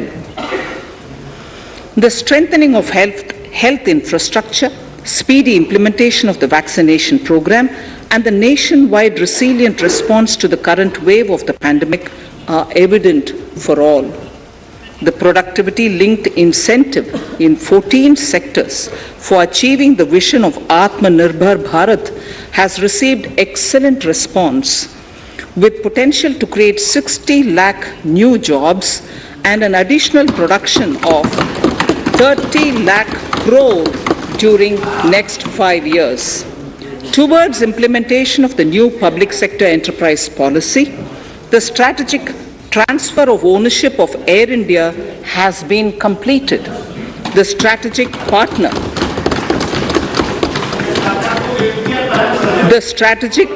for Neelanchal Ispat Nigam Limited has been selected. The public issue of the LIC is expected shortly. Others too are in the process for 2022-23. The National Bank आपको पर्याप्त मौका पर्याप्त अवसर मिलेगा बेटे बेटे टिप्पणी मत कीजिए.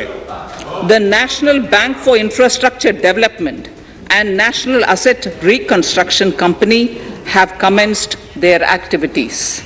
Honorable Speaker, Sir, Budget 2021-22 had provided a sharp increase in provision for public investment or capital expenditure.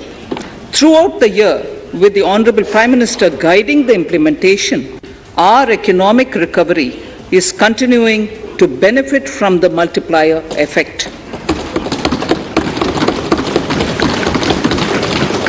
This budget continues to provide impetus for growth.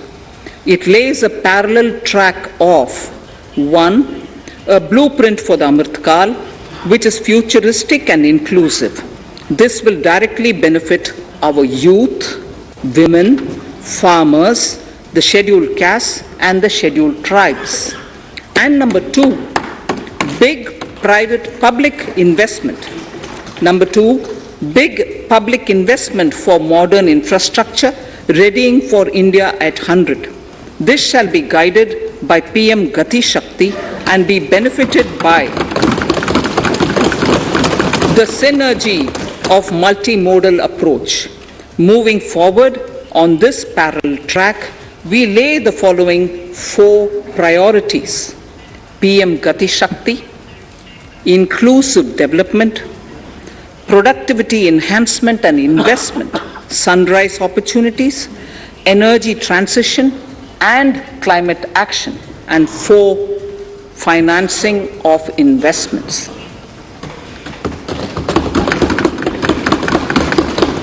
PM Gati Shakti. PM Gati Shakti is a transformative approach for economic growth and sustainable development. The approach is driven by 7 engines, namely roads, railways, airports, ports, mass transport, waterways, and logistics infrastructure. All 7 engines will pull forward the economy in unison. These engines are supported by the complementary roles of energy transmission, IT communication, bulk water and sewerage, and social infrastructure. Finally, the approach is powered by clean energy and Sabka Prayas. The efforts of the central government, the state governments, and the private sector together, leading to a huge job and entrepreneurial opportunities for all, especially the youth. PM Gati Shakti Master Plan, National Master Plan. The scope of PM Gati Shakti National Master Plan will encompass the 7 engines for economic transformation, seamless multimodal connectivity, and logistics efficiency. It will also include the infrastructure development by the state governments as per Gati Shakti Master Plan. The focus will be on planning, financing, including through innovative ways, use of technology, and speedier implementation. The projects pertaining to these 7 engines in the national infrastructure pipeline will be aligned with PM Gati Shakti framework. The touchstone of the master plan will be world-class modern infrastructure and logistics synergy among different modes of movement, both of people and goods, and location of projects. This will help raise the productivity and accelerate economic growth and development. Road transport. PM Gati Shakti Master Plan for expressways will be formulated in 22-23 to facilitate faster movement of people and goods. The national highways network will be expanded by 25,000 kilometers in 2022-23. 20,000 crores of rupees will be mobilized through innovative ways of financing to complement the public resources. The data exchange among all mode operators will be brought on unified logistics interface platform designed for application programming interface. This will provide for efficient movement of goods through different modes, reducing logistics cost and time, assisting just-in-time inventory management, and in eliminating tedious documentation. Most importantly, this will provide real-time information to all stakeholders and improve international competitiveness. Open source mobility stack for organizing seamless travel of passengers will also be facilitated. Contracts for implementation of multimodal logistic parks at 4 locations through PPP mode will be awarded in 22-23. Railways will develop new products and efficient logistic services for small farmers and small and medium enterprises, besides taking the lead in integration of postal and railways network to provide seamless solutions for movement of parcels. One station, one product concept will be popularized to help local businesses and supply chains. As a part of Atmanirbhar Bharat, 2,000 kilometers of network will be brought under Kavach, the indigenous world-class technology for safety and capacity augmentation in 2022-23. 400 new generation Vande Bharat trains will better energy efficiency and passenger riding experience will be developed and manufactured during the next 3 years. 100 PM Gati Shakti cargo terminals for multimodal logistics facilities will be developed during the next 3 years. Innovative ways of financing and faster implementation will be encouraged for building metro systems of appropriate type at scale. Multimodal connectivity between mass urban transport and railway stations will be facilitated on priority. Design of metro systems, including civil structures, will be reoriented and standardized for Indian conditions and needs. Parvat Mala, as a preferred ecologically sustainable alternative to conventional roads in difficult hilly areas, National Ropeways Development Program will be taken up on PPP mode. The aim is to improve connectivity and convenience for commuters, besides promoting tourism. This may also cover congested urban areas where conventional mass transit system is not feasible. Contracts for 8 such ropeway projects for a length of 60 kilometers will be awarded in 22-23.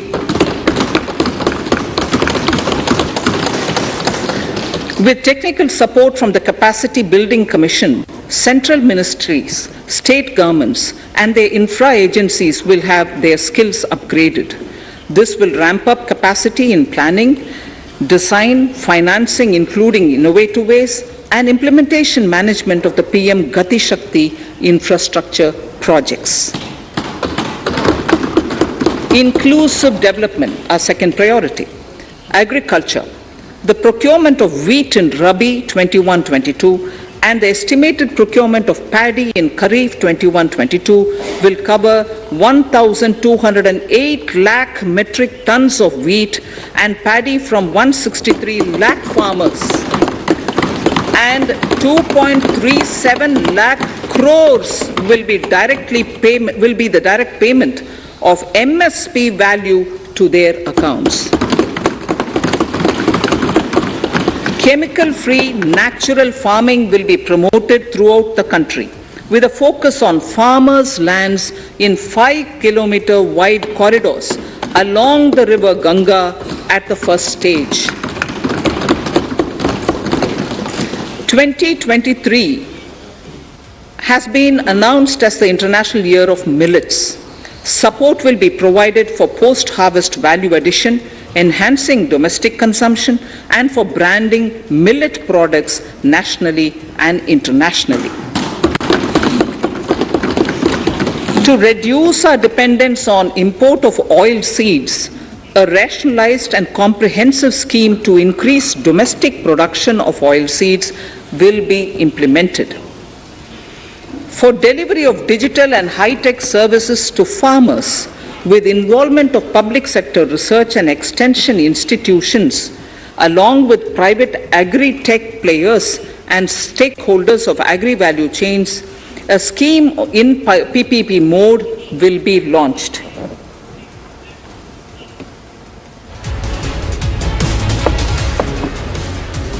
Use of Kisan drones will be promoted for crop assessment, digitization of land records, spraying of insecticides and nutrients.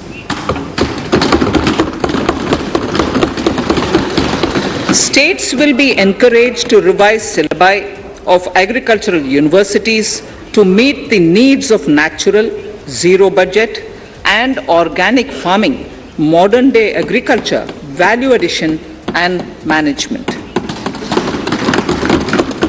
A fund with blended capital raised under the co-investment model will be facilitated through the NABARD.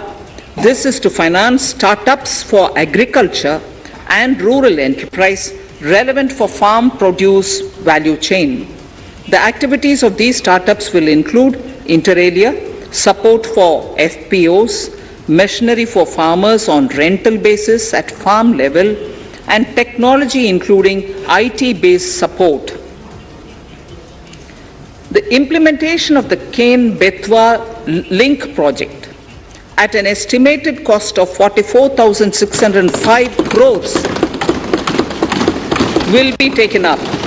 This is aimed at providing irrigation benefits to 9.0 lakh hectare of farmers' lands, drinking water supply to 62 lakh people, 103 megawatt of hydro, 27 megawatt of solar power, allocations of 4,300 crores of rupees in the RE 21-22 and 1,400 crores of rupees in 22-23 have been made for this project. Honorable Speaker, sir, draft DPRs for 5 river links, namely Daman-Ganga Pinjal, Par-Tapi Narmada, Godavari Krishna, Krishna Pennar, and Pennar Kaveri have been finalized. Once a consensus is reached among the beneficiary states, the Centre will provide support for their implementation. For farmers to adopt suitable varieties of fruits and vegetables and to use appropriate production and harvesting techniques, our government will provide a comprehensive package with participation of state governments. MSMEs, Udyam, eShram, NCS and ASEEM portals will be interlinked. Their scope will be widened.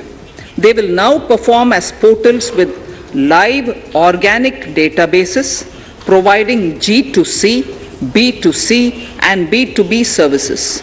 These services will relate to credit facilitation, skilling and recruitment with an aim to further formalize the economy and enhance entrepreneurial opportunities for all.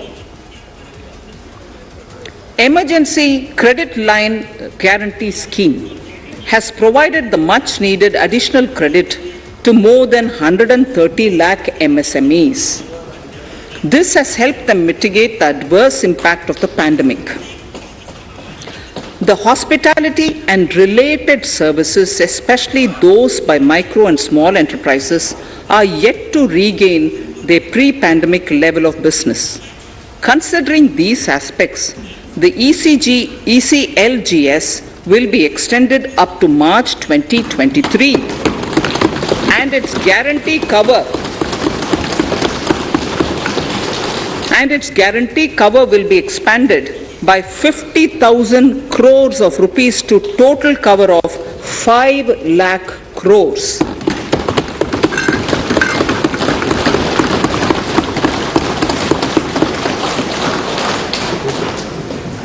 With the additional amount being earmarked exclusively for the hospitality and related sectors. Credit Guarantee Trust for Micro and Small Enterprises, CGT MSE, scheme will be revamped with required infusion of funds. This will facilitate additional credit of 2 lakh crore for micro and small enterprises and expand employment opportunities.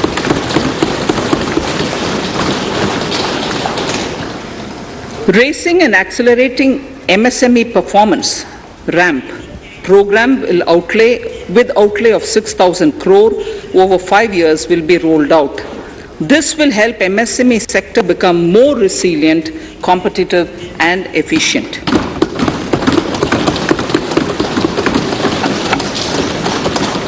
Skilling programs and partnership with the industry will be reoriented to promote continuous skilling avenues, sustainability and employability.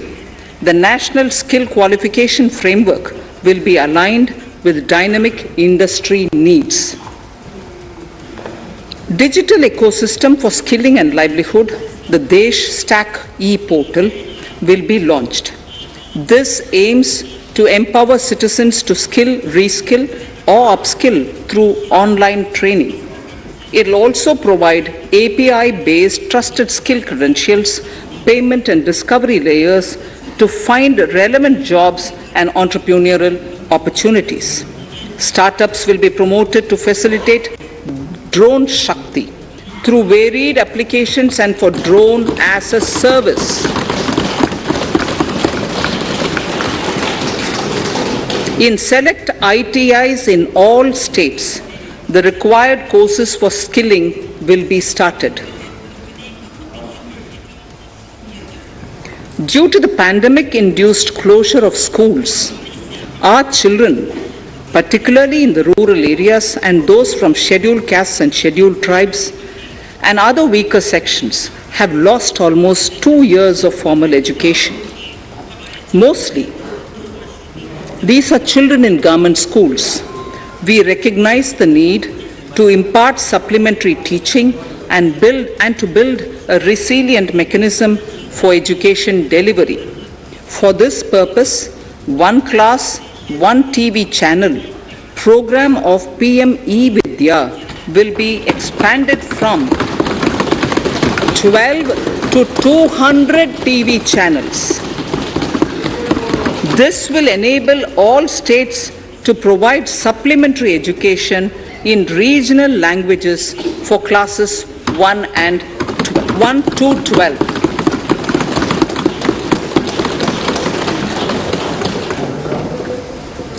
High quality e-content in all spoken languages will be developed for delivery via internet, mobile phones, TV and through radio and digital teachers. A competitive mechanism for development of quality e-content by the teachers will be set up to empower and equip them with digital tools of teaching and facilitate better learning outcomes. A digital university will be established to provide access to students across the country for world-class quality universal education with personalized learning experience at their doorsteps. This will be made available in different Indian languages and ICT formats. The university will be built on a networked hub and spoke model, with the hub building cutting-edge ICT expertise. The best public universities and institutions in the country will collaborate as a network of hub and spoke. An open platform for the national digital health ecosystem will be rolled out. It will consist of digital registries of health providers and health facilities, unique health identity, consent framework, with and universal access to health facilities. The pandemic has accentuated mental health problems in people of all ages. To better the access to quality mental health counseling and care services, a national tele-mental health program will be launched. This will include a network of 23 tele-mental health centers of excellence, with NIMHANS being the nodal center, and International Institute of Information Technology, Bangalore, IIIT Bangalore, providing technology support. Recognizing the importance of Nari Shakti as the harbinger of our bright future and for women-led development, during the Amrit Kal, our government has comprehensively revamped the schemes of the Ministry of Women and Child Development. Accordingly, 3 schemes, namely Mission Shakti, Mission Vatsalya, Saksham Anganwadi and Poshan 2.0 were launched recently to provide integrated benefits to women and children.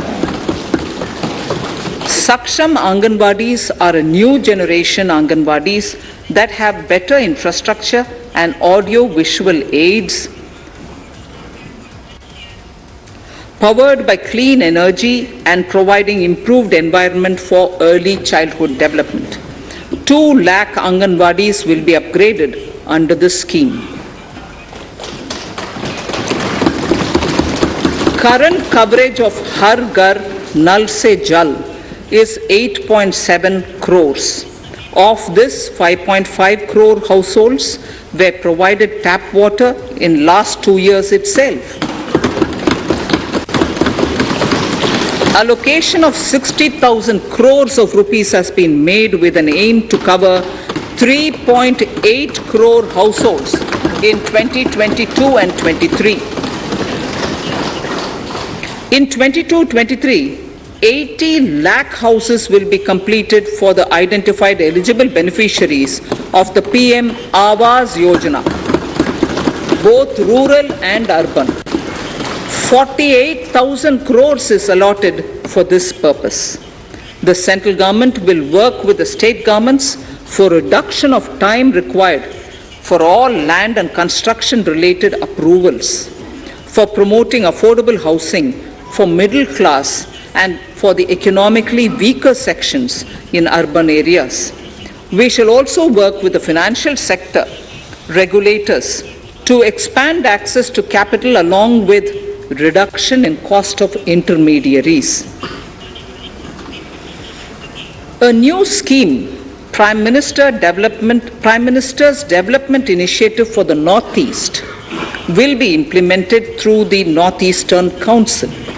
It will fund infrastructure in the spirit of PM Gati Shakti and social development projects based on felt needs of the Northeast. This will enable livelihood activities for youth and women, filling the gaps in various sectors. It will not be a substitute for existing central or state schemes. While the central ministries may also post their candidate projects, priority will be given to those posted by the states. An initial allocation of 1,500 crores of rupees will be made, and the initial list of projects is given in Annexure 1 of my speech. Our vision to improve the quality of life of citizens in the most backward districts of the country through aspirational districts program has been translated into reality in a very short span of time. 95% of those 112 districts have made significant progress in key sectors such as health, nutrition, financial inclusion, and basic infrastructure. They have surpassed even some of the state average values.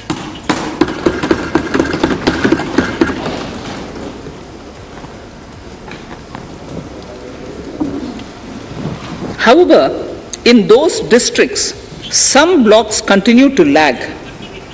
In 22-23, The program will focus on such blocks in those districts.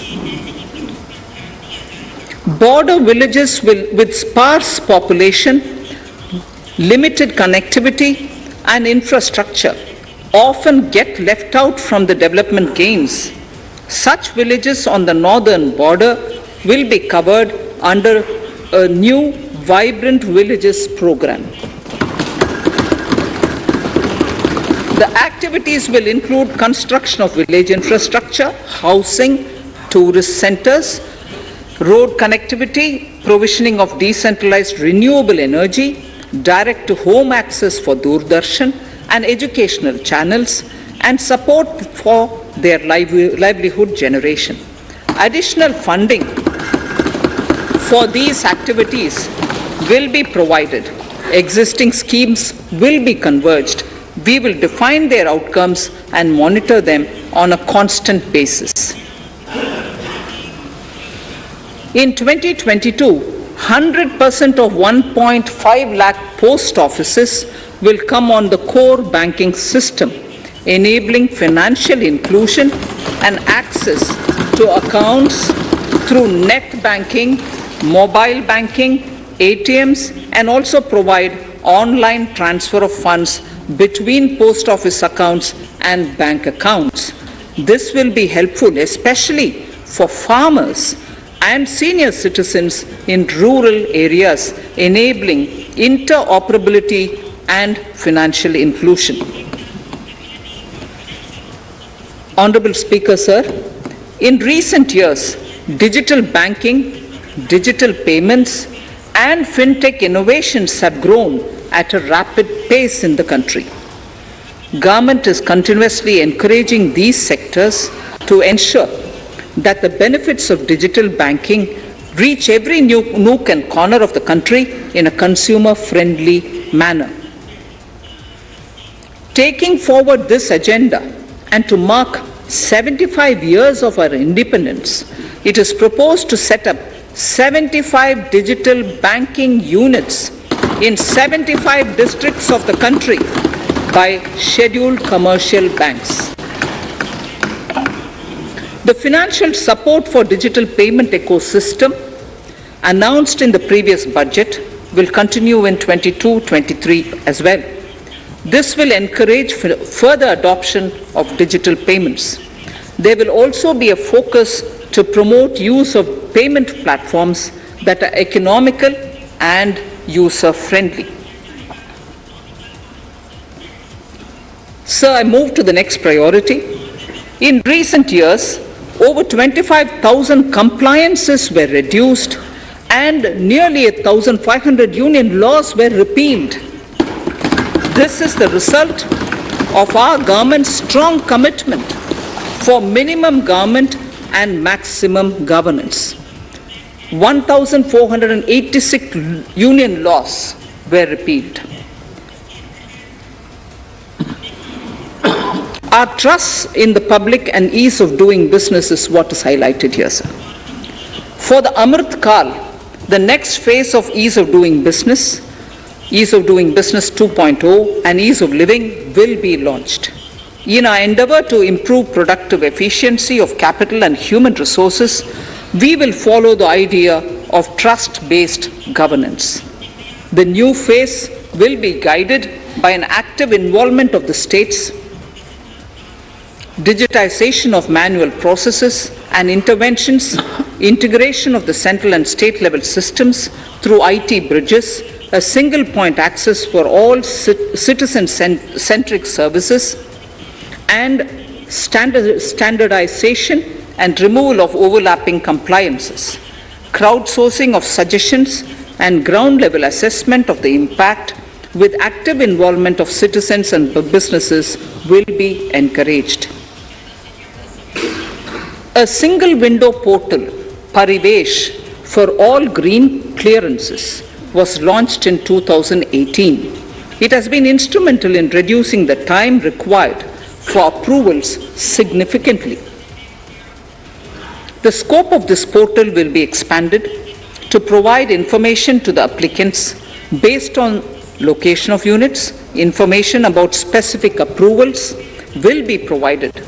It will enable application for all 4 approvals through a single form and tracking of the process through Centralized Processing Center Green, CPC Green.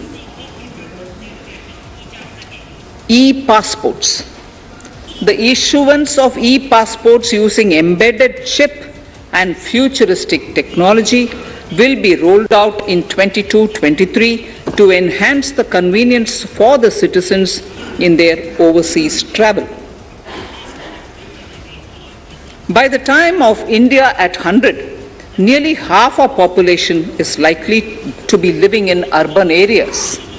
To prepare for this, orderly urban development is of critical importance. This will help realize the country's economic potential, including livelihood opportunities for the demographic dividend. For this, on the one hand, we need to nurture the megacities and their hinterlands to become current centers of economic growth. On the other, we need to facilitate Tier 2 and Tier 3 cities to take on the mantle in the future. This would require us to reimagine our cities into centers of sustainable living with opportunities for all, including women and our youth. For this to happen, urban planning cannot continue with a business as usual approach. We plan to steer a paradigm change. A high-level committee of reputed urban planners, urban economists, and institutions will be formed to make recommendations on urban sector policies, capacity building, planning, implementation, and governance. For urban capacity building, support will be provided to the states.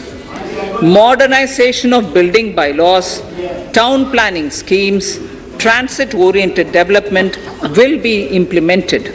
This will facilitate reforms for people to live and work closer to the mass transit systems. The central government's financial support for mass transit projects and Amrit scheme will be leveraged for formulation of action plans and their implementation for facilitating the TOD and TPS by the states. For developing India-specific knowledge in urban planning and design, and to deliver certified training in these areas, up to 5 existing academic institutions in different regions will be designated as centers of excellence. These centers will be provided endowment fund of 250 crore each. In addition, the AICTE will take the lead to improve syllabi, quality and access of urban planning courses in other institutions. We will promote a shift to use of public transport in urban areas. This will be complemented by clean tech and governance solutions, special mobility zones with zero fossil fuel policy and EV vehicles. Battery swapping policy. Considering the constraint of space in urban areas, for setting up charging stations at scale, a battery swapping policy will be brought out and interoperability standards will be formulated.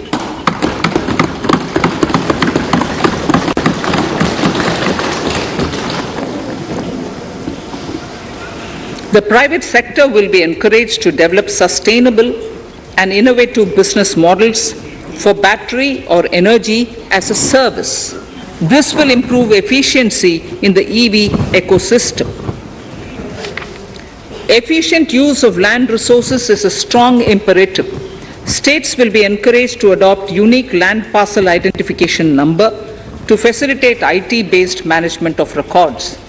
The facility for transliteration of land records across any of the Schedule 8 languages will also be rolled out.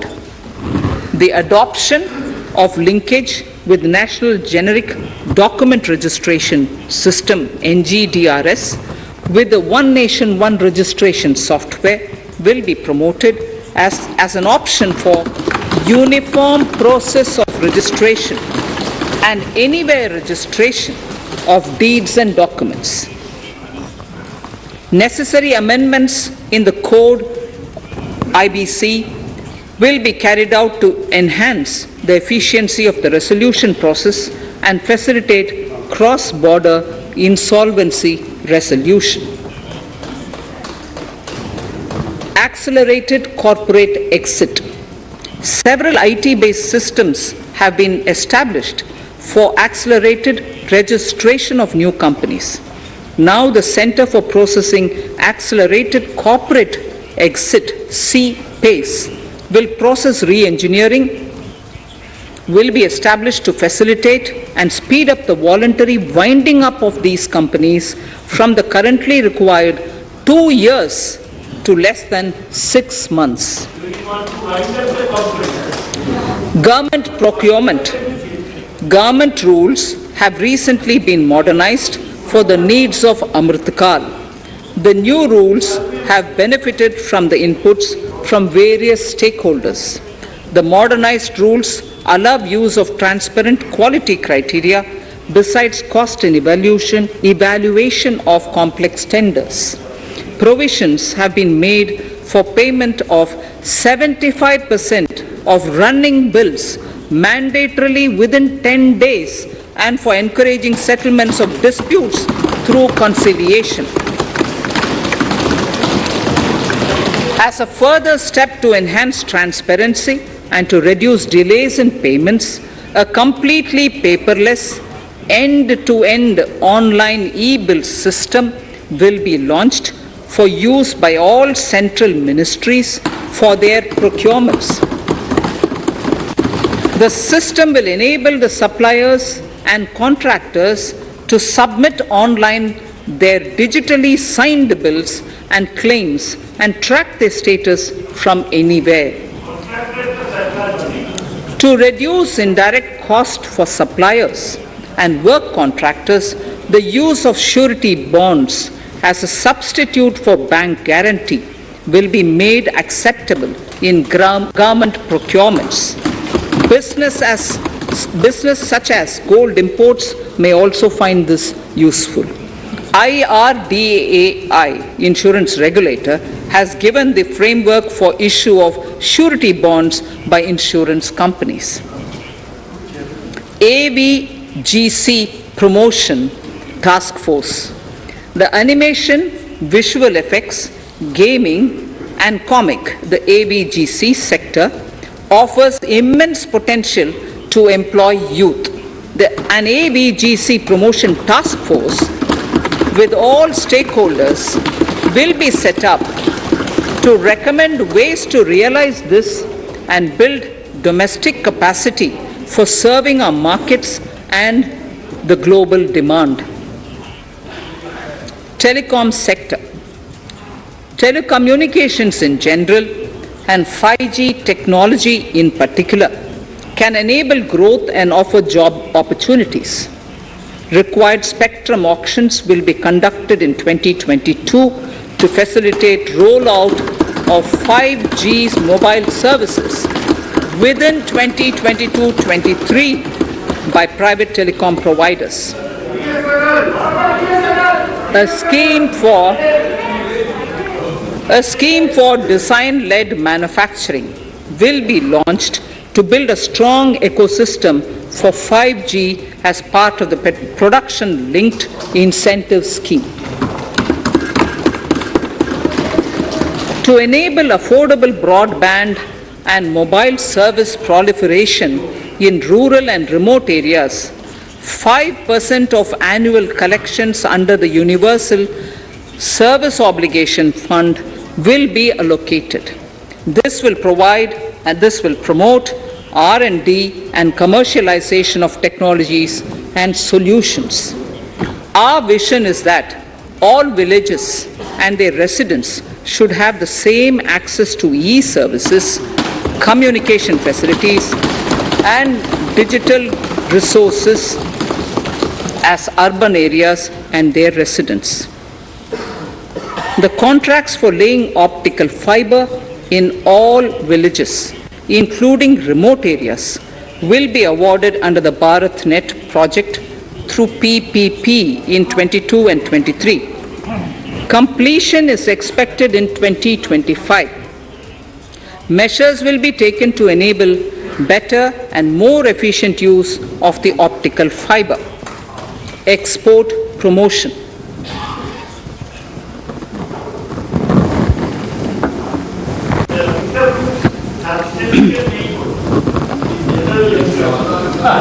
The Special Economic Zones Act will be replaced with a new legislation that will enable the states to become partners in development of enterprise and service hubs.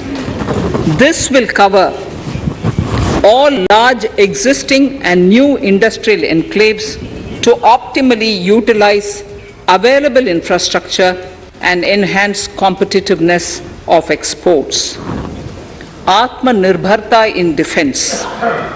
Our government is committed to reducing imports and promoting Atmanirbharta in equipment for the armed forces. 68% of the capital procurement budget will be earmarked for domestic industry in 22-23, up from 58% in 21-22. Defense R&D will be opened up for industry, startups and academia, with 25% of defense R&D budget earmarked. Private industry will be encouraged to take up design and development of military platforms and equipment in collaboration with DRDO and other organizations through SPV model. An independent nodal umbrella body will be set up for meeting wide-ranging testing and certification requirements.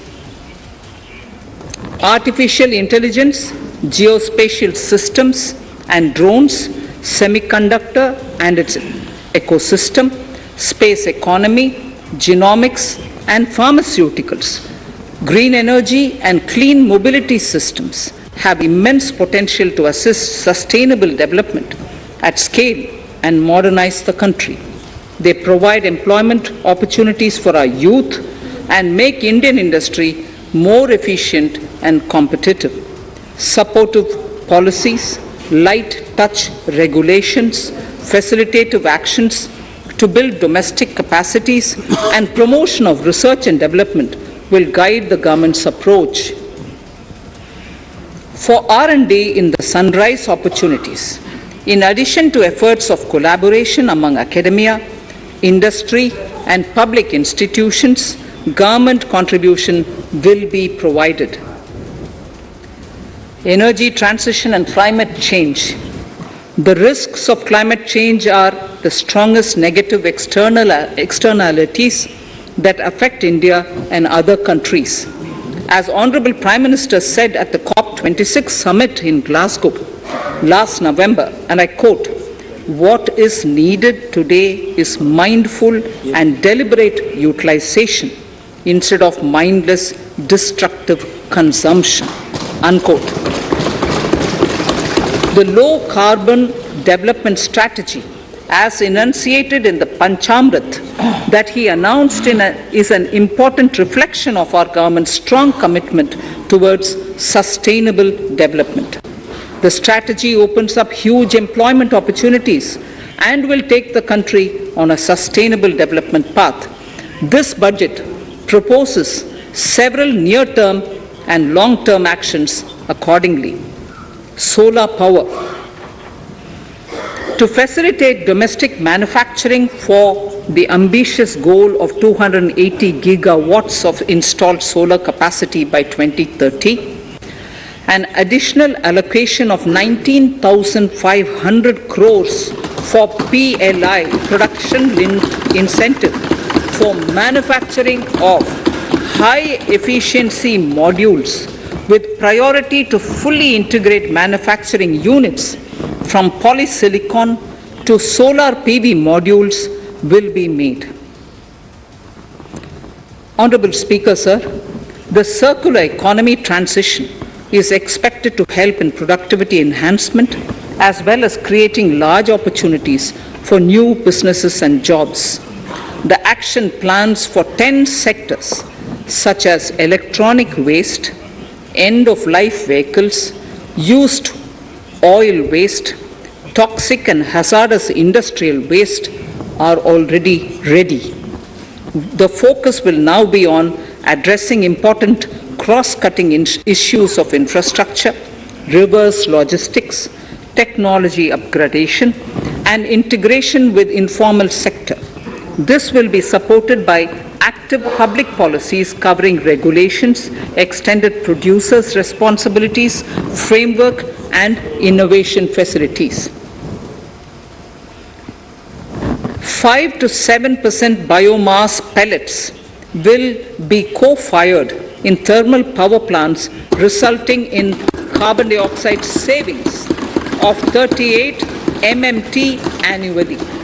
This will also provide extra income to farmers and job opportunities to locals and help avoid stubble burning in agricultural fields. Saving energy is an important aspect of the energy management. Hence, energy efficiency and savings measures will be promoted. This will be done in large commercial buildings through the energy service company business model. It will facilitate capacity building and awareness for energy audits, performance contracts, and common measurement of and verification protocol. 4 pilot projects for coal gasification and conversion of coal into chemicals required for the industry will be set up to evolve technical and financial viability. The policies and required legislative changes to promote agroforestry and private forestry will be brought in. In addition, financial support will be provided to farmers belonging to scheduled castes and scheduled tribes who want to take up agroforestry. Honorable Speaker, I now move to the 4th priority, financing of investments. Capital investment holds the key to speedy and sustainable economic revival and consolidation through its multiplier effect. Capital investment also helps in creating employment opportunities, induced enhanced demand for manufactured input from large industries and MSMEs, services from professionals, and help farmers through better agri-infrastructure.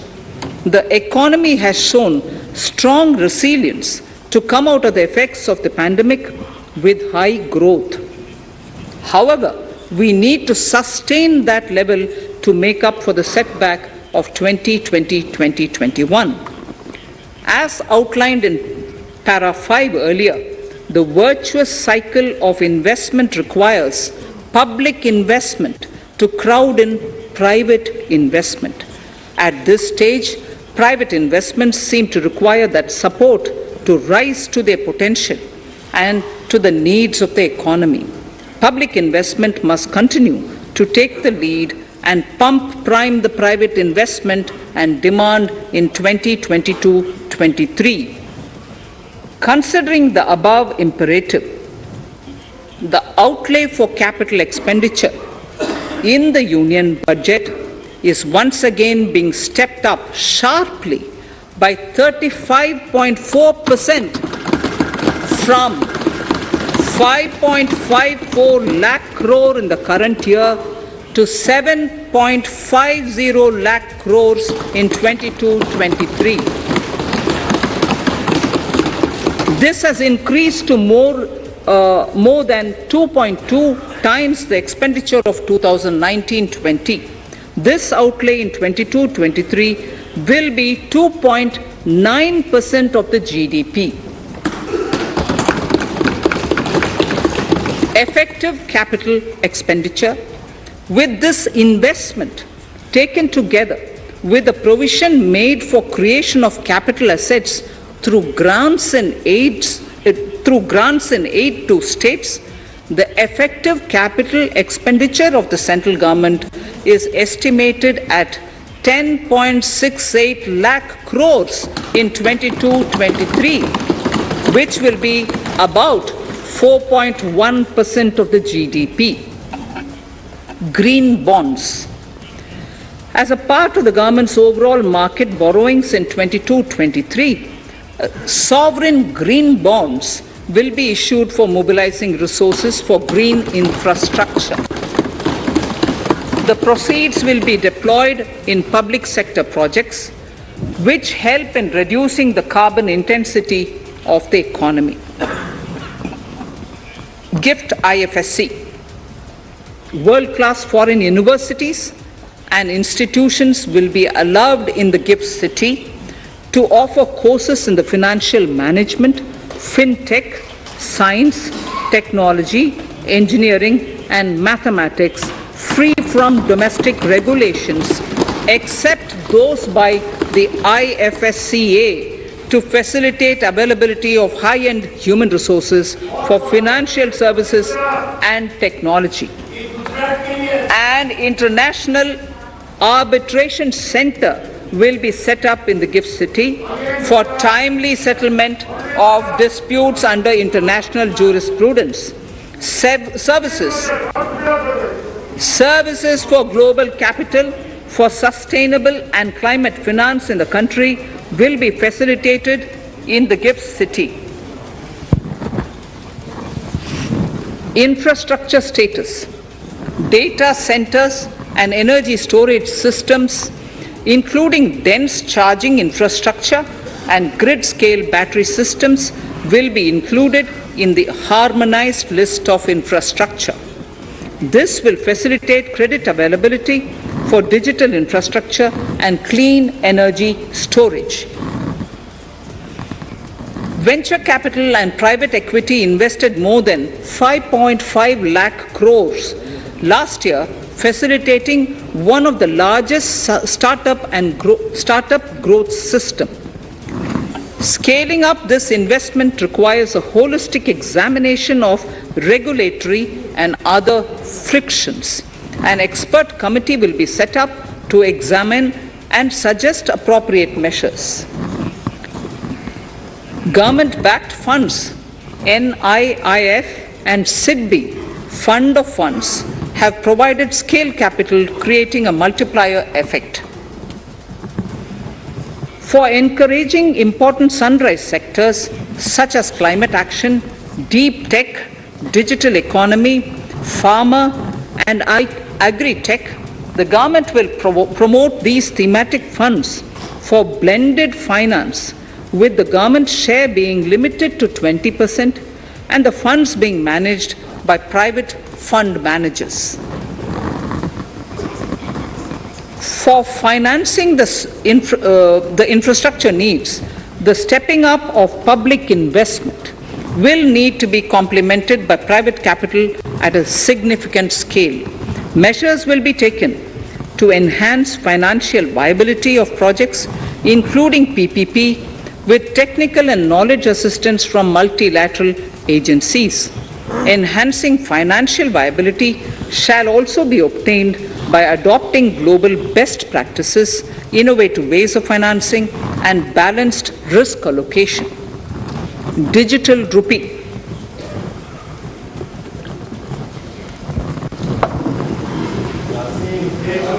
Introduction of a central bank digital currency will give a big boost to digital economy. Digital currency will also lead to a more efficient and cheaper currency management system. It is therefore proposed to introduce digital rupee using blockchain and other technologies to be issued by the Reserve Bank of India starting 2022 and 23. Financial assistance to states for capital investment. Reflecting the true spirit of cooperative federalism, the central government is committed to bolstering the hands of the states in enhancing their capital investment towards creating productive assets and generating remunerative employment. the scheme for financial assistance to states for capital investment has been extremely well received by the states. In deference to the requests received during my meeting with the chief ministers and state finance ministers, the outlay for this scheme is being enhanced from 10,000 crores in the budget estimates to 15,000 crores in the revised estimates for the current year.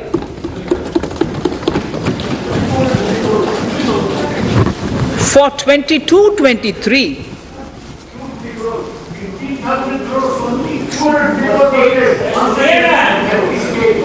I'll repeat that sentence for the benefit of many of our honorable members.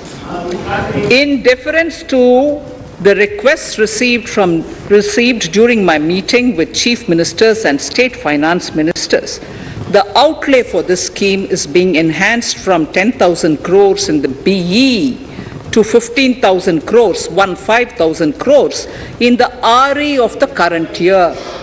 For 22-23, the allocation is 1 lakh crores to assist the states in catalyzing the overall investments in the economy. These 50-year interest-free loans are over and above the normal borrowings allowed to the states, are over and above the normal borrowings to the states. This allocation will be used for PM Gati Shakti related and other productive capital investments of the states. It will also include components for supplemental funding for priority segments of PM Gram Sadak Yojana, including support for the state share, digitization of the economy, including digital payments and completion of OFC network, and reforms related to building bylaws, town planning schemes, transit-oriented development, and transferable development rights. In 22-23, in accordance with the recommendations of the 15th Finance Commission, the states will be allowed a fiscal deficit of 4% of the GSDP, of which 0.5% will be tied to power sector reforms, for which the conditions have already been communicated in 21-22. Fiscal management. As against a total expenditure of 34.83 lakh crores of rupees projected in the BE 21-22, the revised estimate is 37.70 lakh crores. The revised estimate of capital expenditure is 6.3 lakh crores of rupees. This includes an amount of 51,971 crores towards settlement of outstanding guaranteed liabilities of Air India and its other sundry commitments. Coming to the budget estimates, Honorable Speaker, sir, the total expenditure in 22-23 is estimated at 39.45 lakh crores, while the total receipts other than borrowings are estimated at 22.84 lakh crores of rupees.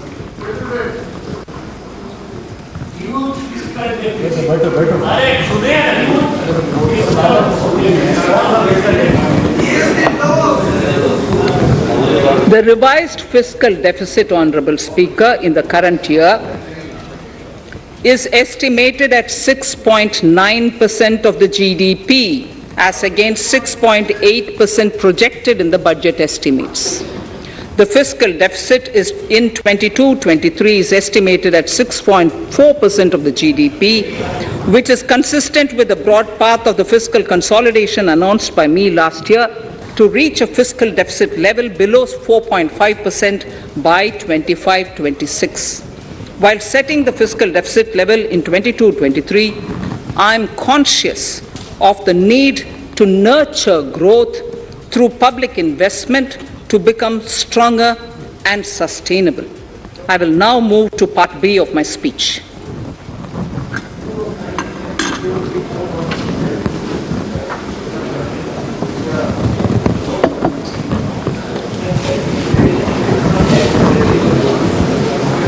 Direct tax. Honorable Speaker, sir, I take this opportunity to thank all the taxpayers of our country who have contributed immensely and strengthened the hands of the government in helping their fellow citizens in this hour of need. So I have brought in a little verse from the Mahabharata. I won't spend more time reading because I would like the speech to get enough time. However, the substance of it is the king must make arrangements for yoga kshema, which is the welfare of the populace, by way of abandoning any laxity and by governing the state in line with dharma, along with collecting taxes which are in consonance with dharma. This is Mahabharata Shanti Parva Adhyaya, Shloka 11 from 72. Drawing wisdom from our ancient texts, we continue on the path to progress. The proposals in this budget, while continuing with our declared policy of stable and predictable tax regime, intend to bring more reforms that will take ahead our vision to establish a trustworthy tax regime.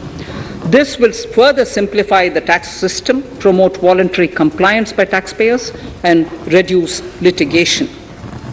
Introducing new updated return. India is growing at an accelerated pace and people are undertaking multiple financial transactions. The Income Tax Department has established a robust framework of reporting of taxpayers' transactions. In this context, some taxpayers may realize that they have committed omissions or mistakes in correctly estimating their income for tax payment. To provide an opportunity to correct such errors, I am proposing a new provision permitting taxpayers to file an updated return on payment of additional tax. This updated return can be filed within 2 years from the end of the relevant assessment year.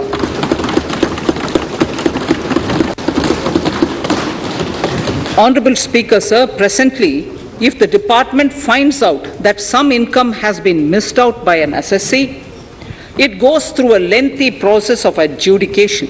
Instead, with this proposal now, there will be a trust repost in the taxpayers that will enable the assessee herself to declare the income that she may have missed out earlier while filing her return. Full details of the proposal are given in the finance bill. It is an affirmative step in the direction of voluntary compliance.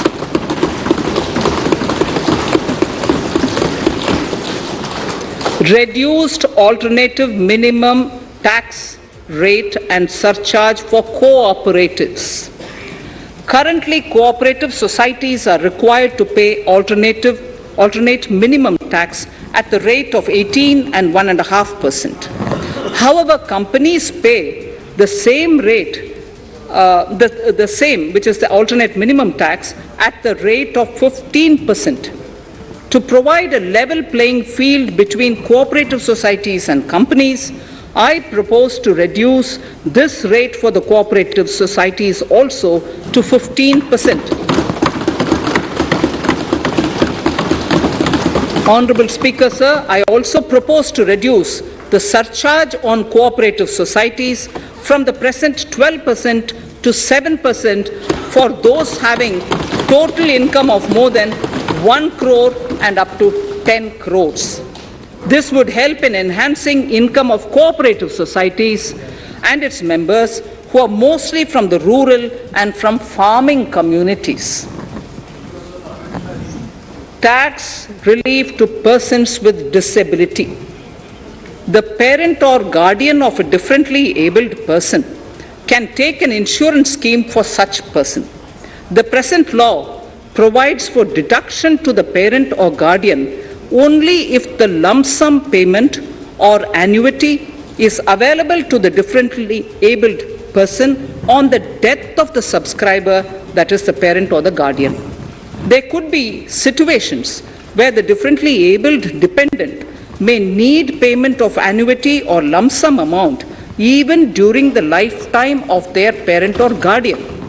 I propose thus to allow the payment of annuity and lump sum amount to the differently abled dependent during the lifetime of the parent and guardians, that is, parent or guardians, attaining the age of 60 years. Parity between employees of the state and central governments. At present, the central government contributes 14% of the salary of its employee to the National Pension System, NPS, Tier 1. This is allowed as a deduction in computing the income of the employee. However, such deduction is allowed only to the extent of 10% of the salary in case of employees of the state governments.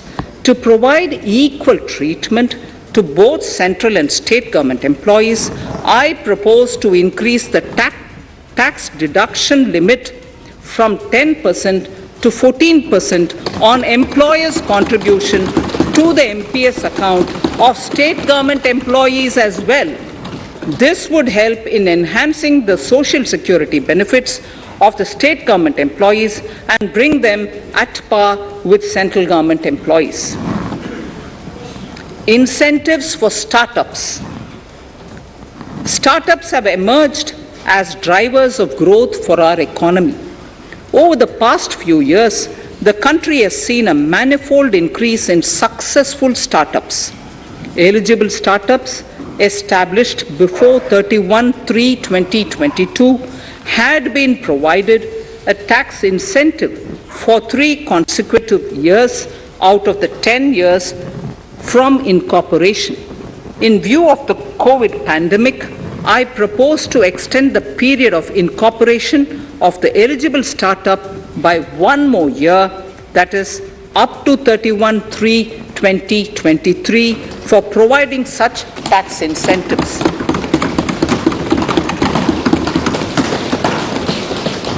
Incentives for newly incorporated manufacturing entities under concessional tax regime.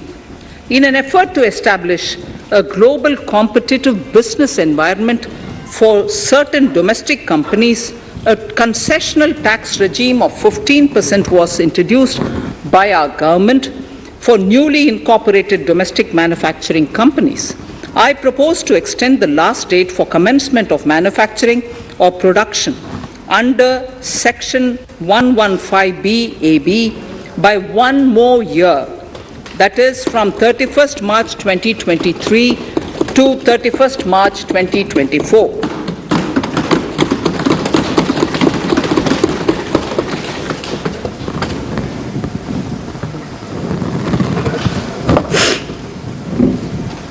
Scheme for taxation of virtual digital assets.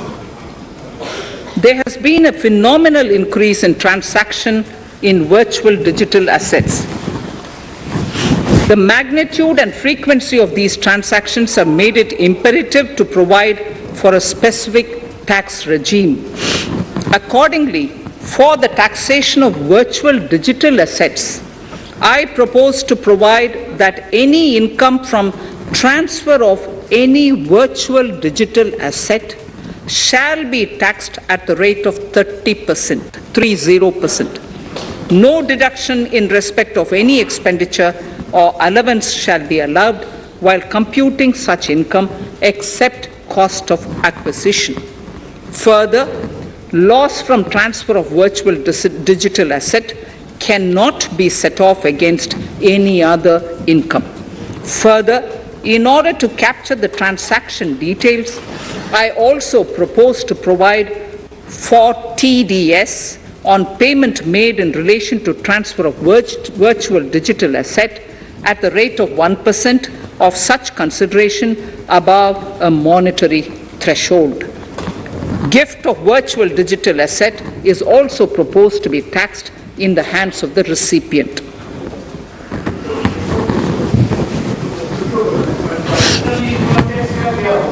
Litigation management to avoid repetitive appeals by the department. It has been observed that a lot of time and resources are consumed in filing of appeals which involve identical issues. Taking forward our policy of sound litigation management, I propose to provide that if a question of law in the case of an assessee is identical to a question of law which is pending in the appeal before a jurisdictional high court or Supreme Court. In any case, the filing of further appeal in the case of this assessee by the department shall be deferred till such a question of law is decided by the jurisdictional high court or the Supreme Court. This will greatly help in reducing the repeated litigation between taxpayer and the department. Taking forward our efforts to further promote the IFSC, I hereby propose to provide that income of a non-resident from offshore derivative instruments or over-the-counter derivatives issued by an offshore banking unit, income from royalty and interest on account of lease of ship, and income received from portfolio management services in IFSC shall be exempt from tax subject to specified conditions. Rationalization of surcharge. In the globalized business world, there are several work contracts whose terms and conditions mandatorily require formation of a consortium. The members in the consortium are generally companies. In such cases, the income of these AOPs has to suffer a graded surcharge up to 37%, which is a lot more than surcharge on the individual companies. Accordingly, I propose to cap the surcharge of these AOPs at 15%. Further, the long-term capital gains on listed equity shares, units, etc., are liable to maximum surcharge of 15%, while other long-term capital gains are subjected to a graded surcharge which goes up to 37%. I propose to cap the surcharge on long-term capital gains arising on transfer of any type of assets at 15%. This step will give a boost to startup community, and along with my proposal on the extended tax benefits to manufacturing companies and startups, reaffirms our commitment to Atmanirbhar Bharat. Clarification in relation to health and education cess as business expenditure. The income tax is not an allowable expenditure for computation of business income. This includes tax as well as surcharges. The health and education cess is imposed as an additional surcharge on the taxpayer for funding specific government welfare programs. However, some courts have allowed health and education cess as business expenditure, which is against the legislative intent. To reiterate the legislative intent, I propose to clarify that any surcharge or cess on income and profits is not allowable as business expenditure. Deterrence against tax evasion. Honorable Speaker, sir, presently there is ambiguity regarding set-off of brought forward loss against undisclosed income detected in search operations. It has been observed that in many cases where undisclosed income or suppression of sales, etc., is detected, payment of tax is avoided by setting off of losses. In order to bring certainty and to increase deterrence among tax evaders, I propose to provide that no set-off of any loss shall be allowed against undisclosed income detected during search and survey operations.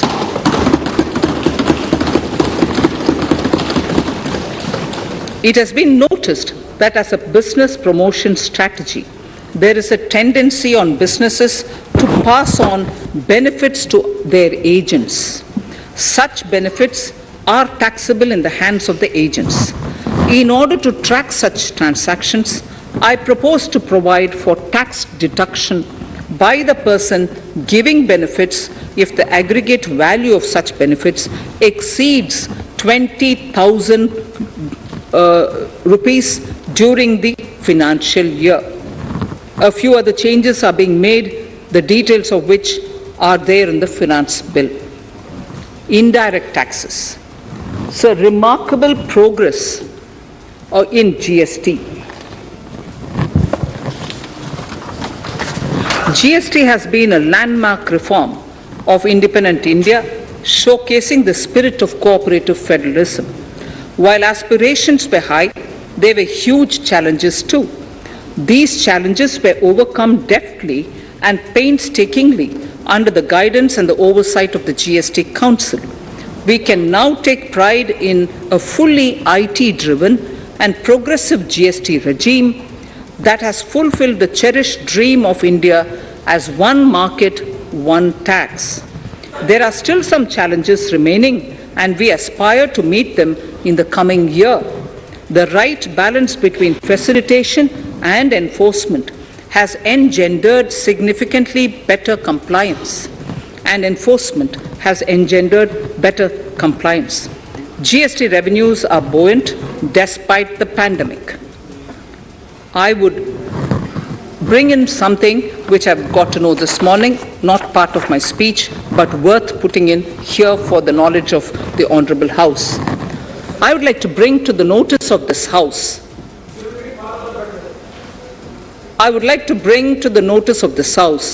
that the gross GST collections for the month of January 22 are rupees 1,40,986 crores, which is the highest since the inception of GST. This has been possible due to rapid economic growth, recovery, post-COVID,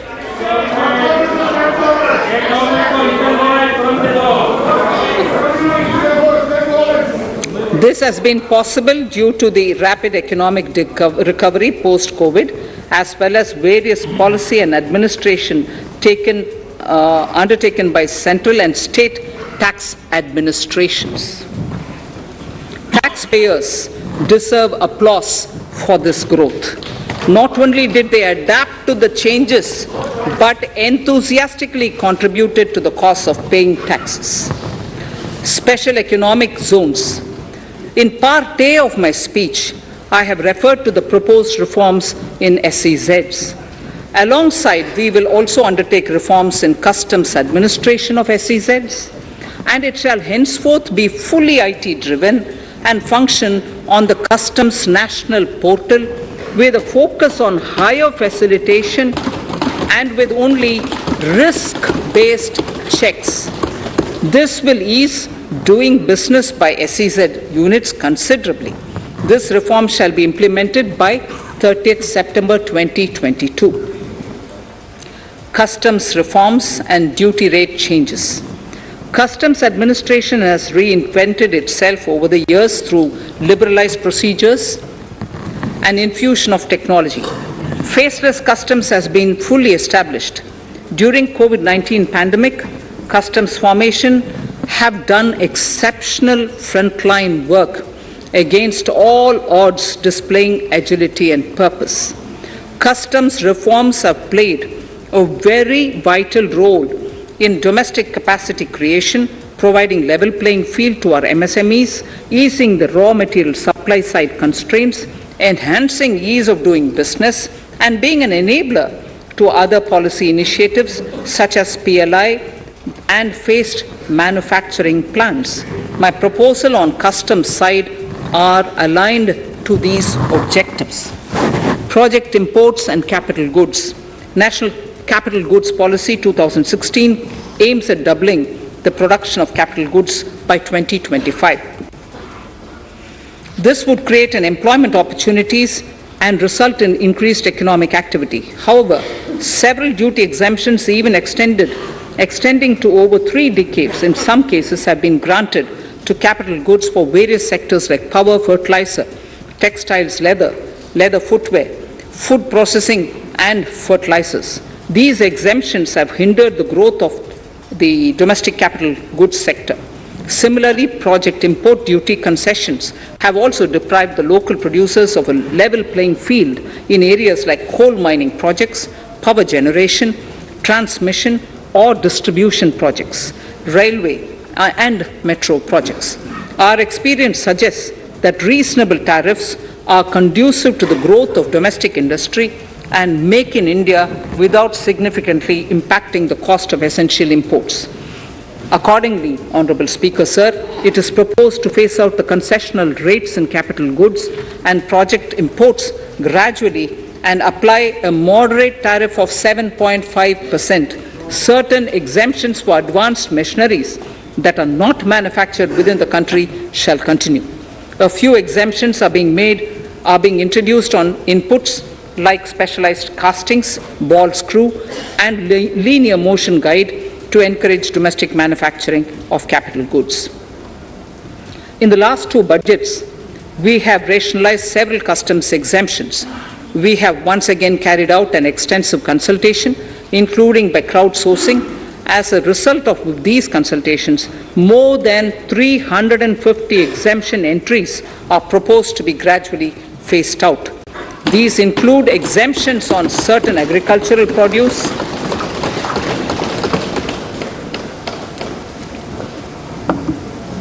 chemicals, fabrics, medical devices and drugs, and medicines for which sufficient domestic capacity exists.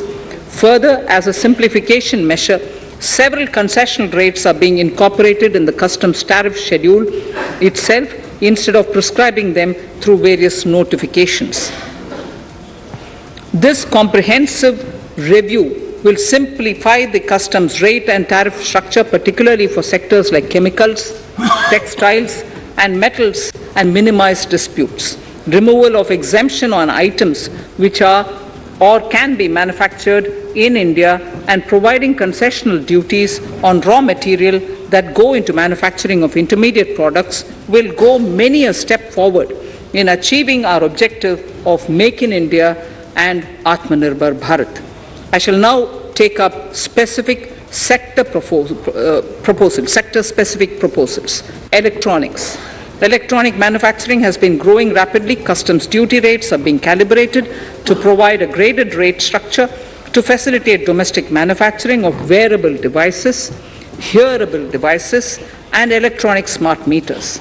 Duty concessions are being given to parts of transformer of mobile phone chargers and camera lens of mobile camera module and certain other such items. This will enable domestic manufacturing of high-growth electronic items. Gems and jewelry. To give a boost to the gems and jewelry sector, customs duty on cut and polished diamonds and gemstones is being reduced to 5%. Simply sawn diamond would attract nil customs duty. To facilitate export of jewelry through e-commerce, a simplified regulatory framework shall be implemented by June this year. To disincentivize import of undervalued imitation jewelry, the customs duty on imitation jewelry is being prescribed in a manner that a duty of at least 400 rupees per kg is paid on its import. Chemicals. Customs duty on certain critical chemicals, namely methanol, acetic acid, and heavy feedstocks for petroleum refining are being reduced, while duty is being raised on sodium cyanide, for which adequate capacity in the domestic arena exists. These changes will help in enhancing domestic value addition. MSMEs. Duty on umbrellas is being raised to 20%. Exemption to parts of umbrellas is being withdrawn.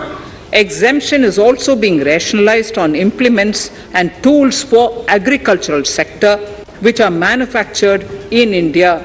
Customs duty exemption given to steel scrap last year is being extended for another year to provide relief to MSME secondary steel producers. Certain anti-dumping and CVD on stainless steel and coated steel flat products, bars of alloy steel and high-speed steel are being revoked in larger public interest considering prevailing high prices of metals. To incentivize exports, exemptions are being provided on items such as embellishment, trimmings, fasteners, buttons, zipper, lining material, specified leather, furniture fittings and packaging boxes that may be needed by bona fide exporters of handicrafts, textiles, leather garments, leather footwear and other goods. Honorable Speaker, sir, duty is being reduced on certain inputs required for shrimp aquaculture so as to promote its exports. Tariff measure to encourage blending of fuel. Blending of fuel is a priority for this government. To encourage the efforts for blending of fuel, unblended fuel shall attract an additional differential excise duty of ₹2 per litre from first day of October 22. A few other changes are being made in duty rates, customs, tariff and customs law, the details of which are there in the finance bill. Mr. Speaker, sir, with these words, I commend the budget to this august House. Thank you. Item number 2, Srimati Nirmala Sitharaman ji.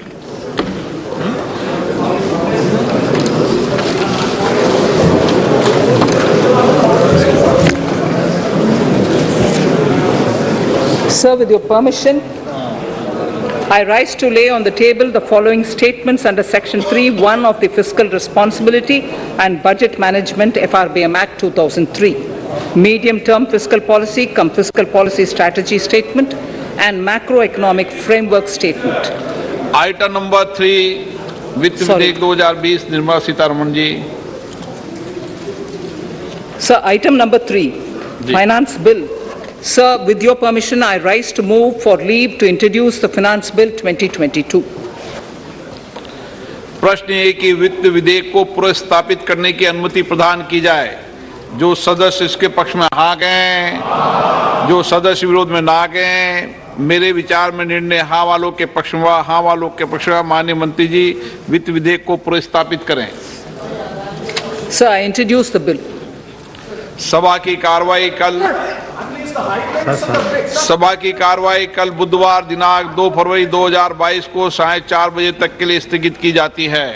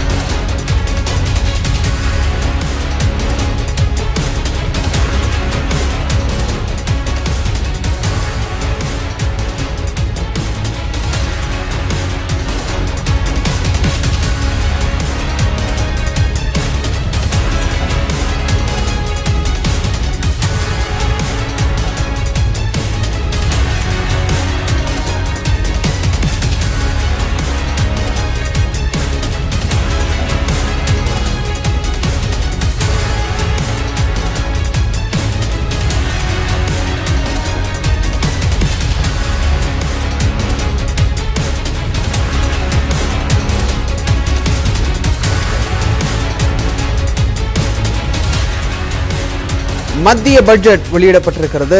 மத்திய நிதியமைச்சர் நிர்மலா சீதாராமன் அவர்கள் budget உரையை வாசித்திருக்கிறார்.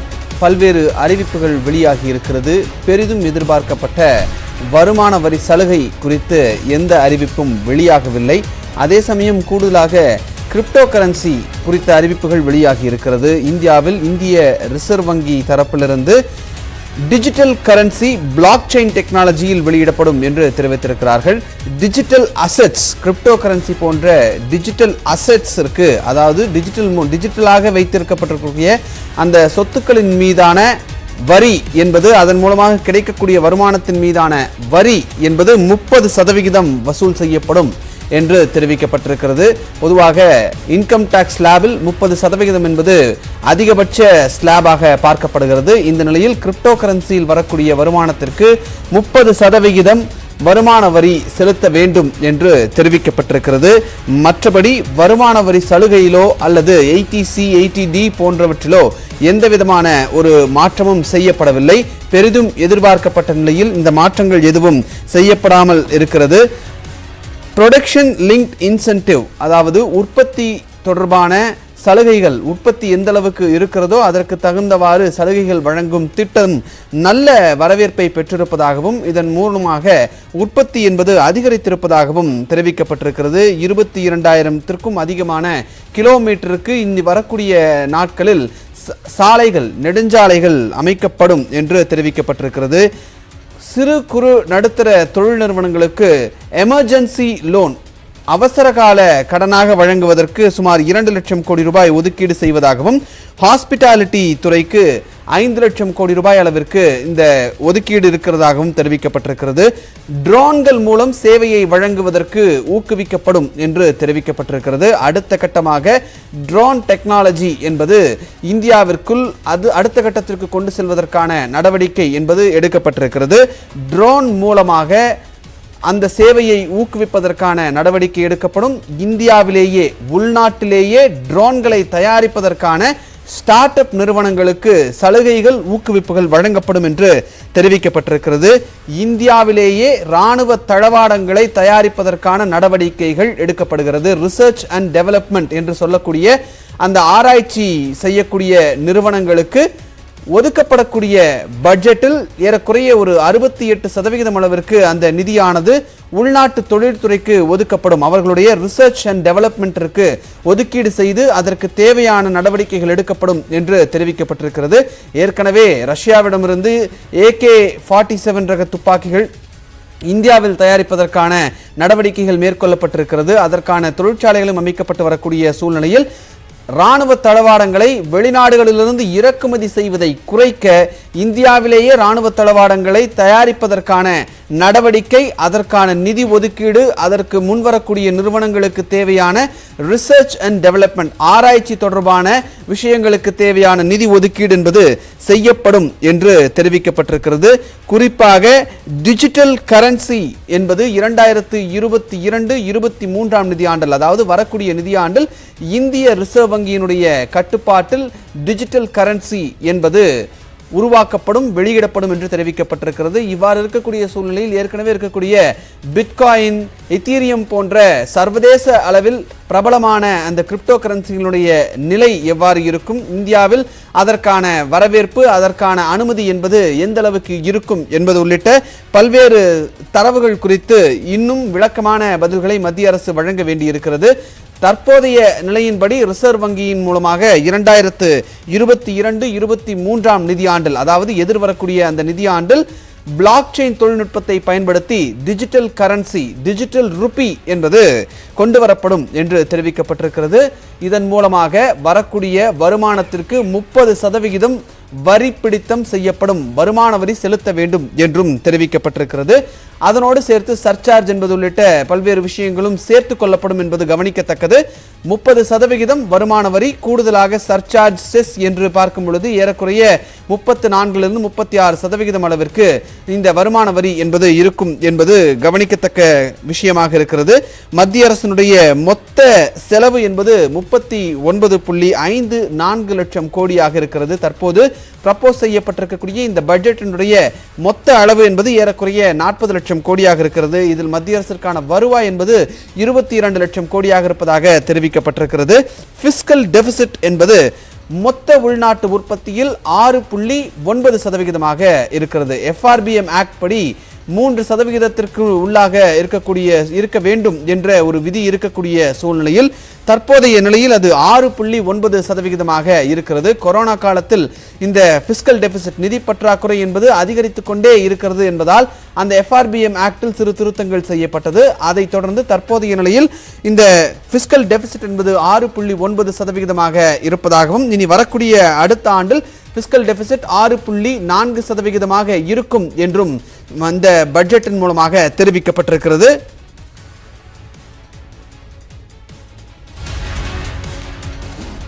இந்த நிலையில் இந்த budget குறித்த தங்களுடைய கருத்துக்களை பகிர்ந்து கொள்வதற்காக ஆடிட்டர் திரு சுந்தரராமன் அவர்கள் தற்போது நம்முடன் இங்கு அரங்கத்தில் இணைந்திருக்கிறார். அவரோடு கிரிப்டோ நிபுணர் திலீப் அவர்களும் இணைந்திருக்கிறார். அவரிடம் பேசலாம். வணக்கம் சார். இந்த பட்ஜெட்ல நீங்க என்ன எதிர்பார்த்தீங்க, என்ன கிடைச்சது? நேத்திக்கு இந்த எக்கனாமிக் சர்வேல ஒரு பிக்கஸ்ட் ரீடிங் இருந்தது ரைட் நோ த மொமெண்டம் எக்கானமியில் கிரியேட் பண்ணுறதுக்கு கேபிட்டல் எக்ஸ்பெண்டிச்சரை இன்க்ரீஸ் பண்ணணுன்ற ஒரு சஜஷன்ஸ் புட் ஃபோர்ட் பண்ணியிருந்தாங்க.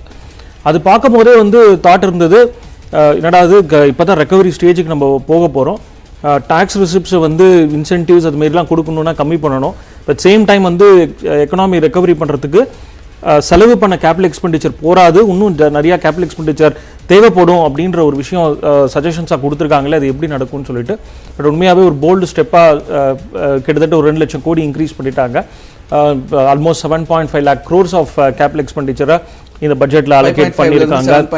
Almost 35% significant increase, 35% add.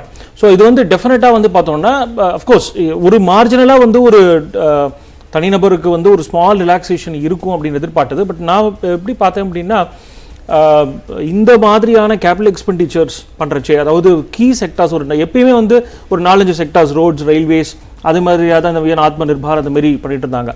இன்னும் ரூரல் அண்ட் அர்பன் செக்டார்ஸில் நிறைய செக்டார்ஸ் இந்த capital expenditure, for example even health, கொரோனாக்கு முன்னாடி மெடிக்கலுக்கான எக்ஸ்பெண்டிச்சர் அலோகேஷன் இருந்தது. பட் ஆனால் மெடிக்கலுக்கான கட்டமைப்பு, இன்ஃப்ராஸ்ட்ரக்சர் டெவலப்மெண்ட்டுக்கான கேபிட்டல் எக்ஸ்பெண்டிச்சர் பார்த்தோம்னா இந்தியா மாதிரியான ஒரு எக்கானமிக்கு 2015-16 வரைக்கும் பாருங்கள் ரொம்ப கம்மியாக தான் இருந்தது. போன பட்ஜெட்டில் அதுக்கு சிக்னிஃபிகன்ட் இன்க்ரீஸ் கொடுத்துருந்தாங்க. அதை ரியலைஸ் பண்ணி அதை பெஞ்ச்மார்க் பண்ணி இன்னும் நிறையா இடத்துலையும் இந்த கேபிட்டல் எக்ஸ்பெண்டிச்சர், கேபிட்டல் எக்ஸ்பெண்டிச்சராக உங்களுக்கு போகிறச்சு ஒரு இன்டைரக்ட் க்ரோத். 1 லட்சம் கோடி ஒரு ரோடு வேலை நடக்குது அப்படின்னா அதுக்கு கூடிய எம்ப்ளாய்மெண்ட் ஜெனரேஷன், அவங்களுக்கான இன்கம், தேர்ஃபோர் இன்டைரக்டாக the vicious circle அப்படிங்கிற மூலமா வரக்கூடிய டோல் சார்ஜஸ் அதையும் சேர்த்துக்கோங்க சார். இல்ல, not only toll charges again it's a part of the revenue.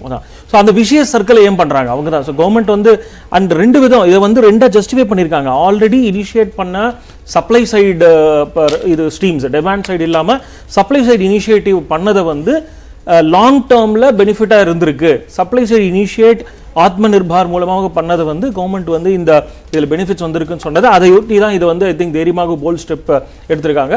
So மற்றபடியான குட்டியான அதர் அனௌன்ஸ்மெண்ட் சிக்னிஃபிகண்ட்டாக நம்ம பார்க்கும்போது ஒரு டிஜிட்டல் என்விரான்மெண்ட்டுக்கான ஒரு இதை நம்ம நல்லா பார்க்க முடிஞ்சு. கண்டிப்பாக ஏன்னா இந்த கோவிட் பேண்டமிக்கில் நம்மளுக்கு டெக்னாலஜியோட இம்பாக்ட் எதெல்லாம் டெக்னாலஜியில் பண்ண முடியாதோ அதெல்லாம் பண்ண முடியும். இன்னைக்கு ஈவன் ஒரு எல்கேஜி ஸ்டூடெண்ட்டுக்கு சக்ஸஸை டேஸ்ட் பண்ணிட்டாங்க, கிளாஸஸை கம்ப்ளீட்டாக பண்ண முடியும்னு சொல்லிட்டு. ஸோ அதை ஒட்டி கண்டிப்பாக ஒரு சேஞ்ச் வரும் அப்படின்னு எதிர்பார்த்தது உண்டு. அதுக்கு படி டிஜிட்டல் யூனிவர்சிட்டி செட் பண்ணுறேன், ஈவன் டிஜிட்டல் பேங்கிங் 75 பிளேசஸில் செட் பண்ணுறேன்னு சொல்லியிருக்காங்க. அது அகைன் அதோட எக்கனாமிக் சர்வேல பார்த்தீங்கன்னா கிட்டத்தட்ட almost 7 lakh crores of transaction through the UPI the digital payment gateways மூலமாக நடந்திருக்கு அப்படின்னு சொல்ற விஷயத்தை நம்ம பார்க்க முடியுது.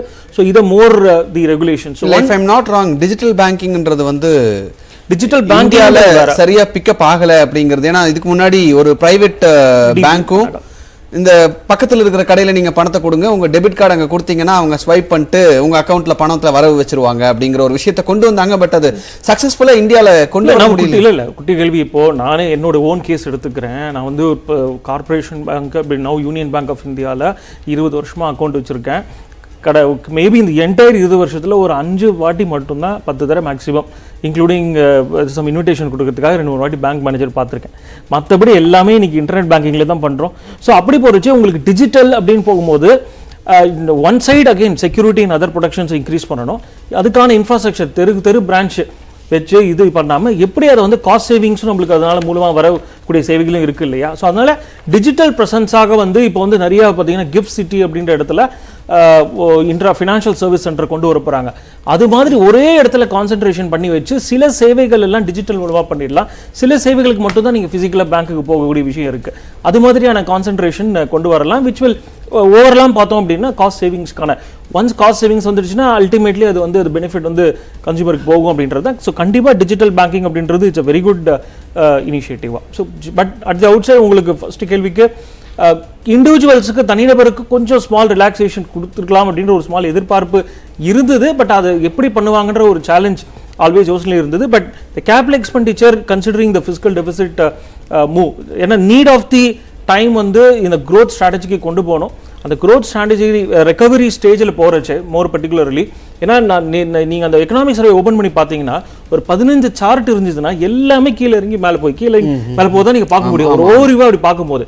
ஸோ அந்த ஸ்டேஜில் போகக்கூடிய முக்கியமான அதை பாதுகாத்து எடுத்துன்னு போகிறதுக்கு தேவை வந்து எக்கானமியில், அதாவது எக்கனாமிக்லேயே ஒரு பேசிக் ஃபண்டமெண்டல் பிரின்சிபல் சொல்லுவாங்க. எக்கனாமிக் சர்வேலையும் பார்த்தீங்கன்னா ஒரு வார்னிங் கொடுத்துருக்காங்க. இன்ஃப்ளேஷன் ரேட் ஐயா தான் இருக்குது.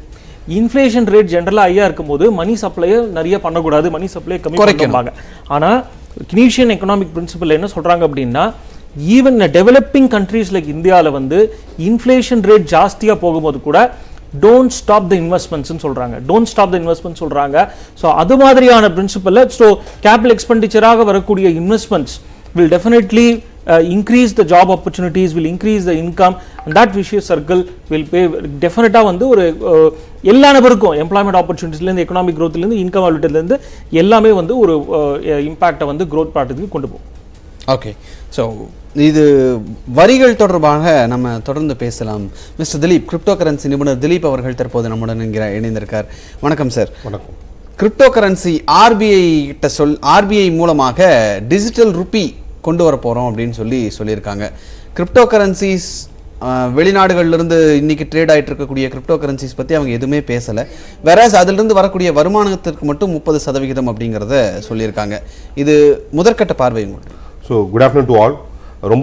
ரொம்ப சந்தோஷமாக இருக்குது. All these days it's for the people. இது மக்களுக்கான ஒரு பியூட்டிஃபுல்லான ஒரு ஆப்பர்ச்சுனிட்டி. ஏன்னா ஆல் தீஸ் டேஸ் கிரிப்டோ கரன்சியை பற்றி ஒரு தெளிவான விஷயம் இந்தியன் கவர்மெண்ட்டில் இல்லை. ஆனால் நிறைய பேர் என்ன பேசிட்டு இருந்தாங்க, it's going to be ban, இது இந்தியாவில் நடக்காது அப்படின்ற மாதிரி பேசிட்டு இருந்தாங்க. But the Indian government has come out with beautiful plan. It's for the people. ரொம்ப சந்தோஷமாக இருக்குது.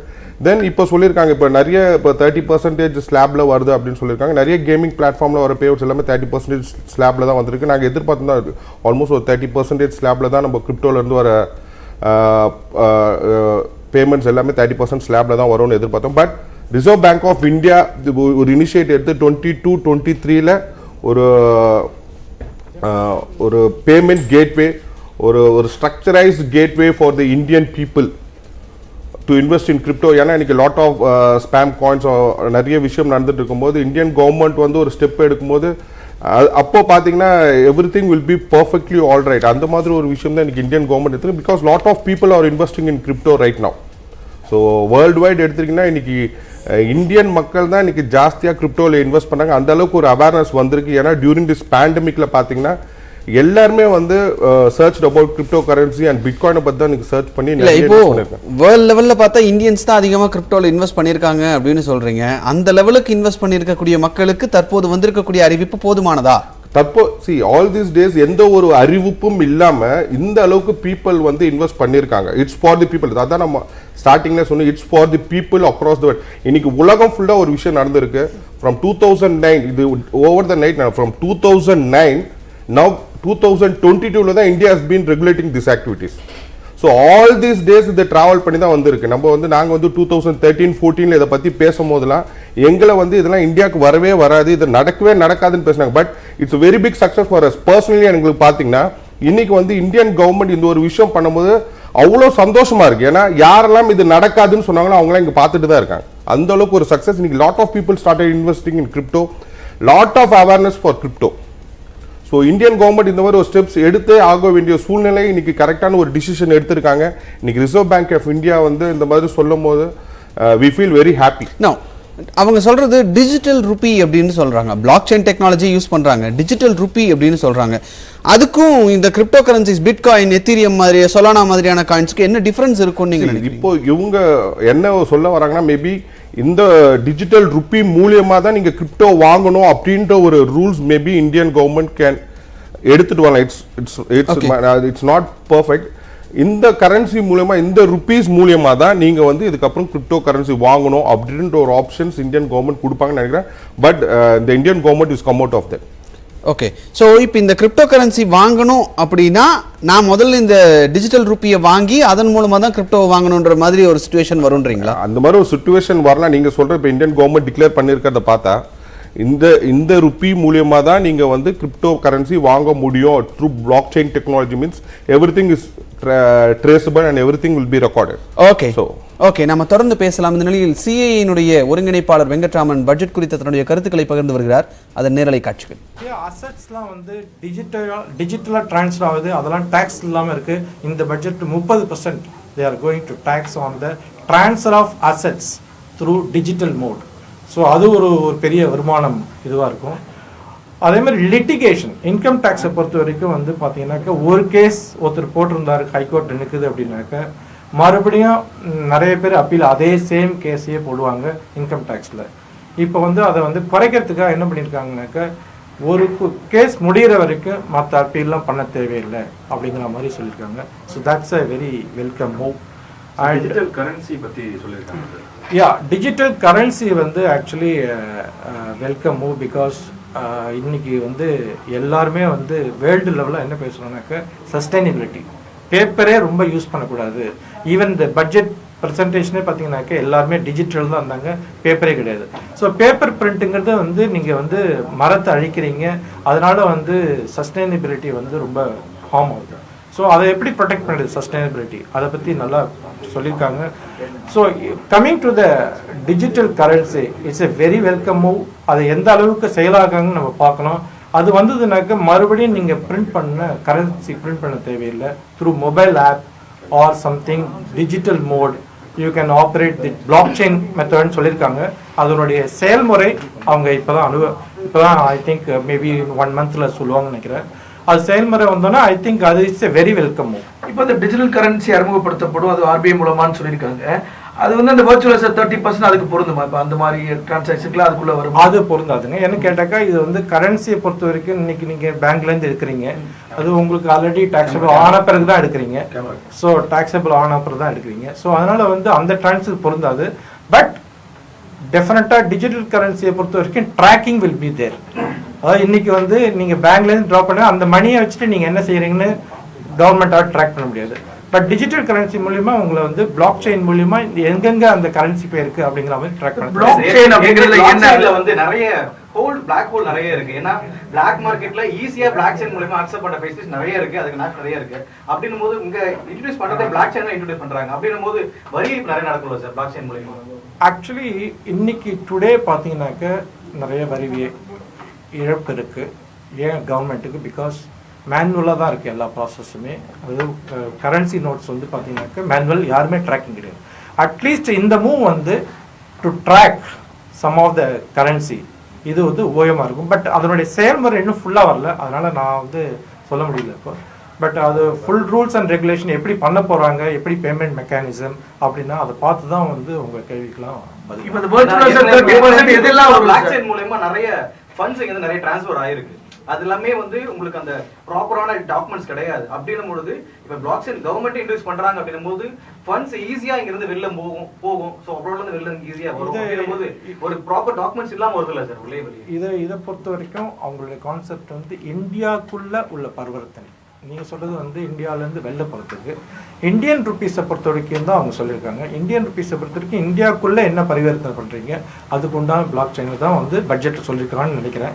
பிகாஸ் அதனுடைய ஃப்ரேம் ஒர்க் எப்படி பண்ண போகிறாங்க அப்படிங்கிறது ஐ திங்க் இன்னும் சில ஒரு மாதத்தில் வெளியிடுவாங்கன்னு நினைக்கிறேன். அந்த virtual asset 30% எதெல்லாம் வரும் சார்? இதெல்லாம் virtual asset நம்ம கணக்குல 30% virtual assets, any painting, anything framework, நீங்க வந்து விர்ச்சுவலா நீங்க விற்கிறீங்க இல்லையா இன்னொருத்தருக்கு, அது இது வரைக்கும் taxable இல்லாம இருந்தது. அது வந்து இப்போ இனிமே வந்து அந்த மாதிரி வித்திங் சேல் பண்ணிங்கனாக்க அதனுடைய ப்ராஃபிட் 30%. இப்போ லாஸ்ட் 2 இயர்ஸ்ல இந்த எம்எஸ்எம்இ செக்டார்ஸ் ரொம்ப டவுன்ல இருக்கு இல்லையா? ஸோ இன்னைக்கு வந்திருக்கக்கூடிய அனௌன்ஸ்மெண்ட்ல எம்எஸ்எம்இ மேம்படுத்துறதுக்கான அறிவிப்புகள் என்னெல்லாம் பார்க்கலாம்? அவங்க வந்து என்ன பண்ணியிருக்காங்க, 2 வருஷம் முன்னாடி அனௌன்ஸ் பண்ண கிரெடிட் கேரண்டி ஸ்கீம், ஏன்னா பேங்க்ல லோன் எடுக்கிறது ரொம்ப சிரமமா இருந்தது. அதை மறுபடியும் 1 இயர் எக்ஸ்டெண்ட் பண்ணியிருக்காங்க. 2023 வரைக்கும் வந்து எம்எஸ்எம்இக்கு எக்ஸ்டெண்ட் பண்ணியிருக்காங்க. அந்த பிரிவினருக்கு அது சாதகமா அமைஞ்சிருக்கா? அதுல இருக்கக்கூடிய பின்னடைவுகள் என்னென்ன? புதிய அனௌன்ஸ்மெண்ட்ஸ் எதுவும் இல்லை இல்லையா? இல்ல, எம்எஸ்எம்இ பொறுத்த வரைக்கும் ஏற்கனவே பேண்டமிக்ல நிறைய அறிவிச்சிட்டாங்க. அவங்க என்ன பண்ணிருக்காங்கன்னா அந்த அறிவிச்ச சலுகைகளை கான்ஃபெடரேஷன் ஆஃப் இந்தியன் இண்டஸ்ட்ரீஸினுடைய கருத்துக்கள் என்ன என்று அதனுடைய ஒருங்கிணைப்பாளர் வெங்கட்ராமன் அவர்கள் நேரலையில் செய்தியாளர்களை சந்தித்த போது தெரிவித்தார். பல்வேறு விஷயங்கள் தொடர்பாக அவர் தெரிவித்தார். தொடர்ந்து அது குறித்து நாம் பார்க்கலாம். இந்த நிலையில் இங்கே இருக்கக்கூடிய விருந்தினரிடம் இது குறித்து அலசலாம்.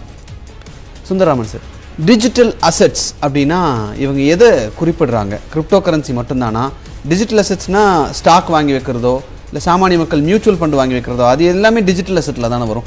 அதுவும் இதில் வருமா இல்லை கிரிப்டோ கரன்சிஸ் தான் வரும்? அதாவது இப்போ ஜஸ்ட்னோ அந்த பட்ஜெட்டோட டாக்குமெண்ட்ஸ் ரிலீஸ் பண்ணியிருக்காங்க. அதில் வந்து வர்ச்சுவல் டிஜிட்டல் அசெட்ஸ்க்கு வந்து தனியாக ஒரு டெஃபினிஷன்ஸ் கொடுத்துருக்காங்க. ஸோ அந்த டெஃபினிஷன்ஸில் பார்த்தோம் அப்படின்னா any information generated through computer coding அப்படின்னு சொல்கிறாங்க, த்ரூ டிஜிட்டல் டோக்கன், அதுக்கு அதை வச்சுட்டு இன்க்ளூடிங் கிரிப்டோன்னு சொல்கிறாங்க. கிரிப்டோ மட்டும் கிடையாது, இன்க்ளூடிங் கிரிப்டோ ஆர் அதர்வைஸ்ன்ட்டாங்க. Okay, so crypto or any other information as long as அதுக்கான மதிப்பீடு வந்து ஒரு coding and digital representations of value அதுலேருந்து டிரைவ் ஆகுது அப்படின்னா, including it could be even stock market investment value or investment பேஸ்டான இதுவாகவும் இருக்கலாம்.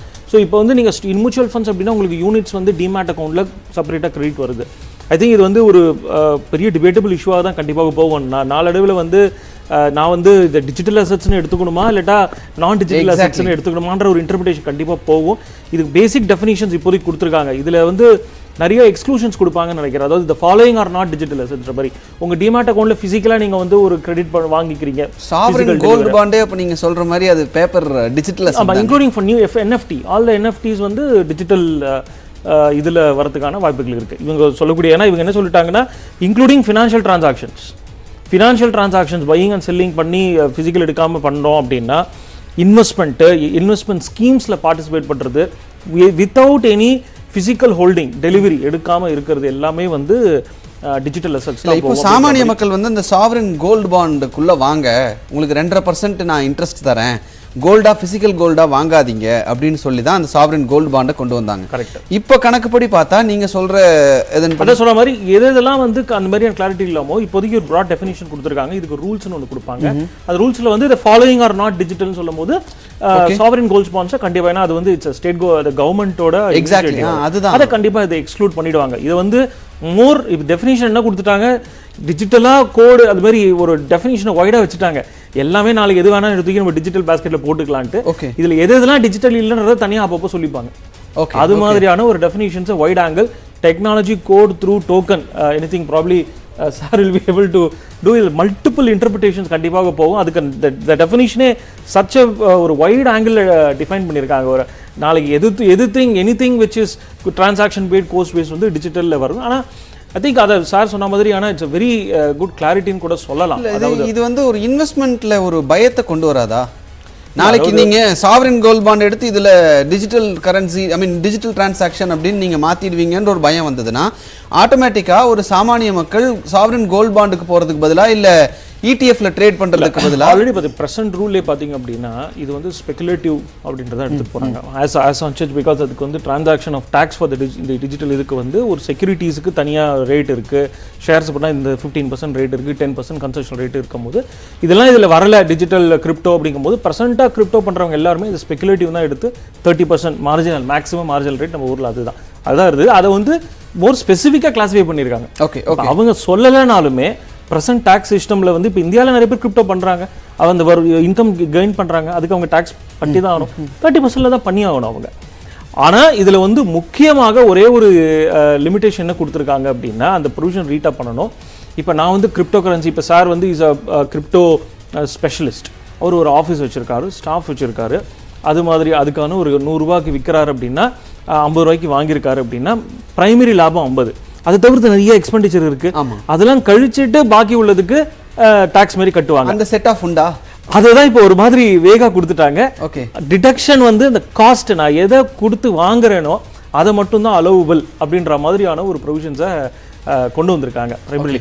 ஸோ இது ரெண்டு விதமாக பார்க்கலாம். சார் வந்து if he facilitates 100 people in buying and selling, அது அவருக்கு பிஸ்னஸ், அப்போ அந்த பிஸ்னஸாக எடுத்துகிட்டு போகலாம். இப்போ ஆஸ் அன் இண்டிவிஜுவல் நான் அதை வந்து வாங்கி விற்கிறேன் அப்படின்னா இது ஒரு பியூர் கேபிட்டல் கெயின்ஸ் கம்ப்யூட்டேஷன் மாதிரி சொல்கிறாங்க. அதாவது நீ எவ்வளோக்கு விற்றுருக்க எவ்வளோக்கு வாங்கியிருக்க அதை மட்டும் எடுத்துக்கோ, மற்ற செலவெல்லாம் நீ எதுவும் டிடெக்ட் பண்ணக்கூடாது, அதை மட்டும். ஏன்னா இப்போது ஷேர்ஸ்லாம் உங்களுக்கு வந்து செக்யூரிட்டிஸ் மார்க்கெட்டில் இருக்கிறச்சே தோ இன்கம் டேக்ஸ் வந்து 15% இருந்தாலும் அதுக்கு செக்யூரிட்டிஸ் டிரான்சாக்ஷன் டேக்ஸ் ஆல்ரெடி போட்டுறாங்க, எஸ்டிடி. அதெல்லாம் நீங்கள் சேர்த்தீங்கன்னா கிட்டத்தட்ட ஒரு மாதிரி 20-25% வந்துடும். ஆனால் இப்போ வந்து அதெல்லாம் இல்லாததுனால கிரிப்டோவுக்கு ஸ்ட்ரைட் 30%, நீ எவ்வளோக்கு விற்கிறக்க எவ்வளோக்கு வாங்கியிருக்க அந்த இதை மட்டும் எடுத்துக்கோ அப்படின்னு ஒரு ரெகுலேஷன் கொண்டு வந்திருக்காங்க. பட் ஒரு சைடு இது வந்து ஒரு டிஸ்இன்சென்டிவாக இருக்கலாம், ஒரு சைடு ஆர்பிஐ வந்து இல்லை டிஜிட்டல் கரன்சி அவங்க கொடுத்து என்கரேஜ் பண்ணுற மாதிரி வருது, இன்னொரு சைடில் கொஞ்சம் டிஸ்இன்சென்டிவ் பண்ணுற மாதிரி 30% அப்படின்னு கொண்டு வராங்க. இது எப்படி எடுத்து அவங்களுக்கும் ஒரு தயக்கத்தில் ரெகுலேட் பண்ணுற மாதிரி இருக்குது. ஏன்னா despite previous reaction government digital band in India அப்படிலாம் சொல்லும் போது கூட யாருமே கிரிப்டோவில் ட்ரேட் பண்ணுறது நிறுத்துற மாதிரி தெரியல. And definitely now bold decision இல்லை நம்ம அதை ரெகுலேட் பண்ணலான்ட்டு அவங்க முன் வந்தது சார் சொன்ன மாதிரி இட்ஸ் அ பிக்கஸ்ட் சேஞ்ச் இல்லையா. நான் வேண்டான்னு சொன்னதை வந்து நானே I'm going to promote it. Maybe அதை வந்து டெக்னாலஜி சேம் பிளாக் செயின் தான். ஸோ அதை வந்து அதை எப்படி ஃபர்தர் ரெகுலேஷன் ரெண்டு டேக்ஸ்ன்றது ஒரு ஸ்மால் காம்பனன்ட் சார். கெயினுக்கு நீ டேக்ஸை பே பண்ண போகிற அவ்வளோதான், நீ 20% பே பண்ணு 30%. ஆனால் அதை எப்படி வந்து ரெகுலேட் பண்ணி இப்போ வந்து ஆர்பிஐ அனௌன்ஸ்மெண்ட் வந்துருச்சுன்னா மைண்ட் செட் ஆஃப் 100 பேரில் இன்னைக்கு 10 தான் பண்ணாங்க, இப்போ நேச்சுரலி வந்து ஒரு 50 பேர் பண்ணுவாங்க. ஸோ அதுக்கான நிறைய பேர் வரச்சு அதுக்கான நாலேஜ், அதுக்கான கட்டமைப்புகள், அதுக்கான ஸ்பெஷல் இன்ஃப்ராஸ்ட்ரக்சர் அதை எப்படி உள்ளே கொண்டு வர போகிறாங்க அப்படின்றது long way to go. Okay, so இதன் மூலமாக இனிமேல் கிரிப்டோ கரன்சி ட்ரேடிங்கில் ப்ரோக்கரேஜ் இன்க்ரீஸ் பண்ணிடுவாங்க சார். நம்ம அது தொடர்ந்து பேசலாம். பொருளாதார நிபுணர் திரு புகழேந்தி அவர்கள் தற்போது நம்முடன் இணைப்பில் இருக்கிறார். வணக்கம் புகழேந்தி சார். தற்போது வந்திருக்கக்கூடிய அறிவிக்கப்பட்டிருக்கக்கூடிய பட்ஜெட்டை நீங்க எப்படி பாக்குறீங்க? ஒரு பெரிய தனிநபர் பொறுத்த வரைக்கும் ஒரு பெரிய ஏமாற்றமா பாக்குறாங்க. ரொம்ப அட்ராக்டிவான திட்டங்கள், அட்ராக்டிவான நம்பர்ஸ், நல்ல வரும் ஜிஎஸ்டி, அதுவும் 1,40,000 கோடி ஜனவரியில் வந்திருக்கு, எல்லாமே நல்ல செய்திகள். ஆனா தனி மனிதனுக்கு வந்து என்ன நல்ல செய்திங்கிறது தான் நமக்கு தெரியல. ஏன்னா வந்து இவ்வளவு வருமான வரியும் இவ்வளவு ஃபாரெக்ஸ் ரிசர்வ் இருக்கு, எல்லாம் பாசிட்டிவா இருக்கு, எக்கனாமி இஸ் குரோயிங் போது தனி மனிதனுடைய வளர்ச்சியிலே இது முக்கியமா இருக்க வேண்டும். இப்போ இன்ஃபிளேஷன் அதிகமாயிடுச்சு, பொருட்களோட விலை அதிகமாயிடுச்சு, சேலரி ஒன்றும் பெருசா சேஞ்ச் ஆகல, ஜிஎஸ்டி பே பண்ற எல்லாத்துக்கும், இன்கம் டேக்ஸ், குழந்தைகளை படிக்க வைக்கிறது, மருத்துவ செலவு அதிகமாயிடுச்சு கோவிடுக்கு அப்புறம், இப்படி எல்லாத்துலயும் இன்க்ரீஸ் ஆகும்போது ப்ரொபோஷனேட்டா வந்து எனக்கு கையில் இருக்கக்கூடிய பணத்தோட அளவு இன்க்ரீஸ் ஆயிருக்கணும். ஆனா என்னை பொறுத்த வரைக்கும் போன வருஷம் சரி இந்த பட்ஜெட்டுக்கு எனக்கு சம்பந்தம் இல்லாத மாதிரி ஒரு ஃபீலிங் வந்துருச்சு. எப்படி இருந்தாலும் அதே இன்கம் டேக்ஸ், அதே ஜிஎஸ்டி, இவ்வளவு திட்டங்கள் வந்து என்ன பெருசா எனக்கு மாற்றத்தை உண்டாக போகுது, என் லைஃப்ல எந்த மாற்றமும் இல்லையே அப்படிங்கிறது வந்து மிகப்பெரிய ஏமாற்றம். இந்த திட்டங்கள் எல்லாம் பாத்தீங்கன்னா வந்து ஒரு ஒரு கார்பரேட்டைஸ்ட் திங்கிங் மாதிரியே போச்சு. இந்தியாவோட ஒரு கார்பரேட் ரன் பண்ணா எப்படி இருக்கும், ஒரு மனித நேயத்தோட மக்களுடைய பிரச்சனைகளை அணுகிறதும், தனிநபருடைய, நான் முதலே பேசினேன், 10 லட்சத்துக்கு கீழே இருக்கவங்களுடைய பிரச்சனைகள் மிக அதிகம், 5 லட்சம் வரைக்கும் நம்ம வந்து டாக்ஸே வாங்க வேண்டியதில்லை, அதோட இழப்பு வந்து 30,000 கோடி வரும். அது மாதிரி வந்து சிம்பிளிஃபை பண்ணிருக்கலாம். கிட்டத்தட்ட 93% ஆஃப் பீப்புள் பே பண்ணது 1.5 lakhs டாக்ஸ் தான் மேக்சிமம். ஸோ அந்த மாதிரி ரிஃபார்ம் இல்லாம மற்றதெல்லாம் பேசியிருக்காங்க. 130 கோடி மக்களை பத்தி எதுவுமே இல்லை. திட்டங்கள் நல்லது, வேலை வாய்ப்பு உருவாக்குறது நல்லது, பிசினஸ் இது எனக்கு என்ன மாற்றத்தை உண்டாக போகுது, இது எந்த வகையில என்னுடைய வருமானத்தை கூட்ட போதா, இல்ல என்னுடைய உபரி பணங்களை கொடுக்க போதா, இல்ல என்னுடைய பிரச்சனைகளை சால்வ் பண்ணுவாங்கிற ஒரு எந்த விதமான இல்லை. அதனால வந்து தனிநபருடைய பார்வையில பார்க்கும்போது இந்த பட்ஜெட் பெருசா வந்து அது கண்டுக்கல தனிநபர்களை. இப்போ காலையில சொல்லும் பொழுது பண குவியல் இருக்கு, அதன் மேலதான் இந்திய அரசாங்கம் தற்போது நடைபெற்று கொண்டிருக்கிறது, அவங்க பிஸ்கல் டெபிசிட் பக்கமா அதை கரெக்ட் பண்றதுக்கு போகலாம், இல்ல வருமான வரி சலுகை மாதிரியான விஷயங்களுக்கு வரலாம் அப்படின்னு ஒரு கருத்து முன்வைக்கப்பட்டது. இப்போ ஃபிஸ்கல் டெபிசிட் இப்போ 6.9% இருக்கு, அடுத்த வருஷம் 6.4% இந்த நிதி பற்றாக்குறை இருக்கும் அப்படின்னு கணிக்கப்பட்டிருக்கு. இவங்க இப்போ கேபிட்டல் எக்ஸ்பெண்டிச்சர் மூலமாக மூலதன நிதி அதிகமா ஒதுக்கீடு பண்ணியிருப்பதன் காரணமாக இந்த ஃபிஸ்கல் டெபிசிட்டை குறைக்கிறதுக்கு நடவடிக்கை எடுத்திருக்காங்க அப்படின்னு பார்க்கலாமா? அதன் மூலமா மக்களுக்கு ஏதேனும் நடக்கிறதுக்கு வாய்ப்பு இருக்கா? இல்ல நீங்க இன்னும் நம்ம வெரி ட்ரெடிஷனல் திங்கிங்ல இருக்கோம்.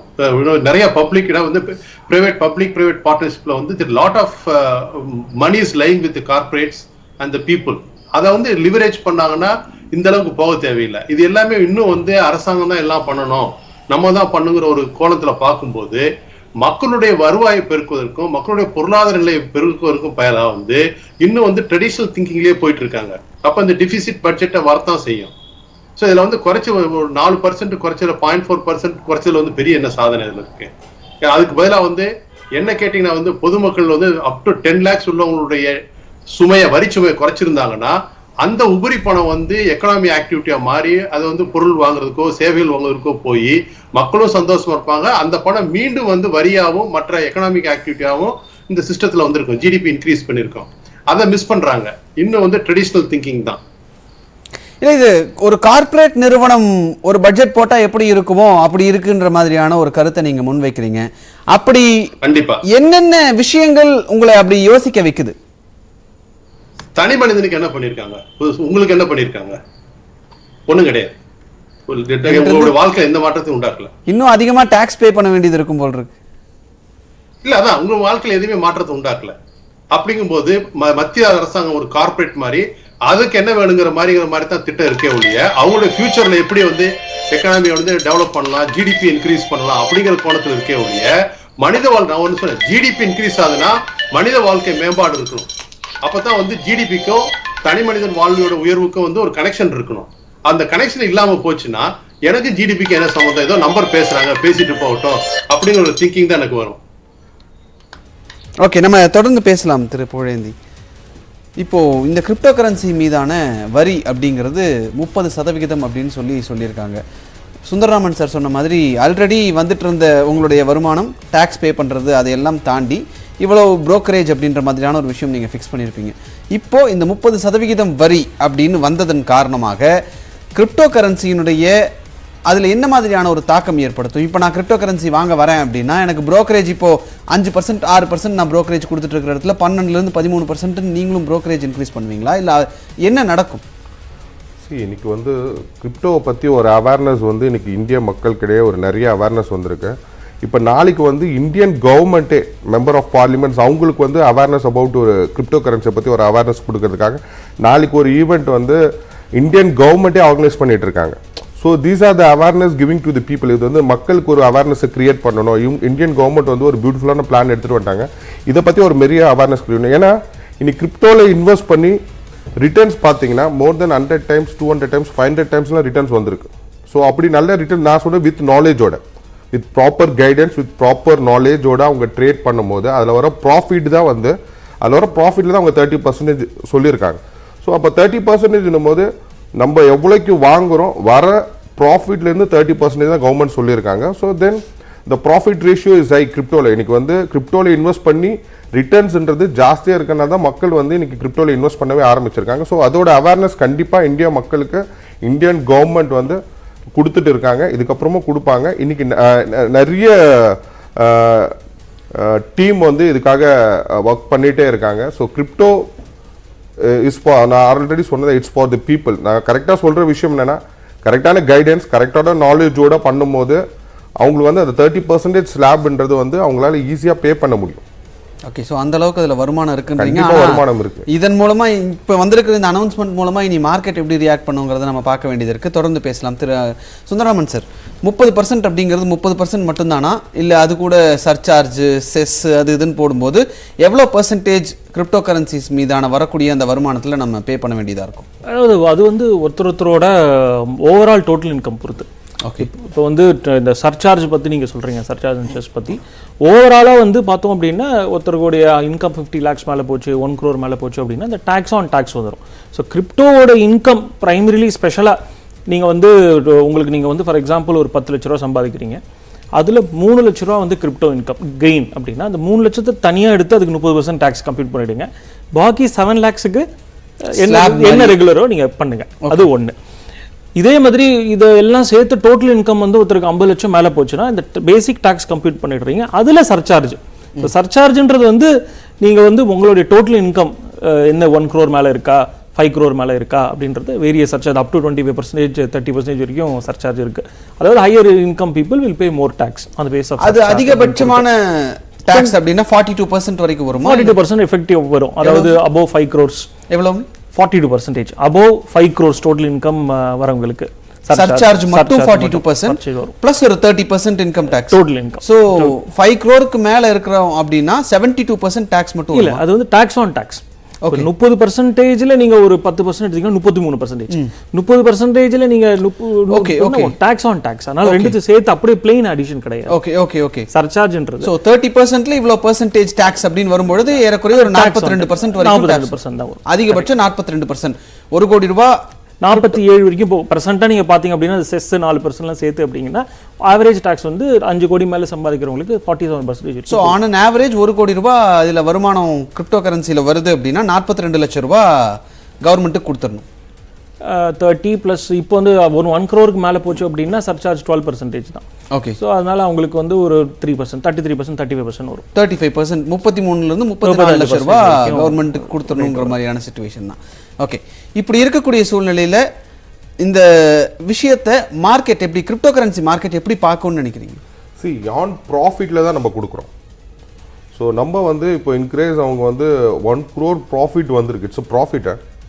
இல்ல நீங்க crore-லயே பேச வேணாம். நான் ஒரு எக்ஸாம்பிளுக்காக நான் கேட்டேன். நீங்க பேசினதுல இருந்து சொல்றேன் நான். இட்ஸ் ப்ராஃபிட்ல இருந்து தான் 30% கொடுக்குறோம். It's not on loss, it's on profit.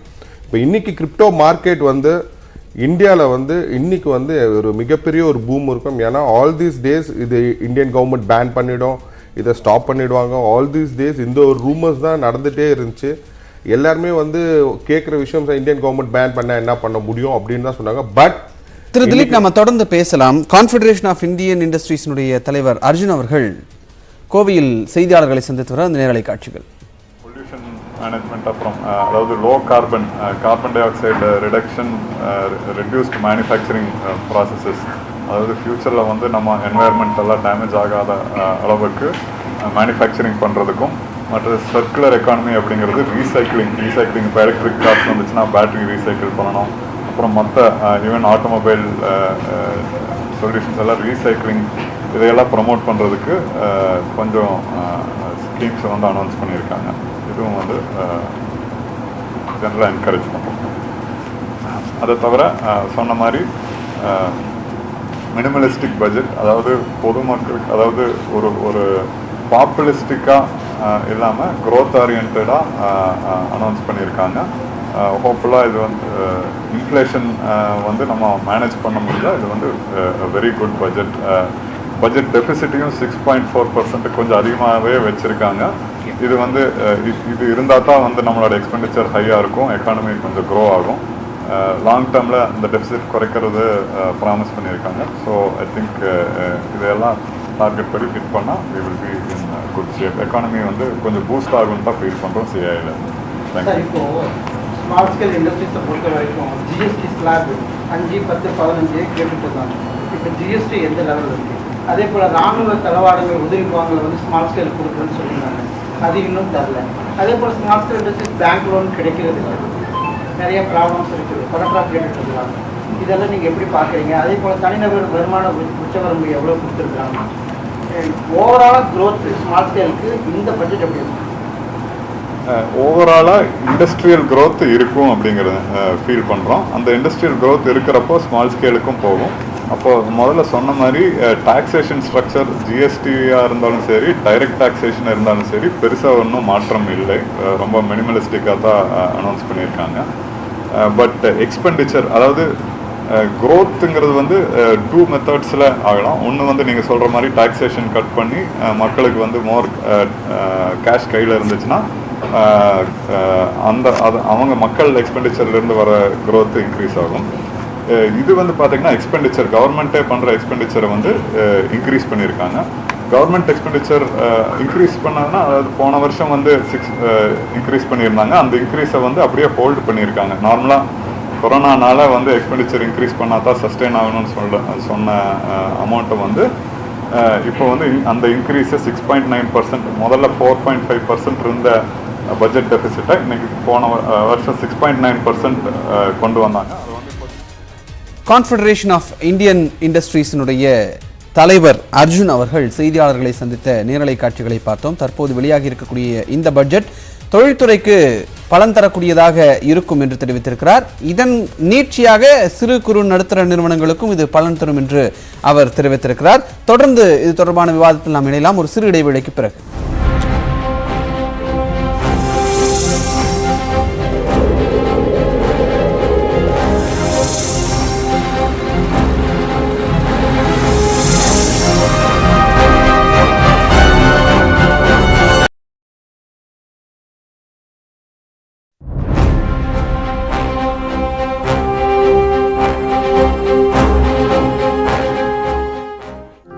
அரசு நேரடி நெல் கொள்முதல் நிலையங்களில் நடப்பு சம்பா பருவத்துக்கான நெல் கொள்முதலில் ஆன்லைன் பதிவு முறையை அரசு அறிவித்துள்ளது.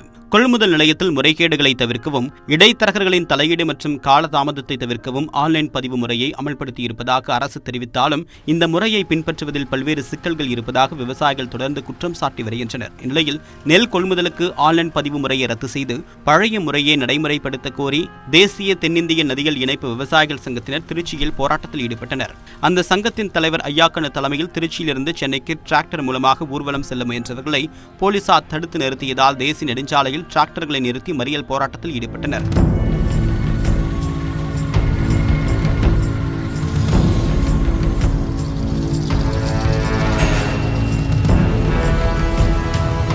மேலும் நெல் குவிண்டாலுக்கு 5000 ரூபாய் நிர்ணயிக்க கோரியும் காவிரியின் குறுக்கே கர்நாடக அரசு அணை கட்டுவதை தடுக்க கோரியும் போராட்டத்தில் ஈடுபட்டனர்.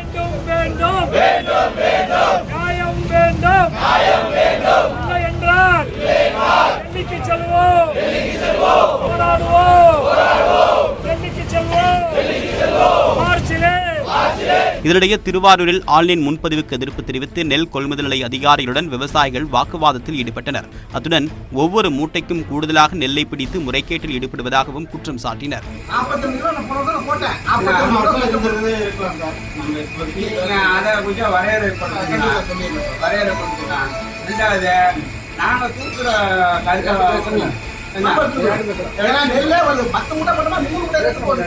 இந்நிலையில் நெல் கொள்முதலுக்கு நேரடி நெல் கொள்முதல் நிலையங்களிலேயே விவசாயிகள் இணைய வழியில் பதிவு செய்யலாம் என்று தமிழக அரசு அறிவித்துள்ளது. இது தொடர்பாக தமிழ்நாடு நுகர்பொருள் வாணிபக் கழக மேலாண் இயக்குநர் அனுப்பியிருக்கக்கூடிய சுற்றறிக்கையில் கிராம நிர்வாக அலுவலர் வழங்கக்கூடிய அடங்கல் ஆவணம், ஆதார் நகல் உள்ளிட்ட ஆவணங்களை விவசாயிகள் நேரடியாக நெல் கொள்முதல் நிலையத்தில் சமர்ப்பிக்கலாம் என்றும் அங்கு பணிபுரியக்கூடிய பட்டியல் எழுத்தர்கள் இணைய வழியில் பதிவேற்றம் செய்து உடனுக்குடன் டோக்கன் வழங்கி முன்னுரிமை அடிப்படையில் நெல்லை கொள்முதல் செய்வார்கள் என்றும் கூறியுள்ளார். இது தொடர்பாக சம்பந்தப்பட்ட பட்டியல் எழுத்தர்கள், கொள்முதல் அலுவலர்கள் மற்றும் துணை மேலாளர்களுக்கு அறிவுறுத்துமாறு முதுநிலை மண்டல மேலாளர்களுக்கு சுற்றறிக்கை அனுப்பப்பட்டுள்ளது.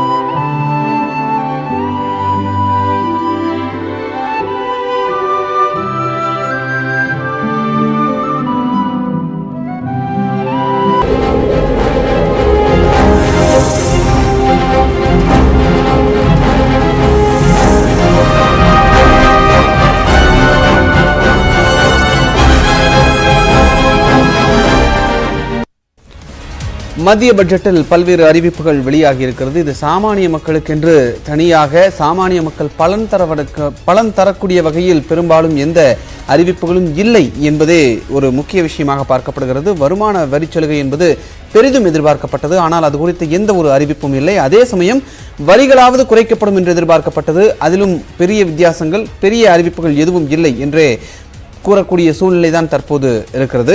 திரு Sundararaman sir, long term capital கெயின்ஸ்க்கு 15% அப்படின்ற ஒரு விஷயத்தை சொல்லியிருக்காங்க. இப்போ எவ்வளோ 15% உயர்த்தப்படுவதுங்கிறது எப்படி, அது என்னது? இந்த 15%ன்றது ஐ திங்க் அது எக்ஸாக்ட் பில்லை பார்க்கணும். அவங்க சொல்கிறது சர்சார்ஜ் மட்டும். அதாவது இப்போ வந்து முன்னாடி நடுவில் வந்து பார்த்தோம் அப்படின்னா லாங் டேர்ம் கேபிட்டல் கெயின் வந்து அப் டு 1 lakh rupees வரைக்கும் உங்களுக்கு எக்ஸம்ஷன் இருக்குது. அதுக்கு மேலே உள்ளதுக்கு மட்டும் 15% டேக்ஸ் அப்படின்னு இருந்தது. 10 அதுக்கப்புறம் 15% ஆச்சு. இப்போ வந்து அவங்க சொல்கிறாங்க உங்களுக்கு டோட்டல் இன்கம் அகைன் அந்த 1 crore மேலே போச்சு ஒரு 5 crore மேலே போச்சு அப்படின்னா அதுக்கு கூடிய சர்சார்ஜ். இப்போ பார்த்தீங்க அப்படின்னா நான் வந்து 5 crore மேலே பண்ணோம் அப்படின்னா நம்ம பார்த்தோம் அவங்க வந்து கிட்டத்தட்ட 47% டேக்ஸ் பே பண்ணுவாங்க அப்படின்னு சொல்லிட்டு. அவங்களுக்கும் வந்து பார்த்தீங்கன்னா லாங் டேர்ம் கெயின், அவங்க வெல்தி பீப்புள் நிறையா ஷேர்ஸில் இன்வெஸ்ட் பண்ணியிருப்பாங்க. அவங்களுக்கு பார்த்தீங்கன்னா கெயினில் வந்து பார்த்தோம் அப்படின்னா இந்த பேசிக் ரேட் ப்ளஸ் அதில் வந்து சர்சார்ஜ் லெவி பண்ணக்கூடியது வந்து கிட்டத்தட்ட வந்து 40% இருந்தது. இப்போ வந்து அதை கம்மி பண்ணியிருக்காங்க, கேப்ட் அட் 15% அப்படின்னு சொல்கிறாங்க. So basic change on long term capital gain rate மாறல. இல்லை, இதுக்கு உதாரணம் சொல்ல முடியுமா? ஒருவர் வந்து ஒரு 1 கோடி ரூபாய்க்கு அவர்கிட்ட இருக்கக்கூடிய ஒரு சொத்தை லாங் டேர்மா ரொம்ப ஆண்டுகளாக வைத்திருக்கக்கூடிய ஒரு சொத்தை விற்பனை செய்கிறாரு, இல்லை அவர் ரொம்ப வருஷமாக வச்சிருக்கிற ஸ்டாக்கை விற்பனை செய்கிறாரு. அப்படிங்கிற பட்சத்தில் அவர் வந்து எவ்வளவு டாக்ஸ் கட்ட வேண்டியதா? இப்போ பிரைமரியில வந்து நான் டி நகரில் இருக்கிற ப்ராப்பர்ட்டியோ ஒரு அண்ணா நகரில் இருக்கிற சென்னை எடுத்தோம் ப்ராப்பர்ட்டி அப்படின்னா ஒரு 10 கோடிக்கு விற்கிறோம் அப்படின்னு வச்சுக்கோங்களேன். அது வந்து ரொம்ப நாள் முன்னாடி நான் வாங்கியிருப்பேன். அது வந்து காஸ்ட் வந்து பார்த்தோன்னா 2 கோடின்னு வைங்க, உங்களுக்கு கெயின் 8 கோடின்னு சொல்கிறோம். இந்த கெயின் 8 கோடிக்கு வந்து கேபிட்டல் கெயின்ஸ் வந்து எனி லாங் டேர்ம் கேபிட்டல் அசெட்னு இப்போ சொல்லியிருக்காங்க. ஷேர்ஸுக்கு மட்டும் கிடையாது, எனி ஈவன் இமூவல் ப்ராப்பர்ட்டி கூட. அது பார்த்தோம் அப்படின்னா பிரைமரி ரேட் வந்து உங்களுக்கு அசெட் ஃபினான்ஷியல் அசெட்டுக்கு தான் 15%, ஏன்னா செக்யூரிட்டிஸ் டிரான்சாக்ஷன் டேக்ஸ் இருக்கிறதுனால. மற்ற அதர் அசெட்ஸுக்குலாம் வந்து உங்களுக்கு இண்டெக்ஸேஷன் பண்ணுவோம். அதாவது நீங்கள் 2001 எவ்வளோக்கு வாங்கினீங்க, இப்போ வந்து எவ்வளோ இருக்குது அப்படின்னு சொல்லிட்டு ஒரு மதிப்பீடு ஒன்று போட்டு கெயினுக்கு வந்து 20% டேக்ஸ். இப்போ வீடுலாம் விற்றீங்க அப்படின்னா 20% டேக்ஸ். இந்த 20%க்கு வந்து உங்களுடைய டோட்டல் இன்கம் பொறுத்து சர்சார்ஜ் அப்ளை ஆகும். நீங்கள் வந்து இப்போ இந்த இதுமாரி நான் சொன்ன ப்ரைம் ப்ராப்பர்ட்டி கேசஸ்லாம் பார்த்தீங்க அப்படின்னா உங்களுக்கு கெயின் 8 கோடி அப்படிங்கும் போது உங்களுக்கு வந்து அது 20%ல சர்சார்ஜ் திருப்பி ஒரு 40% அப்ளை ஆகும். விச் மீன்ஸ் அந்த 20 அப்படின்றது கிட்டத்தட்ட 28-30%க்காக போயிடும் எஃபெக்டிவ் டேக்ஸ் ரேட்டாக. இப்போ என்ன சொல்கிறாங்க அப்படின்னா உங்களுக்கு எனி அதர் இன்கம்லாம் இருக்கலாம், சேலரி இருக்கலாம், டிவிடெண்ட்ஸ் வந்துருக்கலாம், மற்ற பிஸ்னஸ் ப்ராஃபிட்ஸ்லாம் இருக்கலாம். பட் ஆனால் டோட்டல் இன்கமில் லாங் டேர்ம் கேபிட்டல் கெயினாக வரத்துக்கு அந்த இதுக்கு மட்டும் சர்சார்ஜ் வந்து 15% தான் அப்ளை ஆகும் அப்படின்னு சொல்லிட்டு ஒரு கன்செஷனல் ரேட்டு கொடுத்துருக்காங்க. அதுதான். ஸோ அதனால் லாங் டேர்ம் கேபிட்டல் கெயின்ன்றது பேஸ் ரேட் மாறலை. டேக்ஸ் ஆன் டேக்ஸ் அதில் வரக்கூடிய டேக்ஸுக்கு வந்து சர்சார்ஜ் லெவி பண்ணுறது வந்து 15% கொடுத்துருக்காங்க. அது தவிர்த்து 2-3 ஸ்மால் டேக்ஸில் வந்து ப்ரொவிஷன்ஸ் அட்மிஷன் கொடுத்துருக்காங்க. இப்போ அதிகம் உங்களுக்கு ஷேர் பண்ணோம் அப்படின்னா ஜென்ரலாக வந்து ஒரு இப்போ லாஸ்ட் ஒரு 2 இயர்ஸில் பார்த்தோம் அப்படின்னா 2016 வந்து ஒரு சேஞ்ச் கொண்டு வந்தாங்க. ஒரு பட்ஜெட்டில் வந்து நான் வந்து இப்போ இன்கம் டேக்ஸ் ரிட்டர்ன்ஸ் ஃபைல் பண்ணிட்டேன். அதில் வந்து ஏதோ ஒரு தப்பு வந்துருச்சு. ஃபார் எக்ஸாம்பிள் ஒரு பேங்க்கில் ஒரு வட்டி வந்திருக்கு, எனக்கு அதை நான் மிஸ் பண்ணிட்டேன், டிக்ளேர் பண்ணேன். ஒரு கம்பெனியோட டிவிடெண்ட்ஸ் வந்திருக்கு, அதை டிக்ளேர் வந்து பண்ணிட்டேன்னா நான் ரிட்டர்னை ரிவைஸ் பண்ணலாம். ஓகே, நான் ரிட்டர்னை ரிவைஸ் பண்ண முடியலன்னா என்ன ஆகும்? இன்கம் டேக்ஸ் அதை எப்படி பார்ப்பாங்கன்னா இன்கம்மை வந்து ஒரு காட்டாமல் போயிட்டாரு, மறைச்சிட்டாங்க அப்படின்ற ஒரு வியூ போய் அதுக்கு வந்து எஸ்கேப்பிங் அசஸ்மெண்ட்னு ஒன்று இருக்குது, அதை இஷ்யூ பண்ணுவாங்க. அது இஷ்யூ பண்ணாங்கன்னா நான் வந்து அதுக்கு ப்ரொசீடிங்ஸ் பெனால்ட்டி அதுக்கெல்லாம் ஜாஸ்தியாக இருக்கும். இப்போ நான் அது நடுவில் வந்து என்ன சேஞ்ச் பண்ணாங்கன்னா அது மாதிரியான ரிவைஸ்டு ரிட்டர்னை பண்ணக்கூடியான கால அவசாதத்தை வந்து போன ஒரு 2 வருஷம் முன்னாடி இந்த பட்ஜெட்டில் கம்மி பண்ணாங்க. அதாவது 1 இயர் மட்டும் தான் டைம் கொடுத்தாங்க. இப்போ நான் வந்து நடப்பாண்டு மார்ச் 2022 முடியுதுன்னு வைங்களேன், 2023 வரைக்கும் மட்டும்தான், மார்ச் 2023 வரைக்கும் மட்டும்தான் நீங்கள் வந்து அதை ரிவைஸ் பண்ணலாம் அப்படின்னு சொன்னாங்க. இப்போ வந்து 2 வருஷமாக ஆக்கியிருக்காங்க அது. ஸோ தட் நிறையா அந்த சின்ன விஷயத்துக்காக அசஸிஸ் வந்து லிட்டிகேஷன் நிறையா போக வேண்டாம் அப்படின்ற நானே வாலண்டரிலியாக வந்து ஒரு இன்கம் வந்து மோஸ்ட்லாக இப்போ வந்து பார்த்தோம் அப்படின்னா எல்லாரும் இந்த 26 years அப்படின்னு சொல்கிறாங்க. அதில் வந்து சம்டைம்ஸ் பேங்க்ஸ் எல்லாமே வந்து லேட்டாக இன்ஃபர்மேஷன் கொடுக்குறாங்க அப்படின்னா உங்களுக்கு ரிட்டர்ன் ஃபைல் பண்ணும்போது அது தெரியலனா கூட சப்சிக்வெண்ட்டாக ஒரு 6 மாதம் கழிச்சு, 1 வருஷம் கழிச்சு, 2 வருஷம் வரைக்கும் டைம் கொடுத்துருக்காங்க. நீங்கள் அதை பார்க்குறச்சே இந்த இன்கம் விட்டு போயிடுச்சு அப்படின்னா நீங்களே வாலண்டரியாக ரிவைஸ் பண்ணிவிடுங்க. பண்ணிட்டீங்க அப்படின்னா உங்களுக்கு அதுக்கு அடிஷ்னல் டேக்ஸும் நீங்கள் பே பண்ணிட்டுறீங்க. ஒரு 10,000 இன்கம் நான் விட்டுட்டேன், 1 லட்ச ரூபா இன்கம் விட்டுட்டேன், அடிஷ்னலாக 20,000 அதுக்கு டேக்ஸ் வருது, அதையும் பே பண்ணி ரிவைஸ் ரிட்டர்ன் பண்ணிட்டோம் அப்படின்னா மற்ற டிபார்ட்மெண்ட்லேருந்து வரக்கூடிய அந்த எஸ்கேப்பிங் அசஸ்மெண்ட் அந்த ப்ரொவிஷன்ஸ் எல்லாம் எதுவுமே வராது அப்படின்னு சொல்லிட்டு ஒரு ஸ்மால் அட்மினிஸ்ட்ரேட்டிவ் சேஞ்சஸ் அதில் கொடுத்துருக்காங்க.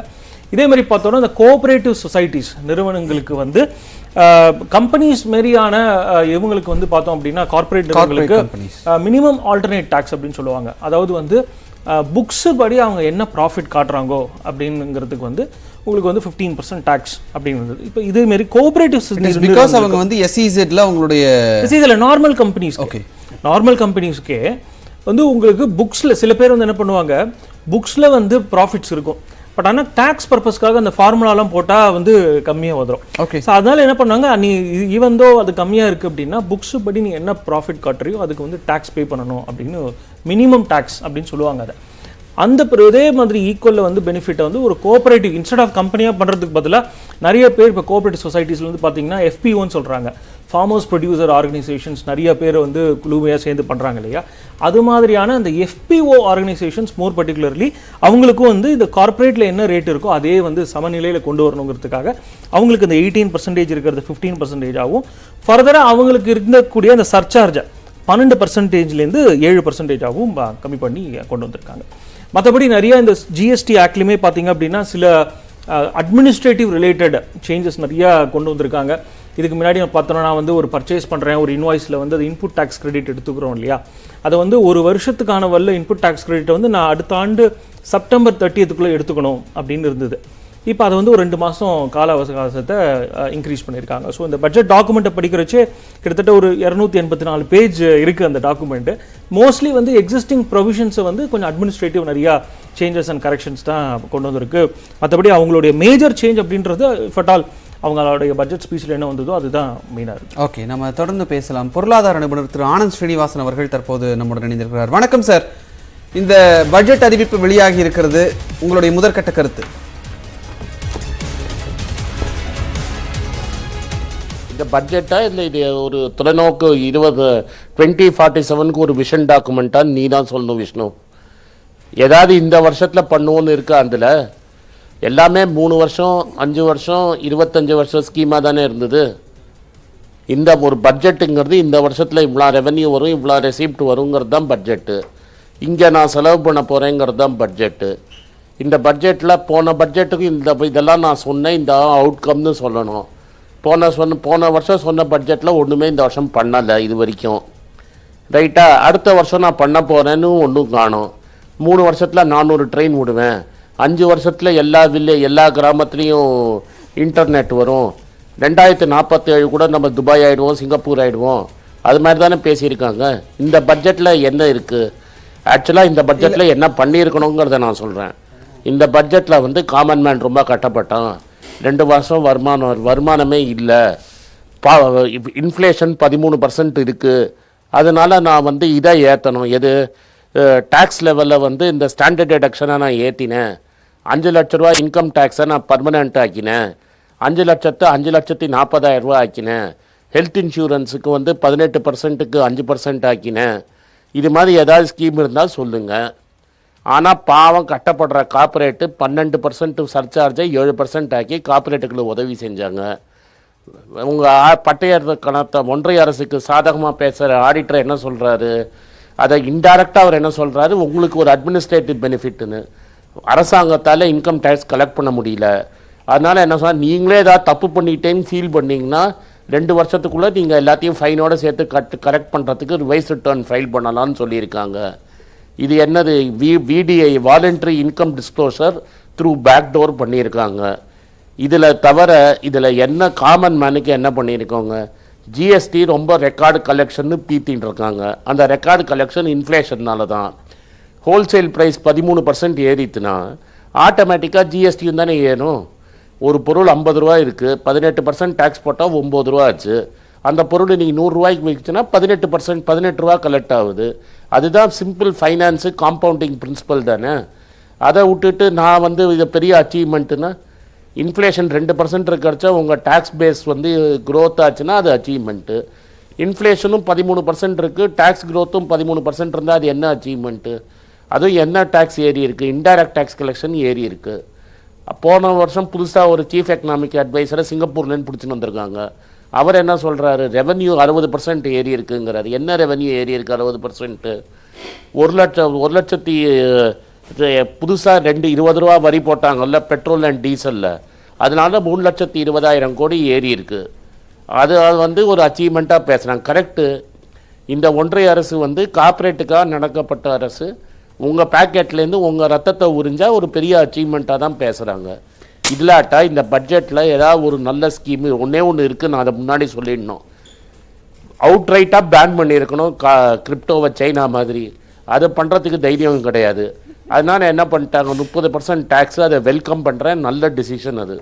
30% எனி டிஜிட்டல் அசெட்டு வர்ச்சுவல் இருந்தால் 30% டேக்ஸுங்கிறத வெல்கம் டிசிஷன். இன்னொன்று 1% டிடிஎஸ் பிடிக்கணும்னு சொல்லியிருக்காங்க எவ்ரி டிரான்சாக்ஷனில்.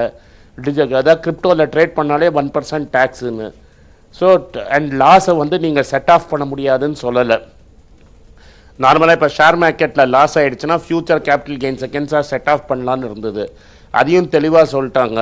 இன்றைக்கி கிரிப்டோவில் சூதாடி லாஸ்னால் அது லாஸ் தான், அதை ஃப்யூச்சரில் நீங்கள் செட் ஆஃப் பண்ண முடியாதுன்னு சொல்லிட்டாங்க. அது வெல்கம் டிசிஷன். ஐ ஹோல் ஹார்ட்டட் வெல்கம் பண்ணுறேன். சூதாடினா 30% டெஃபினட்டாக கட்டியானுங்கிறத வரவேற்கிறேன். பிரைம் மினிஸ்டர் தனியாக அதை பேன் பண்ணலான்னு ஆரம்பித்து இப்போ பேன் பண்ண முடியாதுன்னு ஒன்றா பெல்ட்டி அடித்து G20 போய் எல்லாரும் சேர்ந்து பேன் பண்ணலாம் வாங்க அப்படின்னு சொல்லியிருக்காரு. இது பேன் பண்ண வேண்டாம், அதே நேச்சுரலாக ரேட்டு இறங்கி யாரும் பெரிய லாபம் சம்பாதிக்கிற மாதிரி ஆகிடும் இந்த டேக்ஸ் ரேட் இருந்ததுன்னா. ஸோ அதை நான் வெல்கம் பண்ணுறேன். அது ஒரு நல்ல முடிவு. அதை தவிர இந்த பட்ஜெட்டில் என்ன இருந்ததுன்னு விஷ்ணு நீங்கள் எனக்கு 75 டிஜிட்டல் பேங்க்ஸ் கொண்டு வருவோம் அப்படின்ற ஒரு விஷயத்த சொல்லியிருக்காங்க. நீங்களே பல தடவை சொல்லியிருக்கீங்க ஒரு பேங்க் புதுசா வராங்க அப்படின்னா 3 வருஷத்துல கொண்டு வருவாங்க. இல்ல அதான் ஒரு பேங்க் புதுசா வராங்கன்னா அதுக்கு பில்டிங், அதுக்கு ஒரு 20 பேர் 30 பேர் வேலைக்கு சேர்த்தா அது எப்படி டெவலப்மெண்ட் ஆகும்? பேங்க் ஸ்ட்ரக்சரே இல்லாம ஆனா பேங்க் வேலை நடக்கணும். சார் அதுதான் சார், டிஜிட்டல் பேங்க் ஆல்ரெடி இருக்கு. ஏதோ கவர்மெண்ட் இன்வெஸ்ட் பண்ணி புது 75 டிஜிட்டல் பேங்க் மாதிரி பேசுறீங்க. 75 பேருக்கு லைசன்ஸ் கொடுத்து ஃபீஸ் வாங்கிப்பாங்க அவங்க. அது கவர்மெண்ட்டுக்கு ரெவென்யூ இல்ல. அது எந்த பேங்க் ஓபன் பண்ணாலும் லைசன்ஸ் ஃபீஸ் அது எந்த கவர்மெண்டா இருந்தாலும் வாங்க தான போறாங்க. உங்களுக்கு தெரியும் இதே மாதிரி ஒரு பிரைவேட் செக்டர் பேங்க் ட்ரை பண்ணி அதானா மாதிரி சொல்ல முடியும். பிக்கப் ஆகலையே சார். நான் திரும்பி உங்களுக்கு என்ன சொல்ல வரேன்னா, நீங்கள் வந்து பட்ஜெட்டில் என்னோட வருமானத்துலேருந்து நான் என்ன போட போகிறேன், டேக்ஸ்லேருந்து இப்படிலாம் செலவு பண்ணி நீங்கள் குரோத்து கொண்டு வாங்க, இந்த 75 பேங்க்குக்கு நான் கேபிட்டல் போடுறேன்னு சொன்னால் நீங்கள் அதை பட்ஜெட்டில் சொல்லலாம்.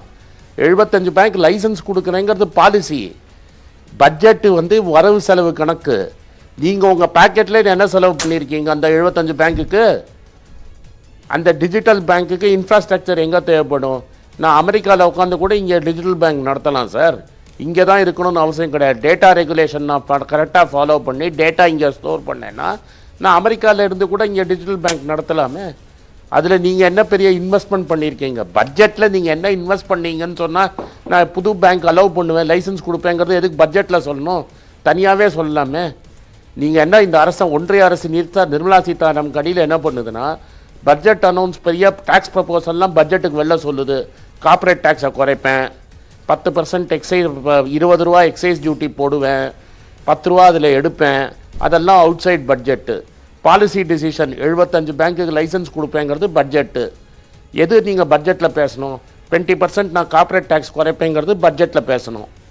20 ரூபா ஸ்பெஷல் சர்சார்ஜ் நான் டேக்ஸ் போட போகிறேங்கிறது நீங்கள் பட்ஜெட்டில் பேசணும். அதில் 10 ரூபா குறைக்க போகிறேங்கிறது நீங்கள் பட்ஜெட்டில் பேசணும். பேங்க்கை நீங்கள் வெளில பேசணும். வெளில பேச வேண்டியதை இங்கே பட்ஜெட்டில் பேசிட்டு, பட்ஜெட்டை பேச வேண்டியதை வெளில பேசிட்டு, நல்ல பட்ஜெட்னா எப்படி ஒத்துக்க முடியும்? சரி, இப்போ இவ்வளவு சொல்லுங்க. 75 பேங்க் டிஜிட்டல் பேங்க் நாங்கள் செட்டப் பண்ண போகிறோம்.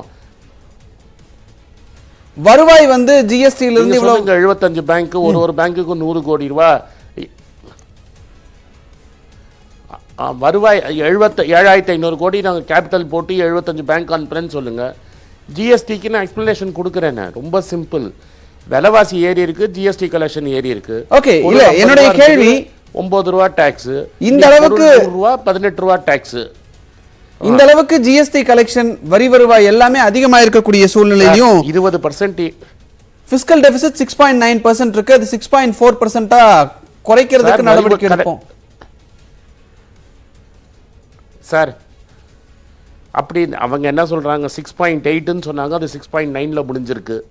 அந்த 6.9 ஏன் வந்தது? 20 ரூபா எக்ஸ்ட்ரா நீங்கள் 1 லிட்டருக்கு பெட்ரோல் போட்டு 3,20,000 கோடி நீங்கள் கான்ட்ரிபியூட் பண்ணதுனால 6.9 வந்தது. டைரக்ட் டேக்ஸ் கலெக்ஷனோ இல்லை இம்ப்ரூவ்டு க்ரோத் இந்த எக்கானமிலேன்னு வரல. யூசூரியஸ் டாக்ஸேஷன் ஆஃப் ஃபியூவல்லேருந்து நீங்கள் 6.9 கொண்டு வந்திருக்கீங்க. 6.4 கொண்டு போகிறதுக்கு கிரெடிக்கல் பார்த்து காமிங்க. நான் என்ன கேட்குறேன், இப்போ நான் பட்டியலிடுறேன் 2 வருஷத்தில் எந்தெந்த மேஜர் எக்கானமி மக்கள் பேக்கெட்டில் எப்படி பணம் போட்டிருக்காங்கன்னு சொல்கிறேன். அமெரிக்கா $6,000 போட்டான். கனடா வந்து ஸ்மால் பிஸ்னஸோட ரெண்ட் அவன் எடுத்துக்கிட்டான். எல்லா ஸ்காண்டினேவியன் கண்ட்ரீஸும் சம்பளம் அவங்க சம்பளத்தில் 50% அவங்க பேக்கெட்டில் எடுத்துக்கிட்டாங்க. சிங்கப்பூர் ஃபிஸ்கல் சர்ப்ளஸ் ஆச்சுன்னு காசை ட்ரான்ஸ்ஃபர் பண்ணான். இது மாதிரி சாமானியனுக்கு 5 கிலோ கோதுமை போடுறதை தவிர நீங்கள் என்ன மக்களுக்கு பண்ணியிருக்கீங்க 2 வருஷம் பேண்டமிக்கில்? எவ்வளோ இப்போ ஹாஸ்பிட்டாலிட்டி செக்டர் எடுத்துக்கோங்க. உட்லண்ட்ஸுங்கிறது தமிழ்நாட்டிலையும் இந்தியாவில் உலகத்தில் எங்கேயாவது ஒரு தமிழன் இருந்தான்னா உட்லண்ட்ஸ் ஹோட்டல் ராதாகிருஷ்ணன் ரோட்டில் தெரியும். அவன் பிஸ்னஸ் நடத்த முடியலன்னு மதுரான்னு ஒரு மவுண்ட் ரோட்டில் இருக்கிற ஹோட்டலை இழுத்து மூடிட்டு போயிட்டான். அது மாதிரி பல ஃபேமஸ் ஹோட்டல்ஸ் மூடி போயிருக்கு, என்னால் பட்டியலிட முடியும். அதை ரிவைவ் பண்ணுறதுக்கு ஏதாவது ஒரு ஸ்கீம் அனௌன்ஸ் பண்ணியிருக்கீங்களா? கிடையாது. நான் என்ன கேட்குறேன், எம்எஸ்எம்இக்கு ஏதாவது இன்ட்ரெஸ்ட் சப்வென்ஷன் கொடுத்து அவங்களுக்கு ஏதாவது கொடுத்துருக்கீங்களா? கிடையாது. ஸ்டீல் ப்ரைஸஸ் ஏறி போயிடுச்சு. உங்கள் ஊர் கோயம்புத்தூரில் எவ்வளோ ஃபவுண்ட்ரி கட்டப்படுறான், அவனுக்கு ஏதாவது இன்ட்ரெஸ்ட் ரேட் குறைச்சிருக்கீங்களா? இல்லை ரெண்ட் ரைட் ஆஃப் பண்ணியிருக்கீங்களா? இல்லை பிஎஃப் கட்ட வேண்டான்னு ஏதாவது சொல்லியிருக்கீங்களா? ஒன்றுமே இல்லையே. என்ன இருக்குது இதில்? ஓகே, நம்ம தொடர்ந்து பேசலாம் திரு ஆனந்த் ஸ்ரீனிவாசன். 3 வருஷம் 5 வருஷம் 2047 மாதிரி 25 வருஷம் புகழேந்தி சார், இப்போ கேபிட்டல் எக்ஸ்பெண்டிச்சரை இன்க்ரீஸ் பண்ணியிருக்காங்க. அதன் மூலமா சாமானிய மக்களுக்கு என்ன கிடைக்கும்? அது அது ஒரு 2 லட்சம் கோடி ரூபாய் அளவுக்கு அதிகரிச்சிருக்கும் அப்படின்னு சொல்லி பட்ஜெட்ல அதை ஒரு அனௌன்ஸ்மெண்ட்டா சொல்றாங்க. அது எப்படி சாமானிய மக்கள் புரிஞ்சுக்கிறது? இல்ல, இது இந்த எக்ஸ்பெண்டிச்சர் எங்க போறதுன்னு இருக்கு. இப்போ உதாரணத்துக்கு ரோடு இன்ஃப்ராஸ்ட்ரக்சர் டெவலப் பண்றாங்கன்னா ரோடு சம்பந்தப்பட்ட வேலைகள் அதிகமாகலாம். அதனால சாமானிய மக்கள் கூலி தொழிலாளர்களுக்கு வேலை கிடைக்கலாம். ரயில்வேல இம்ப்ரூவ் பண்ணும். இது மாதிரி எம்எஸ்எம்இக்கு அதில் போகலாம். பொருட்களை உற்பத்தி பண்ணும்போது எம்எஸ்எம்இக்கு அந்த பொருட்களை உற்பத்தி பண்ற ஆர்டர் போகலாம். இது மாதிரி பல இண்டஸ்ட்ரி அல்லது கட்டுமான பணிகளுக்கு போகும்போது சாதாரண மக்களுக்கு வேலை வாய்ப்பு கூடலாம். இல்ல இருக்கிறது அவ்வளவுதான் இருக்குன்னு சொன்னா வேலை வாய்ப்பு கூடுறதுக்கும் சான்ஸ் இல்ல. இல்ல இருக்கிறதே நலிஞ்சு போயிருக்கும் போது இதனால பெருசா ஒரு புதிய முன்னேற்றம் இருக்கிறத வச்சு மேனேஜ் பண்ண முடியும். அவ்வளவுதான் முடியுமே ஒழிய மற்றபடி இந்த முன்னேற்றம் உடைய இடம் தான். சரி, இது அவர் சார் சொன்ன மாதிரி ஃபியூச்சரிஸ்டிக்கா இருக்கும் போது நமக்கு இந்த வருஷம் என்னன்னு பார்க்கணும், அடுத்த வருஷம் என்னன்னு பார்க்கணும், எவ்வளவு கான்கிரீட்டா இருக்குன்னு பார்க்கணும். அதனால இதெல்லாம் expenditure related to economic activity, it related to the job salary, people சாதாரண மக்களுக்கு போய் சேர்றது, கூலி தொழிலாளிக்கு போறதுக்கு possibilities are there. Okay, Anand Srinivasan sir, you wanted to interfere. ஆமா, சும்மா கேபிட்டல் எக்ஸ்பெண்டிச்சர் பட்ஜெட்ல சொன்னா அது ஆக்சுவலா பண்ணணும்ல. லாஸ்ட் இயர் சொன்ன கேபிட்டல் எக்ஸ்பெண்டிச்சர்ல டிசம்பர் 31 வரைக்கும் 60% தான் ஸ்பெண்ட் பண்ணியிருக்காங்க. Vishnu, is there any sanctity announce பண்ணதை ஸ்பெண்ட் பண்ணுவேன்னு எங்கே ரூல் இருக்கு? லாஸ்ட் இயர் நீங்கள் truth is proof of the pudding is in eating. உண்மை என்னன்னா சாப்பாடு போட்டு சாப்பிடணும்ல. போன வருஷம் பட்ஜெட்டில் சொன்னதை 60% தான் நீங்கள் இம்ப்ளிமெண்ட்டே பண்ணியிருக்கீங்க. ஏதாவது ரூல் இருக்கா? 100% கேபிட்டல் எக்ஸ்பெண்டிச்சர் நான் சொன்னதை பண்ணுவேன்னு ஏதாவது ரூல் இருக்கா? போன வருஷம் பண்ணதில் 60% தானே பண்ணியிருக்கீங்க. அப்போ ஏன் அனௌன்ஸ் பண்ணீங்க? இன்னொன்று நான் காட்டுறேன், இன்னொரு எக்ஸாம்பிள் மக்களுக்கு புரிகிற மாதிரி. ஊசி 35,000 கோடி கொடுக்குறேன்னு அந்த அம்மா மேடம் சொன்னாங்க. 35,000 கோடி கொடுக்குறேன்னு. அப்புறம் என்ன சொன்னீங்க? ஸ்டேட் கவர்மெண்ட் கொடுக்கணும். நீங்கள் சுப்ரீம் கோர்ட்டில் ஒருத்தன் பெட்டிஷன் போட்ட அப்புறம் தானே நீங்கள் கொடுத்தீங்க. ஸோ பட்ஜெட்டில் என்ன சான்டிட்டி இருக்குது? போன வருஷம் சொன்ன கேபிட்டல் அலோகேஷனே நீங்கள் பண்ணலை இது வரைக்கும். போன வருஷம் சொன்ன 100 ரூபாயில் 60 ரூபா தானே சார் செலவு பண்ணியிருக்கீங்க. அப்போ பிரைம் மினிஸ்டர் என்ன சொன்னார்? மார்ச் 1 வர பட்ஜெட்டை February 1 நான் ஏன் போடுறேன்னா எல்லாருக்கும் நியூஸ் போயிடும், பணத்தை சீக்கிரமாக செலவு பண்ணுவோம், அதனால தான் February 1 பட்ஜெட்டுன்னு பேசினார். போன வருஷம் February 1 சொன்னதை டிசம்பர் வரைக்கும் அவரால் 60% தானே இம்ப்ளிமெண்ட் பண்ணியிருக்காரு.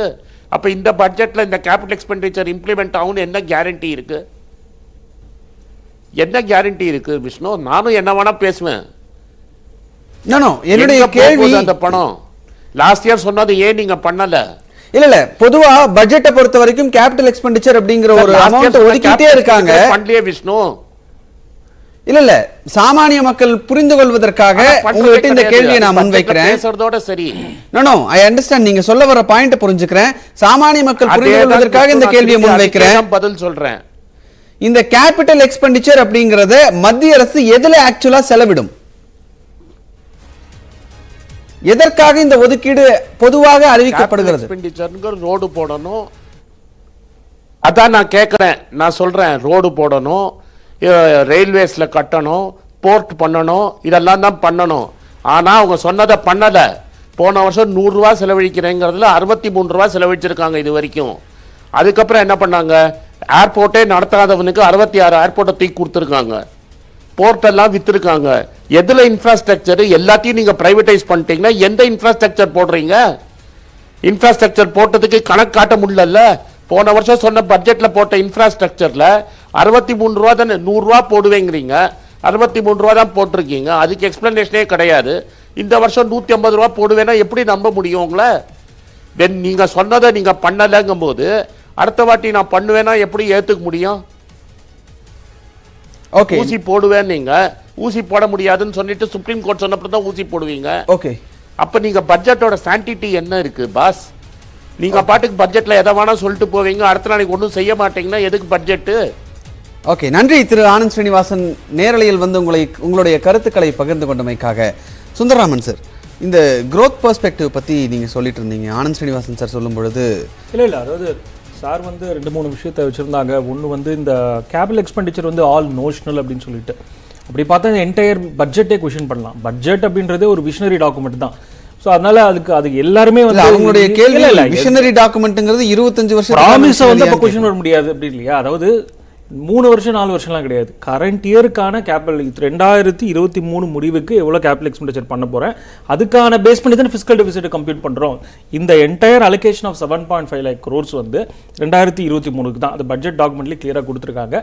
நேற்றுக்கு கொடுக்கப்பட்ட எக்கனாமிக் சர்வேல வந்து பார்த்தோம்னா பேஜ் நம்பர் 70 சார் லைவ்ல இல்லைனாலும் இப்போ கேட்டுட்டு இருக்காங்கன்னா பார்க்கட்டும், கிளியராக கொடுத்துருக்காங்க. அதாவது last year April to November 21 எடுத்த பீரியடுக்கே வந்து சென்ற ஆண்டு 20 முடிகிறதுக்கு 13.5% growth, போன வருஷத்தோடயே நான் வந்து அதிகமாக ஸ்பெண்ட் பண்ணியிருக்கோம் அப்படின்றத growth கொடுத்துருக்காங்க. Sir, the need of the hour, அதாவது இந்த வாட்டி பார்த்தோம் அப்படின்னா வரக்கூடிய ரிசிப்ட்ஸுக்கும் வரக்கூடிய வருமானத்துக்கும் பார்த்தா கிட்டத்தட்ட 10 லட்சம் கோடி. if the numbers are right, if I'm not wrong, 2016 பட்ஜெட்ல 9 pillars of Indian economy அப்படின்னு சொல்லி ஒன்று அனௌன்ஸ் பண்ணாங்க. அதுக்கு டார்கெட் 2020 தான் வச்சிருந்தாங்க. 6 years, அதுக்கு ஒரு 4-5 years வந்து டவுன் த லைன் டார்கெட் வச்சிருந்தாங்க. அது எந்த அளவுக்கு விஷனரியில் வந்ததுங்கிறது ஒரு கேள்வி இருக்கு இல்லையா? அதாவது நீங்க சொல்றது வந்து ஒன்று வந்து பட்ஜெட்ல பாலிசி வரக்கூடாதுன்றீங்க, பட்ஜெட்டில் வந்து சொன்னது எல்லாமே வந்து உடனே அதே வருஷத்தில் ஸ்பெண்ட் பண்ணின்றோம். இட்ஸ் மோர் ஆன் அலோகேஷன், அவ்வளோதான். அதாவது அலோகேஷன் 2 விதமாக நடக்கும். ஒன்று வந்து என்னுடைய ரெவென்யூ, இன்னொன்று வந்து டெப்ட். இப்போ வந்து பார்த்தோம்னா டோட்டல் எக்ஸ்பெண்டிச்சர் 39.45 lakh கொடுத்துருக்காங்க, ரெவென்யூ அண்ட் கேபிட்டல். அதில் ரெக்கரிங் நான் ரெக்கரிங் இருக்கும். எக்ஸ்பெண்டிச்சர் 22.84 சொல்கிறாங்க. பாக்கி உள்ள கேப்பை வந்து ஃபிஸ்கல் டெபிசிட்னு சொல்கிறோம். அதில் வந்து சில அமௌண்ட்டை நான் பாரோ பண்ணணும். ஸோ கேபிட்டல் எக்ஸ்பெண்டிச்சர் ப்ரோக்ரஸ் ஆகும்போது தான் நான் பாரோ பண்ணுவேன். இதெல்லாம் ஃபண்டமெண்டல் பிரின்சிபல், அது ஆனந்த் சாருக்கு கண்டிப்பாக தெரியும். அதாவது நான் இப்போயே கடனை வாங்கிட்டு நான் வந்து அலோகேட் பண்ண மாட்டேன். ஃபிஸ்கல் டெபிசிட்டை வந்து வரக்கூடிய கேபிட்டல் எக்ஸ்பெண்டிச்சர் நான் எப்படி ஃபண்ட் பண்ணுவேன்? நானே ஒரு நிறுவனம் நடத்துகிறேன் அப்படின்னா ஆஸ் அண்ட் வென் எக்ஸ்பெண்டிச்சர் வரச்சே பாரோயிங் பண்ணி அதுக்கான பாரோயிங் கமிட்மெண்ட் நான் பரலாம் வாங்கிடுவேன். இல்ல, அவர் சொல்ல வர நீங்க இந்த திட்டத்தை அறிவிக்கிறீங்க, அதை பண்ணலங்கிறாரு. நீங்க சொல்ற பாயிண்ட், அதற்கு தேவை ஏற்படும் போது நான் கடன் வாங்கி பண்ணுவேன். ஏன்னா டெபிசிட் அப்படியே ஃபண்ட் பண்ண, அதை பண்ணவே இல்லை, அனௌன்ஸ்மெண்டாவே இருக்குன்றது தான் அவருடைய கேள்வி. அதாவது 60% வரைக்கும் அவர் ஒத்துக்கிட்டாரு, 60% தான் பண்ணியிருக்காங்க அப்படின்றது ஒரு போன வருஷத்துல கோவிட் சேலஞ்சஸ்ல சாரே ஒத்துக்கிட்டாரு. அதாவது 2 விதமா பார்க்கலாம், 60% வரைக்கும் பண்ணிட்டாங்கன்னு பார்க்கலாம், 60% தான் பண்ணியிருக்காங்க அப்படின்றத பார்க்கலாம். அதாவது அதை எப்படி வந்து ஸ்ட்ரெஸ் பண்றாங்க அப்படின்றது தான் முக்கியம். பட் பேஜ் நம்பர் 70 நான் ஸ்டாட்டிஸ்டிக்ஸ் எடுத்து தரேன். Page 70 of the economic survey பார்த்தீங்கன்னா the need of the hour என்ன அப்படின்னா rebooting the economy, V shape ரெக்கவரியில் போய் நிற்குது. அதை வந்து எப்படி சஸ்டைன் பண்ணி எடுத்துகிட்டு போகிறோம் அப்படிங்கும்போது யூ நீட் டு இன்ஜெக்ட் மணி இந்த எக்கானமி. மணியை எக்கானமியில் இன்வெஸ்ட் பண்ணி தான் ஆகணும். நான் முன்னாடி சொன்ன மாதிரி வந்து நிறைய அட்வான்ஸ்டு டெவலப்பிங் கண்ட்ரீஸில் வந்து பார்த்தோம் அப்படின்னா வந்து இந்த கோவிட் போது கூட ஒரு பேங்க் அக்கௌண்ட்லையும் தனிநபருக்கு 15,000 ரூபா போடலை, 20,000 ரூபா போடலை அப்படின்றது நம்ம ஊர்லேயும் இருந்தது. அது மாதிரியான ஒரு ஸ்டாண்டு வந்து பார்த்தோம் அப்படின்னா அதை எடுத்தது வந்து நாளைக்கு செலவு பண்ணிடுவாங்க. இது மாதிரியான அசெட் டெவலப்மெண்ட்டாக போகும்போது நாளைக்கு vicious circle income generation, employment generation எல்லாம் ஆகுது. அது தவிர்த்து எண்ட் ஆஃப் தி இயரில் உங்கள்கிட்ட அசெட்டும் இருக்கும். இந்த கேபிட்டல் எக்ஸ்பெண்டிச்சர் என்டையர் அலோகேஷன் வந்து பேஸ்ட் ஆன் டெவலப் எக்கானமியை வந்து சஸ்டைனபிளாக எடுத்துகிட்டு போகணும், இந்த ரெக்கவரியை சஸ்டைனபிளாக எடுத்துகிட்டு போகணும். அதே மாதிரியான ஒரு எம்ப்ளாய்மெண்ட் ஆப்பர்ச்சுனிட்டிஸ் வரும்போது every sector of people, low level பீப்புளும் சரி, அன்ஸ்கில்டு லேபர்லேருந்து மேனேஜ்மெண்ட் கேடரில் இருக்கிற எல்லா பீப்புளுக்கான employment opportunities and income generation ஆக போகுது. ஓகே, புகழேந்தி சார், இப்போ சிஏஏனுடைய தலைவர் பேசும்பொழுது சொன்னார், இண்டஸ்ட்ரீஸுக்கு இது ஹெல்ப்ஃபுல்லாக இருக்கும், அடுத்தடுத்த கட்டத்திற்கு இது எம்எஸ்எம்இ அப்புறம் வேலைவாய்ப்பு மாதிரியான விஷயங்களை உருவாக்குறதுக்கு இது உதவிகரமாக இருக்கும் அப்படின்னு கான்ஃபெடரேஷன் ஆஃப் இந்தியன் இண்டஸ்ட்ரீஸ் அவங்களுடைய கருத்தை முன்வைத்திருக்கிறார்கள். இதை நீங்க ஏத்துக்கிறீங்களா? கண்டிப்பா. ஏன்னா வந்து இப்ப ரயில்வேல வந்து இது இன்வெஸ்ட்மெண்ட் ஃபார் ரயில்வேஸ், போர்ட், நீங்க ஏர்போர்ட் எல்லாத்துக்கும் பண்ணும்போது it has to be support by manufacturing activities. ஏன்னா அப்பதான் அவங்களுக்கு வந்து இந்த ஆக்டிவிட்டிலாம் பண்ண ஆரம்பிக்கும். புது ட்ரெயின்லாம் பண்ண போறேன்னு சொல்லியிருக்காங்க, இண்டிஜினியஸா பண்ண போறேன்னு சொல்லியிருக்காங்க. அதுக்கு சப்கான்ட்ராக்டர்லாம் வந்து எம்எஸ்எம்இக்கு போகும், இல்லாட்டி பெரிய கம்பெனிக்கு போகும். அப்போ தெர் இஸ் எக்கனாமிக் ஆக்டிவிட்டி. அப்போ அங்கே வந்து ஜிஎஸ்டி வரும், அங்கே இருக்க வேலை வாய்ப்பு வரும். So is all happens. Any expenditure ஸ்பெண்டிங்னாவே அது வந்து இந்த சுழற்சியில போய் தான் வரும். அதனால வந்து டெஃபினட்டா வந்து it will help, no doubt about it. So ஆன்சரோட கேள்வி வந்து பண்றோமா, முழுமையா செலவு பண்றோமா அப்படிங்கிறது அவருடைய கேள்வி. இது வந்து பட்ஜெட் செலவு ஒண்ணு வந்து கேபிட்டல் எக்ஸ்பெண்டிச்சர்னு வந்தாவே அந்த பணம் வந்து சிஸ்டத்துக்குள்ள வந்துடும். எக்ஸ்பெண்டிச்சரா வந்து போனா அது பல பேருக்கு ரெவன்யூ ஆகும், சுழற்சி வரும், இன்கம் டாக்ஸா வரும், அடுத்து ஜிஎஸ்டியா வரும். ஸோ இது மாதிரி எல்லா விஷயம் நடக்கும் அந்த பணத்துல. 7 லட்சம் கோடி செலவு பண்ணாங்கன்னா அது வந்து மறுபடியும் எக்கனாமிக் சுழற்சியில வரத்தான் செய்யும். அதனால வந்து எல்லாத்துக்கும் இருக்கும், இன்னும் அதிகமாக கூட செலவு பண்ணலாம். ஏன்னா யூஎஸ் வந்து கிட்டத்தட்ட 50 வருடங்களுக்கு முன்னால பாத்தீங்கன்னா மிகப்பெரிய அளவுல வந்து இன்ஃப்ராஸ்ட்ரக்சர் பண்ணாங்க. இந்தியா யூஎஸ் ஃபுல்லா வந்து அகலமான ரோடு போடணும்னு அப்ப இருந்த ஒரு பிரசிடென்ட் திட்டம் போட்டு மிக பெரிய அளவுல வந்து இன்வெஸ்ட் பண்ணாங்க. அது பெரிய மாற்றத்தை உண்டாச்சு. இல்லை அதனால தப்பு கிடையாது. வந்து பட்ஜெட்ல வந்து டிபிசிட் வரலாம், அதிக அளவு கடன் வாங்கி அதனால பண்ணலாம், தப்பு கிடையாது. அதோட ரிட்டர்ன் என்னன்னு தான் நம்ம பார்க்கணும். எப்போ அந்த டைம்ல ஸ்பெண்ட் பண்ணி டைம்ல அந்த ரிட்டர்ன் வருதா, எஃபிஷியண்டா இருக்குங்கிறது தான் வந்து ஒரு முக்கியமான விஷயம்.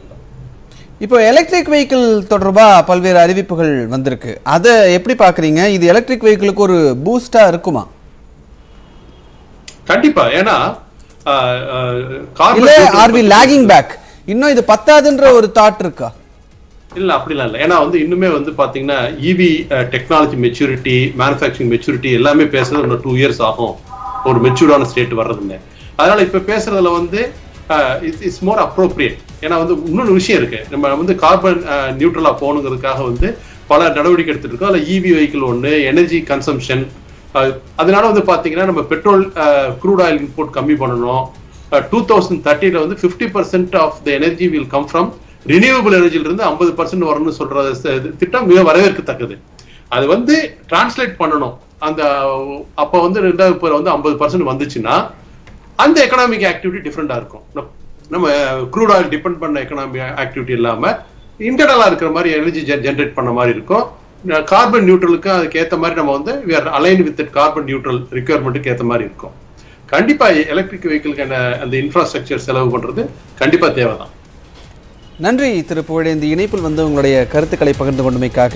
இந்த பட்ஜெட்டில் அறிவிப்புகள் இருக்கிறது என்று ஒரு சாராரும், இதில் அறிவிப்புகளே இல்லை, இதனால் சாமானிய மக்களுக்கு எந்த ஒரு பலனும் இல்லை என்று ஒரு தரப்பினரும் சொல்லக்கூடிய தற்போதைய நிலை அவ்வாறு தான் இருக்கிறது. இந்த நிலையில் பட்ஜெட் உரையை முழுமையாக பார்த்த பிறகு அதில் இருக்கக்கூடிய அறிவிப்புகள் என்னென்ன, அதன் பின்பு அதில் இருக்கக்கூடிய அதன் மூலமாக கிடைக்கக்கூடிய பலன்கள் என்னென்ன என்பது இனி வரக்கூடிய நேரங்களில் தெளிவாக புரிய வரும். இருப்பினும் மிக தெளிவாக வெளிப்படையாக சாமானிய மக்களுக்கு என்று வருமான வரி சலுகையிலோ அல்லது சாமானிய மக்களுக்கு நேரடியாக சென்று சேரக்கூடிய வகையிலோ எந்த ஒரு அறிவிப்பும் இந்த பட்ஜெட்டில் இல்லை என்பதுதான் தற்போது இருக்கக்கூடிய நிதர்சனமான உண்மையாக இருக்கிறது. மக்கள் தொடர்ந்து கிரிப்டோ கரன்சியில் இன்வெஸ்ட் பண்ணி, அதாவது முதலீடு என்பது அதிகரித்துக் கொண்டே இருக்கிறது. அதை கட்டுப்படுத்துவதற்கு அல்லது அதை வரைமுறைப்படுத்துவதற்கான அறிவிப்பு வெளியாகி இருக்கிறது. இந்திய ரிசர்வ் வங்கி ஒரு டிஜிட்டல் கரன்சியை வெளியிடும் என்று தெரிவித்திருக்கிறார்கள். கிரிப்டோ கரன்சியின் மூலமாக வரக்கூடிய டிஜிட்டல் அசெட்ஸ் மூலமாக வரக்கூடிய அந்த வருமானத்திற்கு 30% வருமான வரி விதிக்கப்படும் என்று தெரிவித்திருக்கிறார்கள். இந்த பட்ஜெட் அலசல் என்பது இத்துடன் நிறைவு பெறுகிறது. கிரிப்டோ கரன்சி தொடர்பான நேரலை தொடர்ந்து நடைபெற இருக்கிறது. மக்கள் உங்களுடைய சந்தேகங்களை, கிரிப்டோ கரன்சி தொடர்பான சந்தேகங்களை தொலைபேசி வாயிலாக அழைத்து உங்களுடைய சந்தேகங்களை கேட்கலாம். நிபுணர்கள் அதற்கு பதில் தருவதற்காக காத்திருக்கிறார்கள். 2 மணியிலிருந்து கிரிப்டோ கரன்சி தொடர்பான சிறப்பு நேரலை தொடர்கிறது.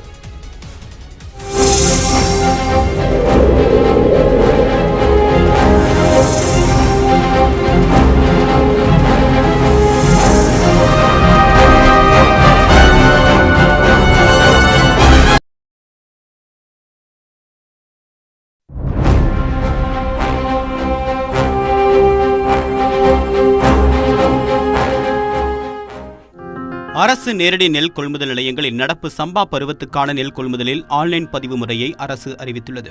கொள்முதல் நிலையத்தில் முறைகேடுகளை தவிர்க்கவும் இடைத்தரகர்களின் தலையீடு மற்றும் காலதாமதத்தை தவிர்க்கவும் ஆன்லைன் பதிவு முறையை அமல்படுத்தியிருப்பதாக அரசு தெரிவித்தாலும் இந்த முறையை பின்பற்றுவதில் பல்வேறு சிக்கல்கள் இருப்பதாக விவசாயிகள் தொடர்ந்து குற்றம் சாட்டி வருகின்றனர். இந்நிலையில் நெல் கொள்முதலுக்கு ஆன்லைன் பதிவு முறையை ரத்து செய்து பழைய முறையை நடைமுறைப்படுத்த கோரி தேசிய தென்னிந்திய நதிகள் இணைப்பு விவசாயிகள் சங்கத்தினர் திருச்சியில் போராட்டத்தில் ஈடுபட்டனர். அந்த சங்கத்தின் தலைவர் ஐயா தலைமையில் திருச்சியிலிருந்து சென்னைக்கு டிராக்டர் மூலமாக ஊர்வலம் செல்ல முயன்றவர்களை போலீசார் தடுத்து நிறுத்தியதால் தேசிய நெடுஞ்சாலையில் டிராக்டர்களை நிறுத்தி மறியல் போராட்டத்தில் ஈடுபட்டனர்.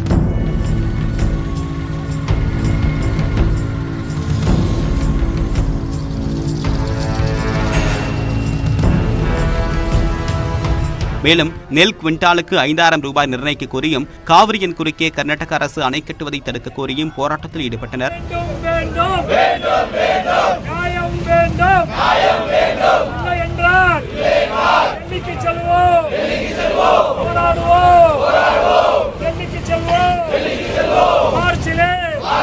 இதனிடையே திருவாரூரில் ஆன்லைன் முன்பதிவுக்கு எதிர்ப்பு தெரிவித்து நெல் கொள்முதல் நிலைய அதிகாரிகளுடன் விவசாயிகள் வாக்குவாதத்தில் ஈடுபட்டனர். அத்துடன் ஒவ்வொரு மூட்டைக்கும் கூடுதலாக நெல்லை பிடித்து முறைகேட்டில் ஈடுபடுவதாகவும் குற்றம் சாட்டினர்.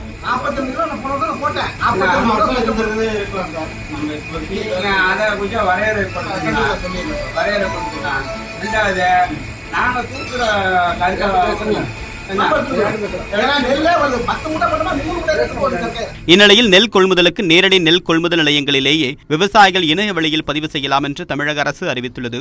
இது தொடர்பாக தமிழ்நாடு நுகர்பொருள் வாணிப கழக மேலாண் இயக்குநர் அனுப்பியிருக்கக்கூடிய சுற்றறிக்கையில் கிராம நிர்வாக அலுவலர் வழங்கக்கூடிய அடங்கல் ஆவணம், ஆதார் நகல் உள்ளிட்ட ஆவணங்களை விவசாயிகள் நேரடியாக நெல் கொள்முதல் நிலையத்தில் சமர்ப்பிக்கலாம் என்றும் அங்கு பணிபுரியக்கூடிய பட்டியல் எழுத்தர்கள் இணைய வழியில் பதிவேற்றம் செய்து உடனுக்குடன் டோக்கன் வழங்கி முன்னுரிமை அடிப்படையில் நெல்லை கொள்முதல் செய்வார்கள் என்றும் கூறியுள்ளார். இது தொடர்பாக சம்பந்தப்பட்ட பட்டியல் எழுத்தர்கள், கொள்முதல் அலுவலர்கள் மற்றும் துணை மேலாளர்களுக்கு அறிவுறுத்துமாறு முதுநிலை மண்டல மேலாளர்களுக்கு சுற்றறிக்கை அனுப்பப்பட்டுள்ளது.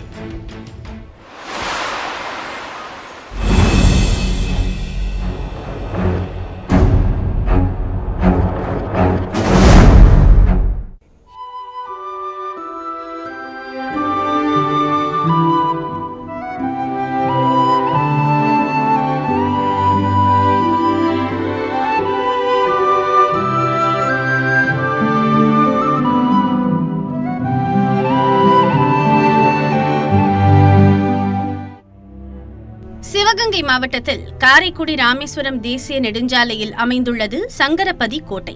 சுமார் 200 ஆண்டுகள் பழமையானது. மன்னர் சேதுபதி தனது மகள் வேலு நாச்சியாரை சிவகங்கை மன்னரான முத்து வடுகநாதருக்கு மணம் முடித்து கொடுத்த போது சங்கரபதி கோட்டையை சீதனமாக கொடுத்தார். 50 ஏக்கர் பரப்பளவில் 1000க்கும் மேற்பட்ட சதுர அடி பரப்பளவில் பிரம்மாண்டமாக அமைந்துள்ளது.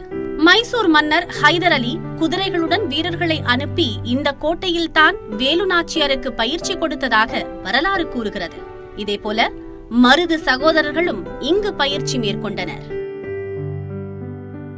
மைசூரை சேர்ந்த ஹைதர் அலி என்னும் மன்னர் கிட்டத்தட்ட ஒரு 200 குதிரைப்படைகளோட அனுப்பி சங்கரபதி என்னும் தளபதியார் தலைமையில் அனுப்பிச்சு வேலுநாச்சியார் அவர்களுக்கு பயிற்சி கொடுத்த இடம் தான் இந்த சங்கரபதி கோட்டை. அது மட்டும் இல்லாமல் மருது சகோதரர்கள் ஆங்கிலேயர்களை எதிர்த்து கடுமையாக போர் பயிற்சி செய்த இடமும் இந்த சங்கரபதி கோட்டை தான். சிவகங்கையில் இருந்த ஆயுத கிடங்குகளை விட இங்குதான் அதிக அளவில் ஆயுதங்கள் வைத்திருந்ததாகவும் கூறப்படுகிறது. வீரர்களுக்கு மற்போர் பயிற்சி செய்வதற்கு ஏற்ற வசதிகளும் செய்யப்பட்டிருந்தன. இந்த கோட்டையிலிருந்து காளையார் கோவிலுக்கு சுரங்கப்பாதை இருந்ததாகவும் நாளடைவில் சிதைந்து போனதாகவும் கூறப்படுகிறது. வரலாற்று பொக்கிஷமான இந்த கோட்டை பராமரிப்பு இல்லாததால் சிதிலமடைந்து காணப்படுகிறது.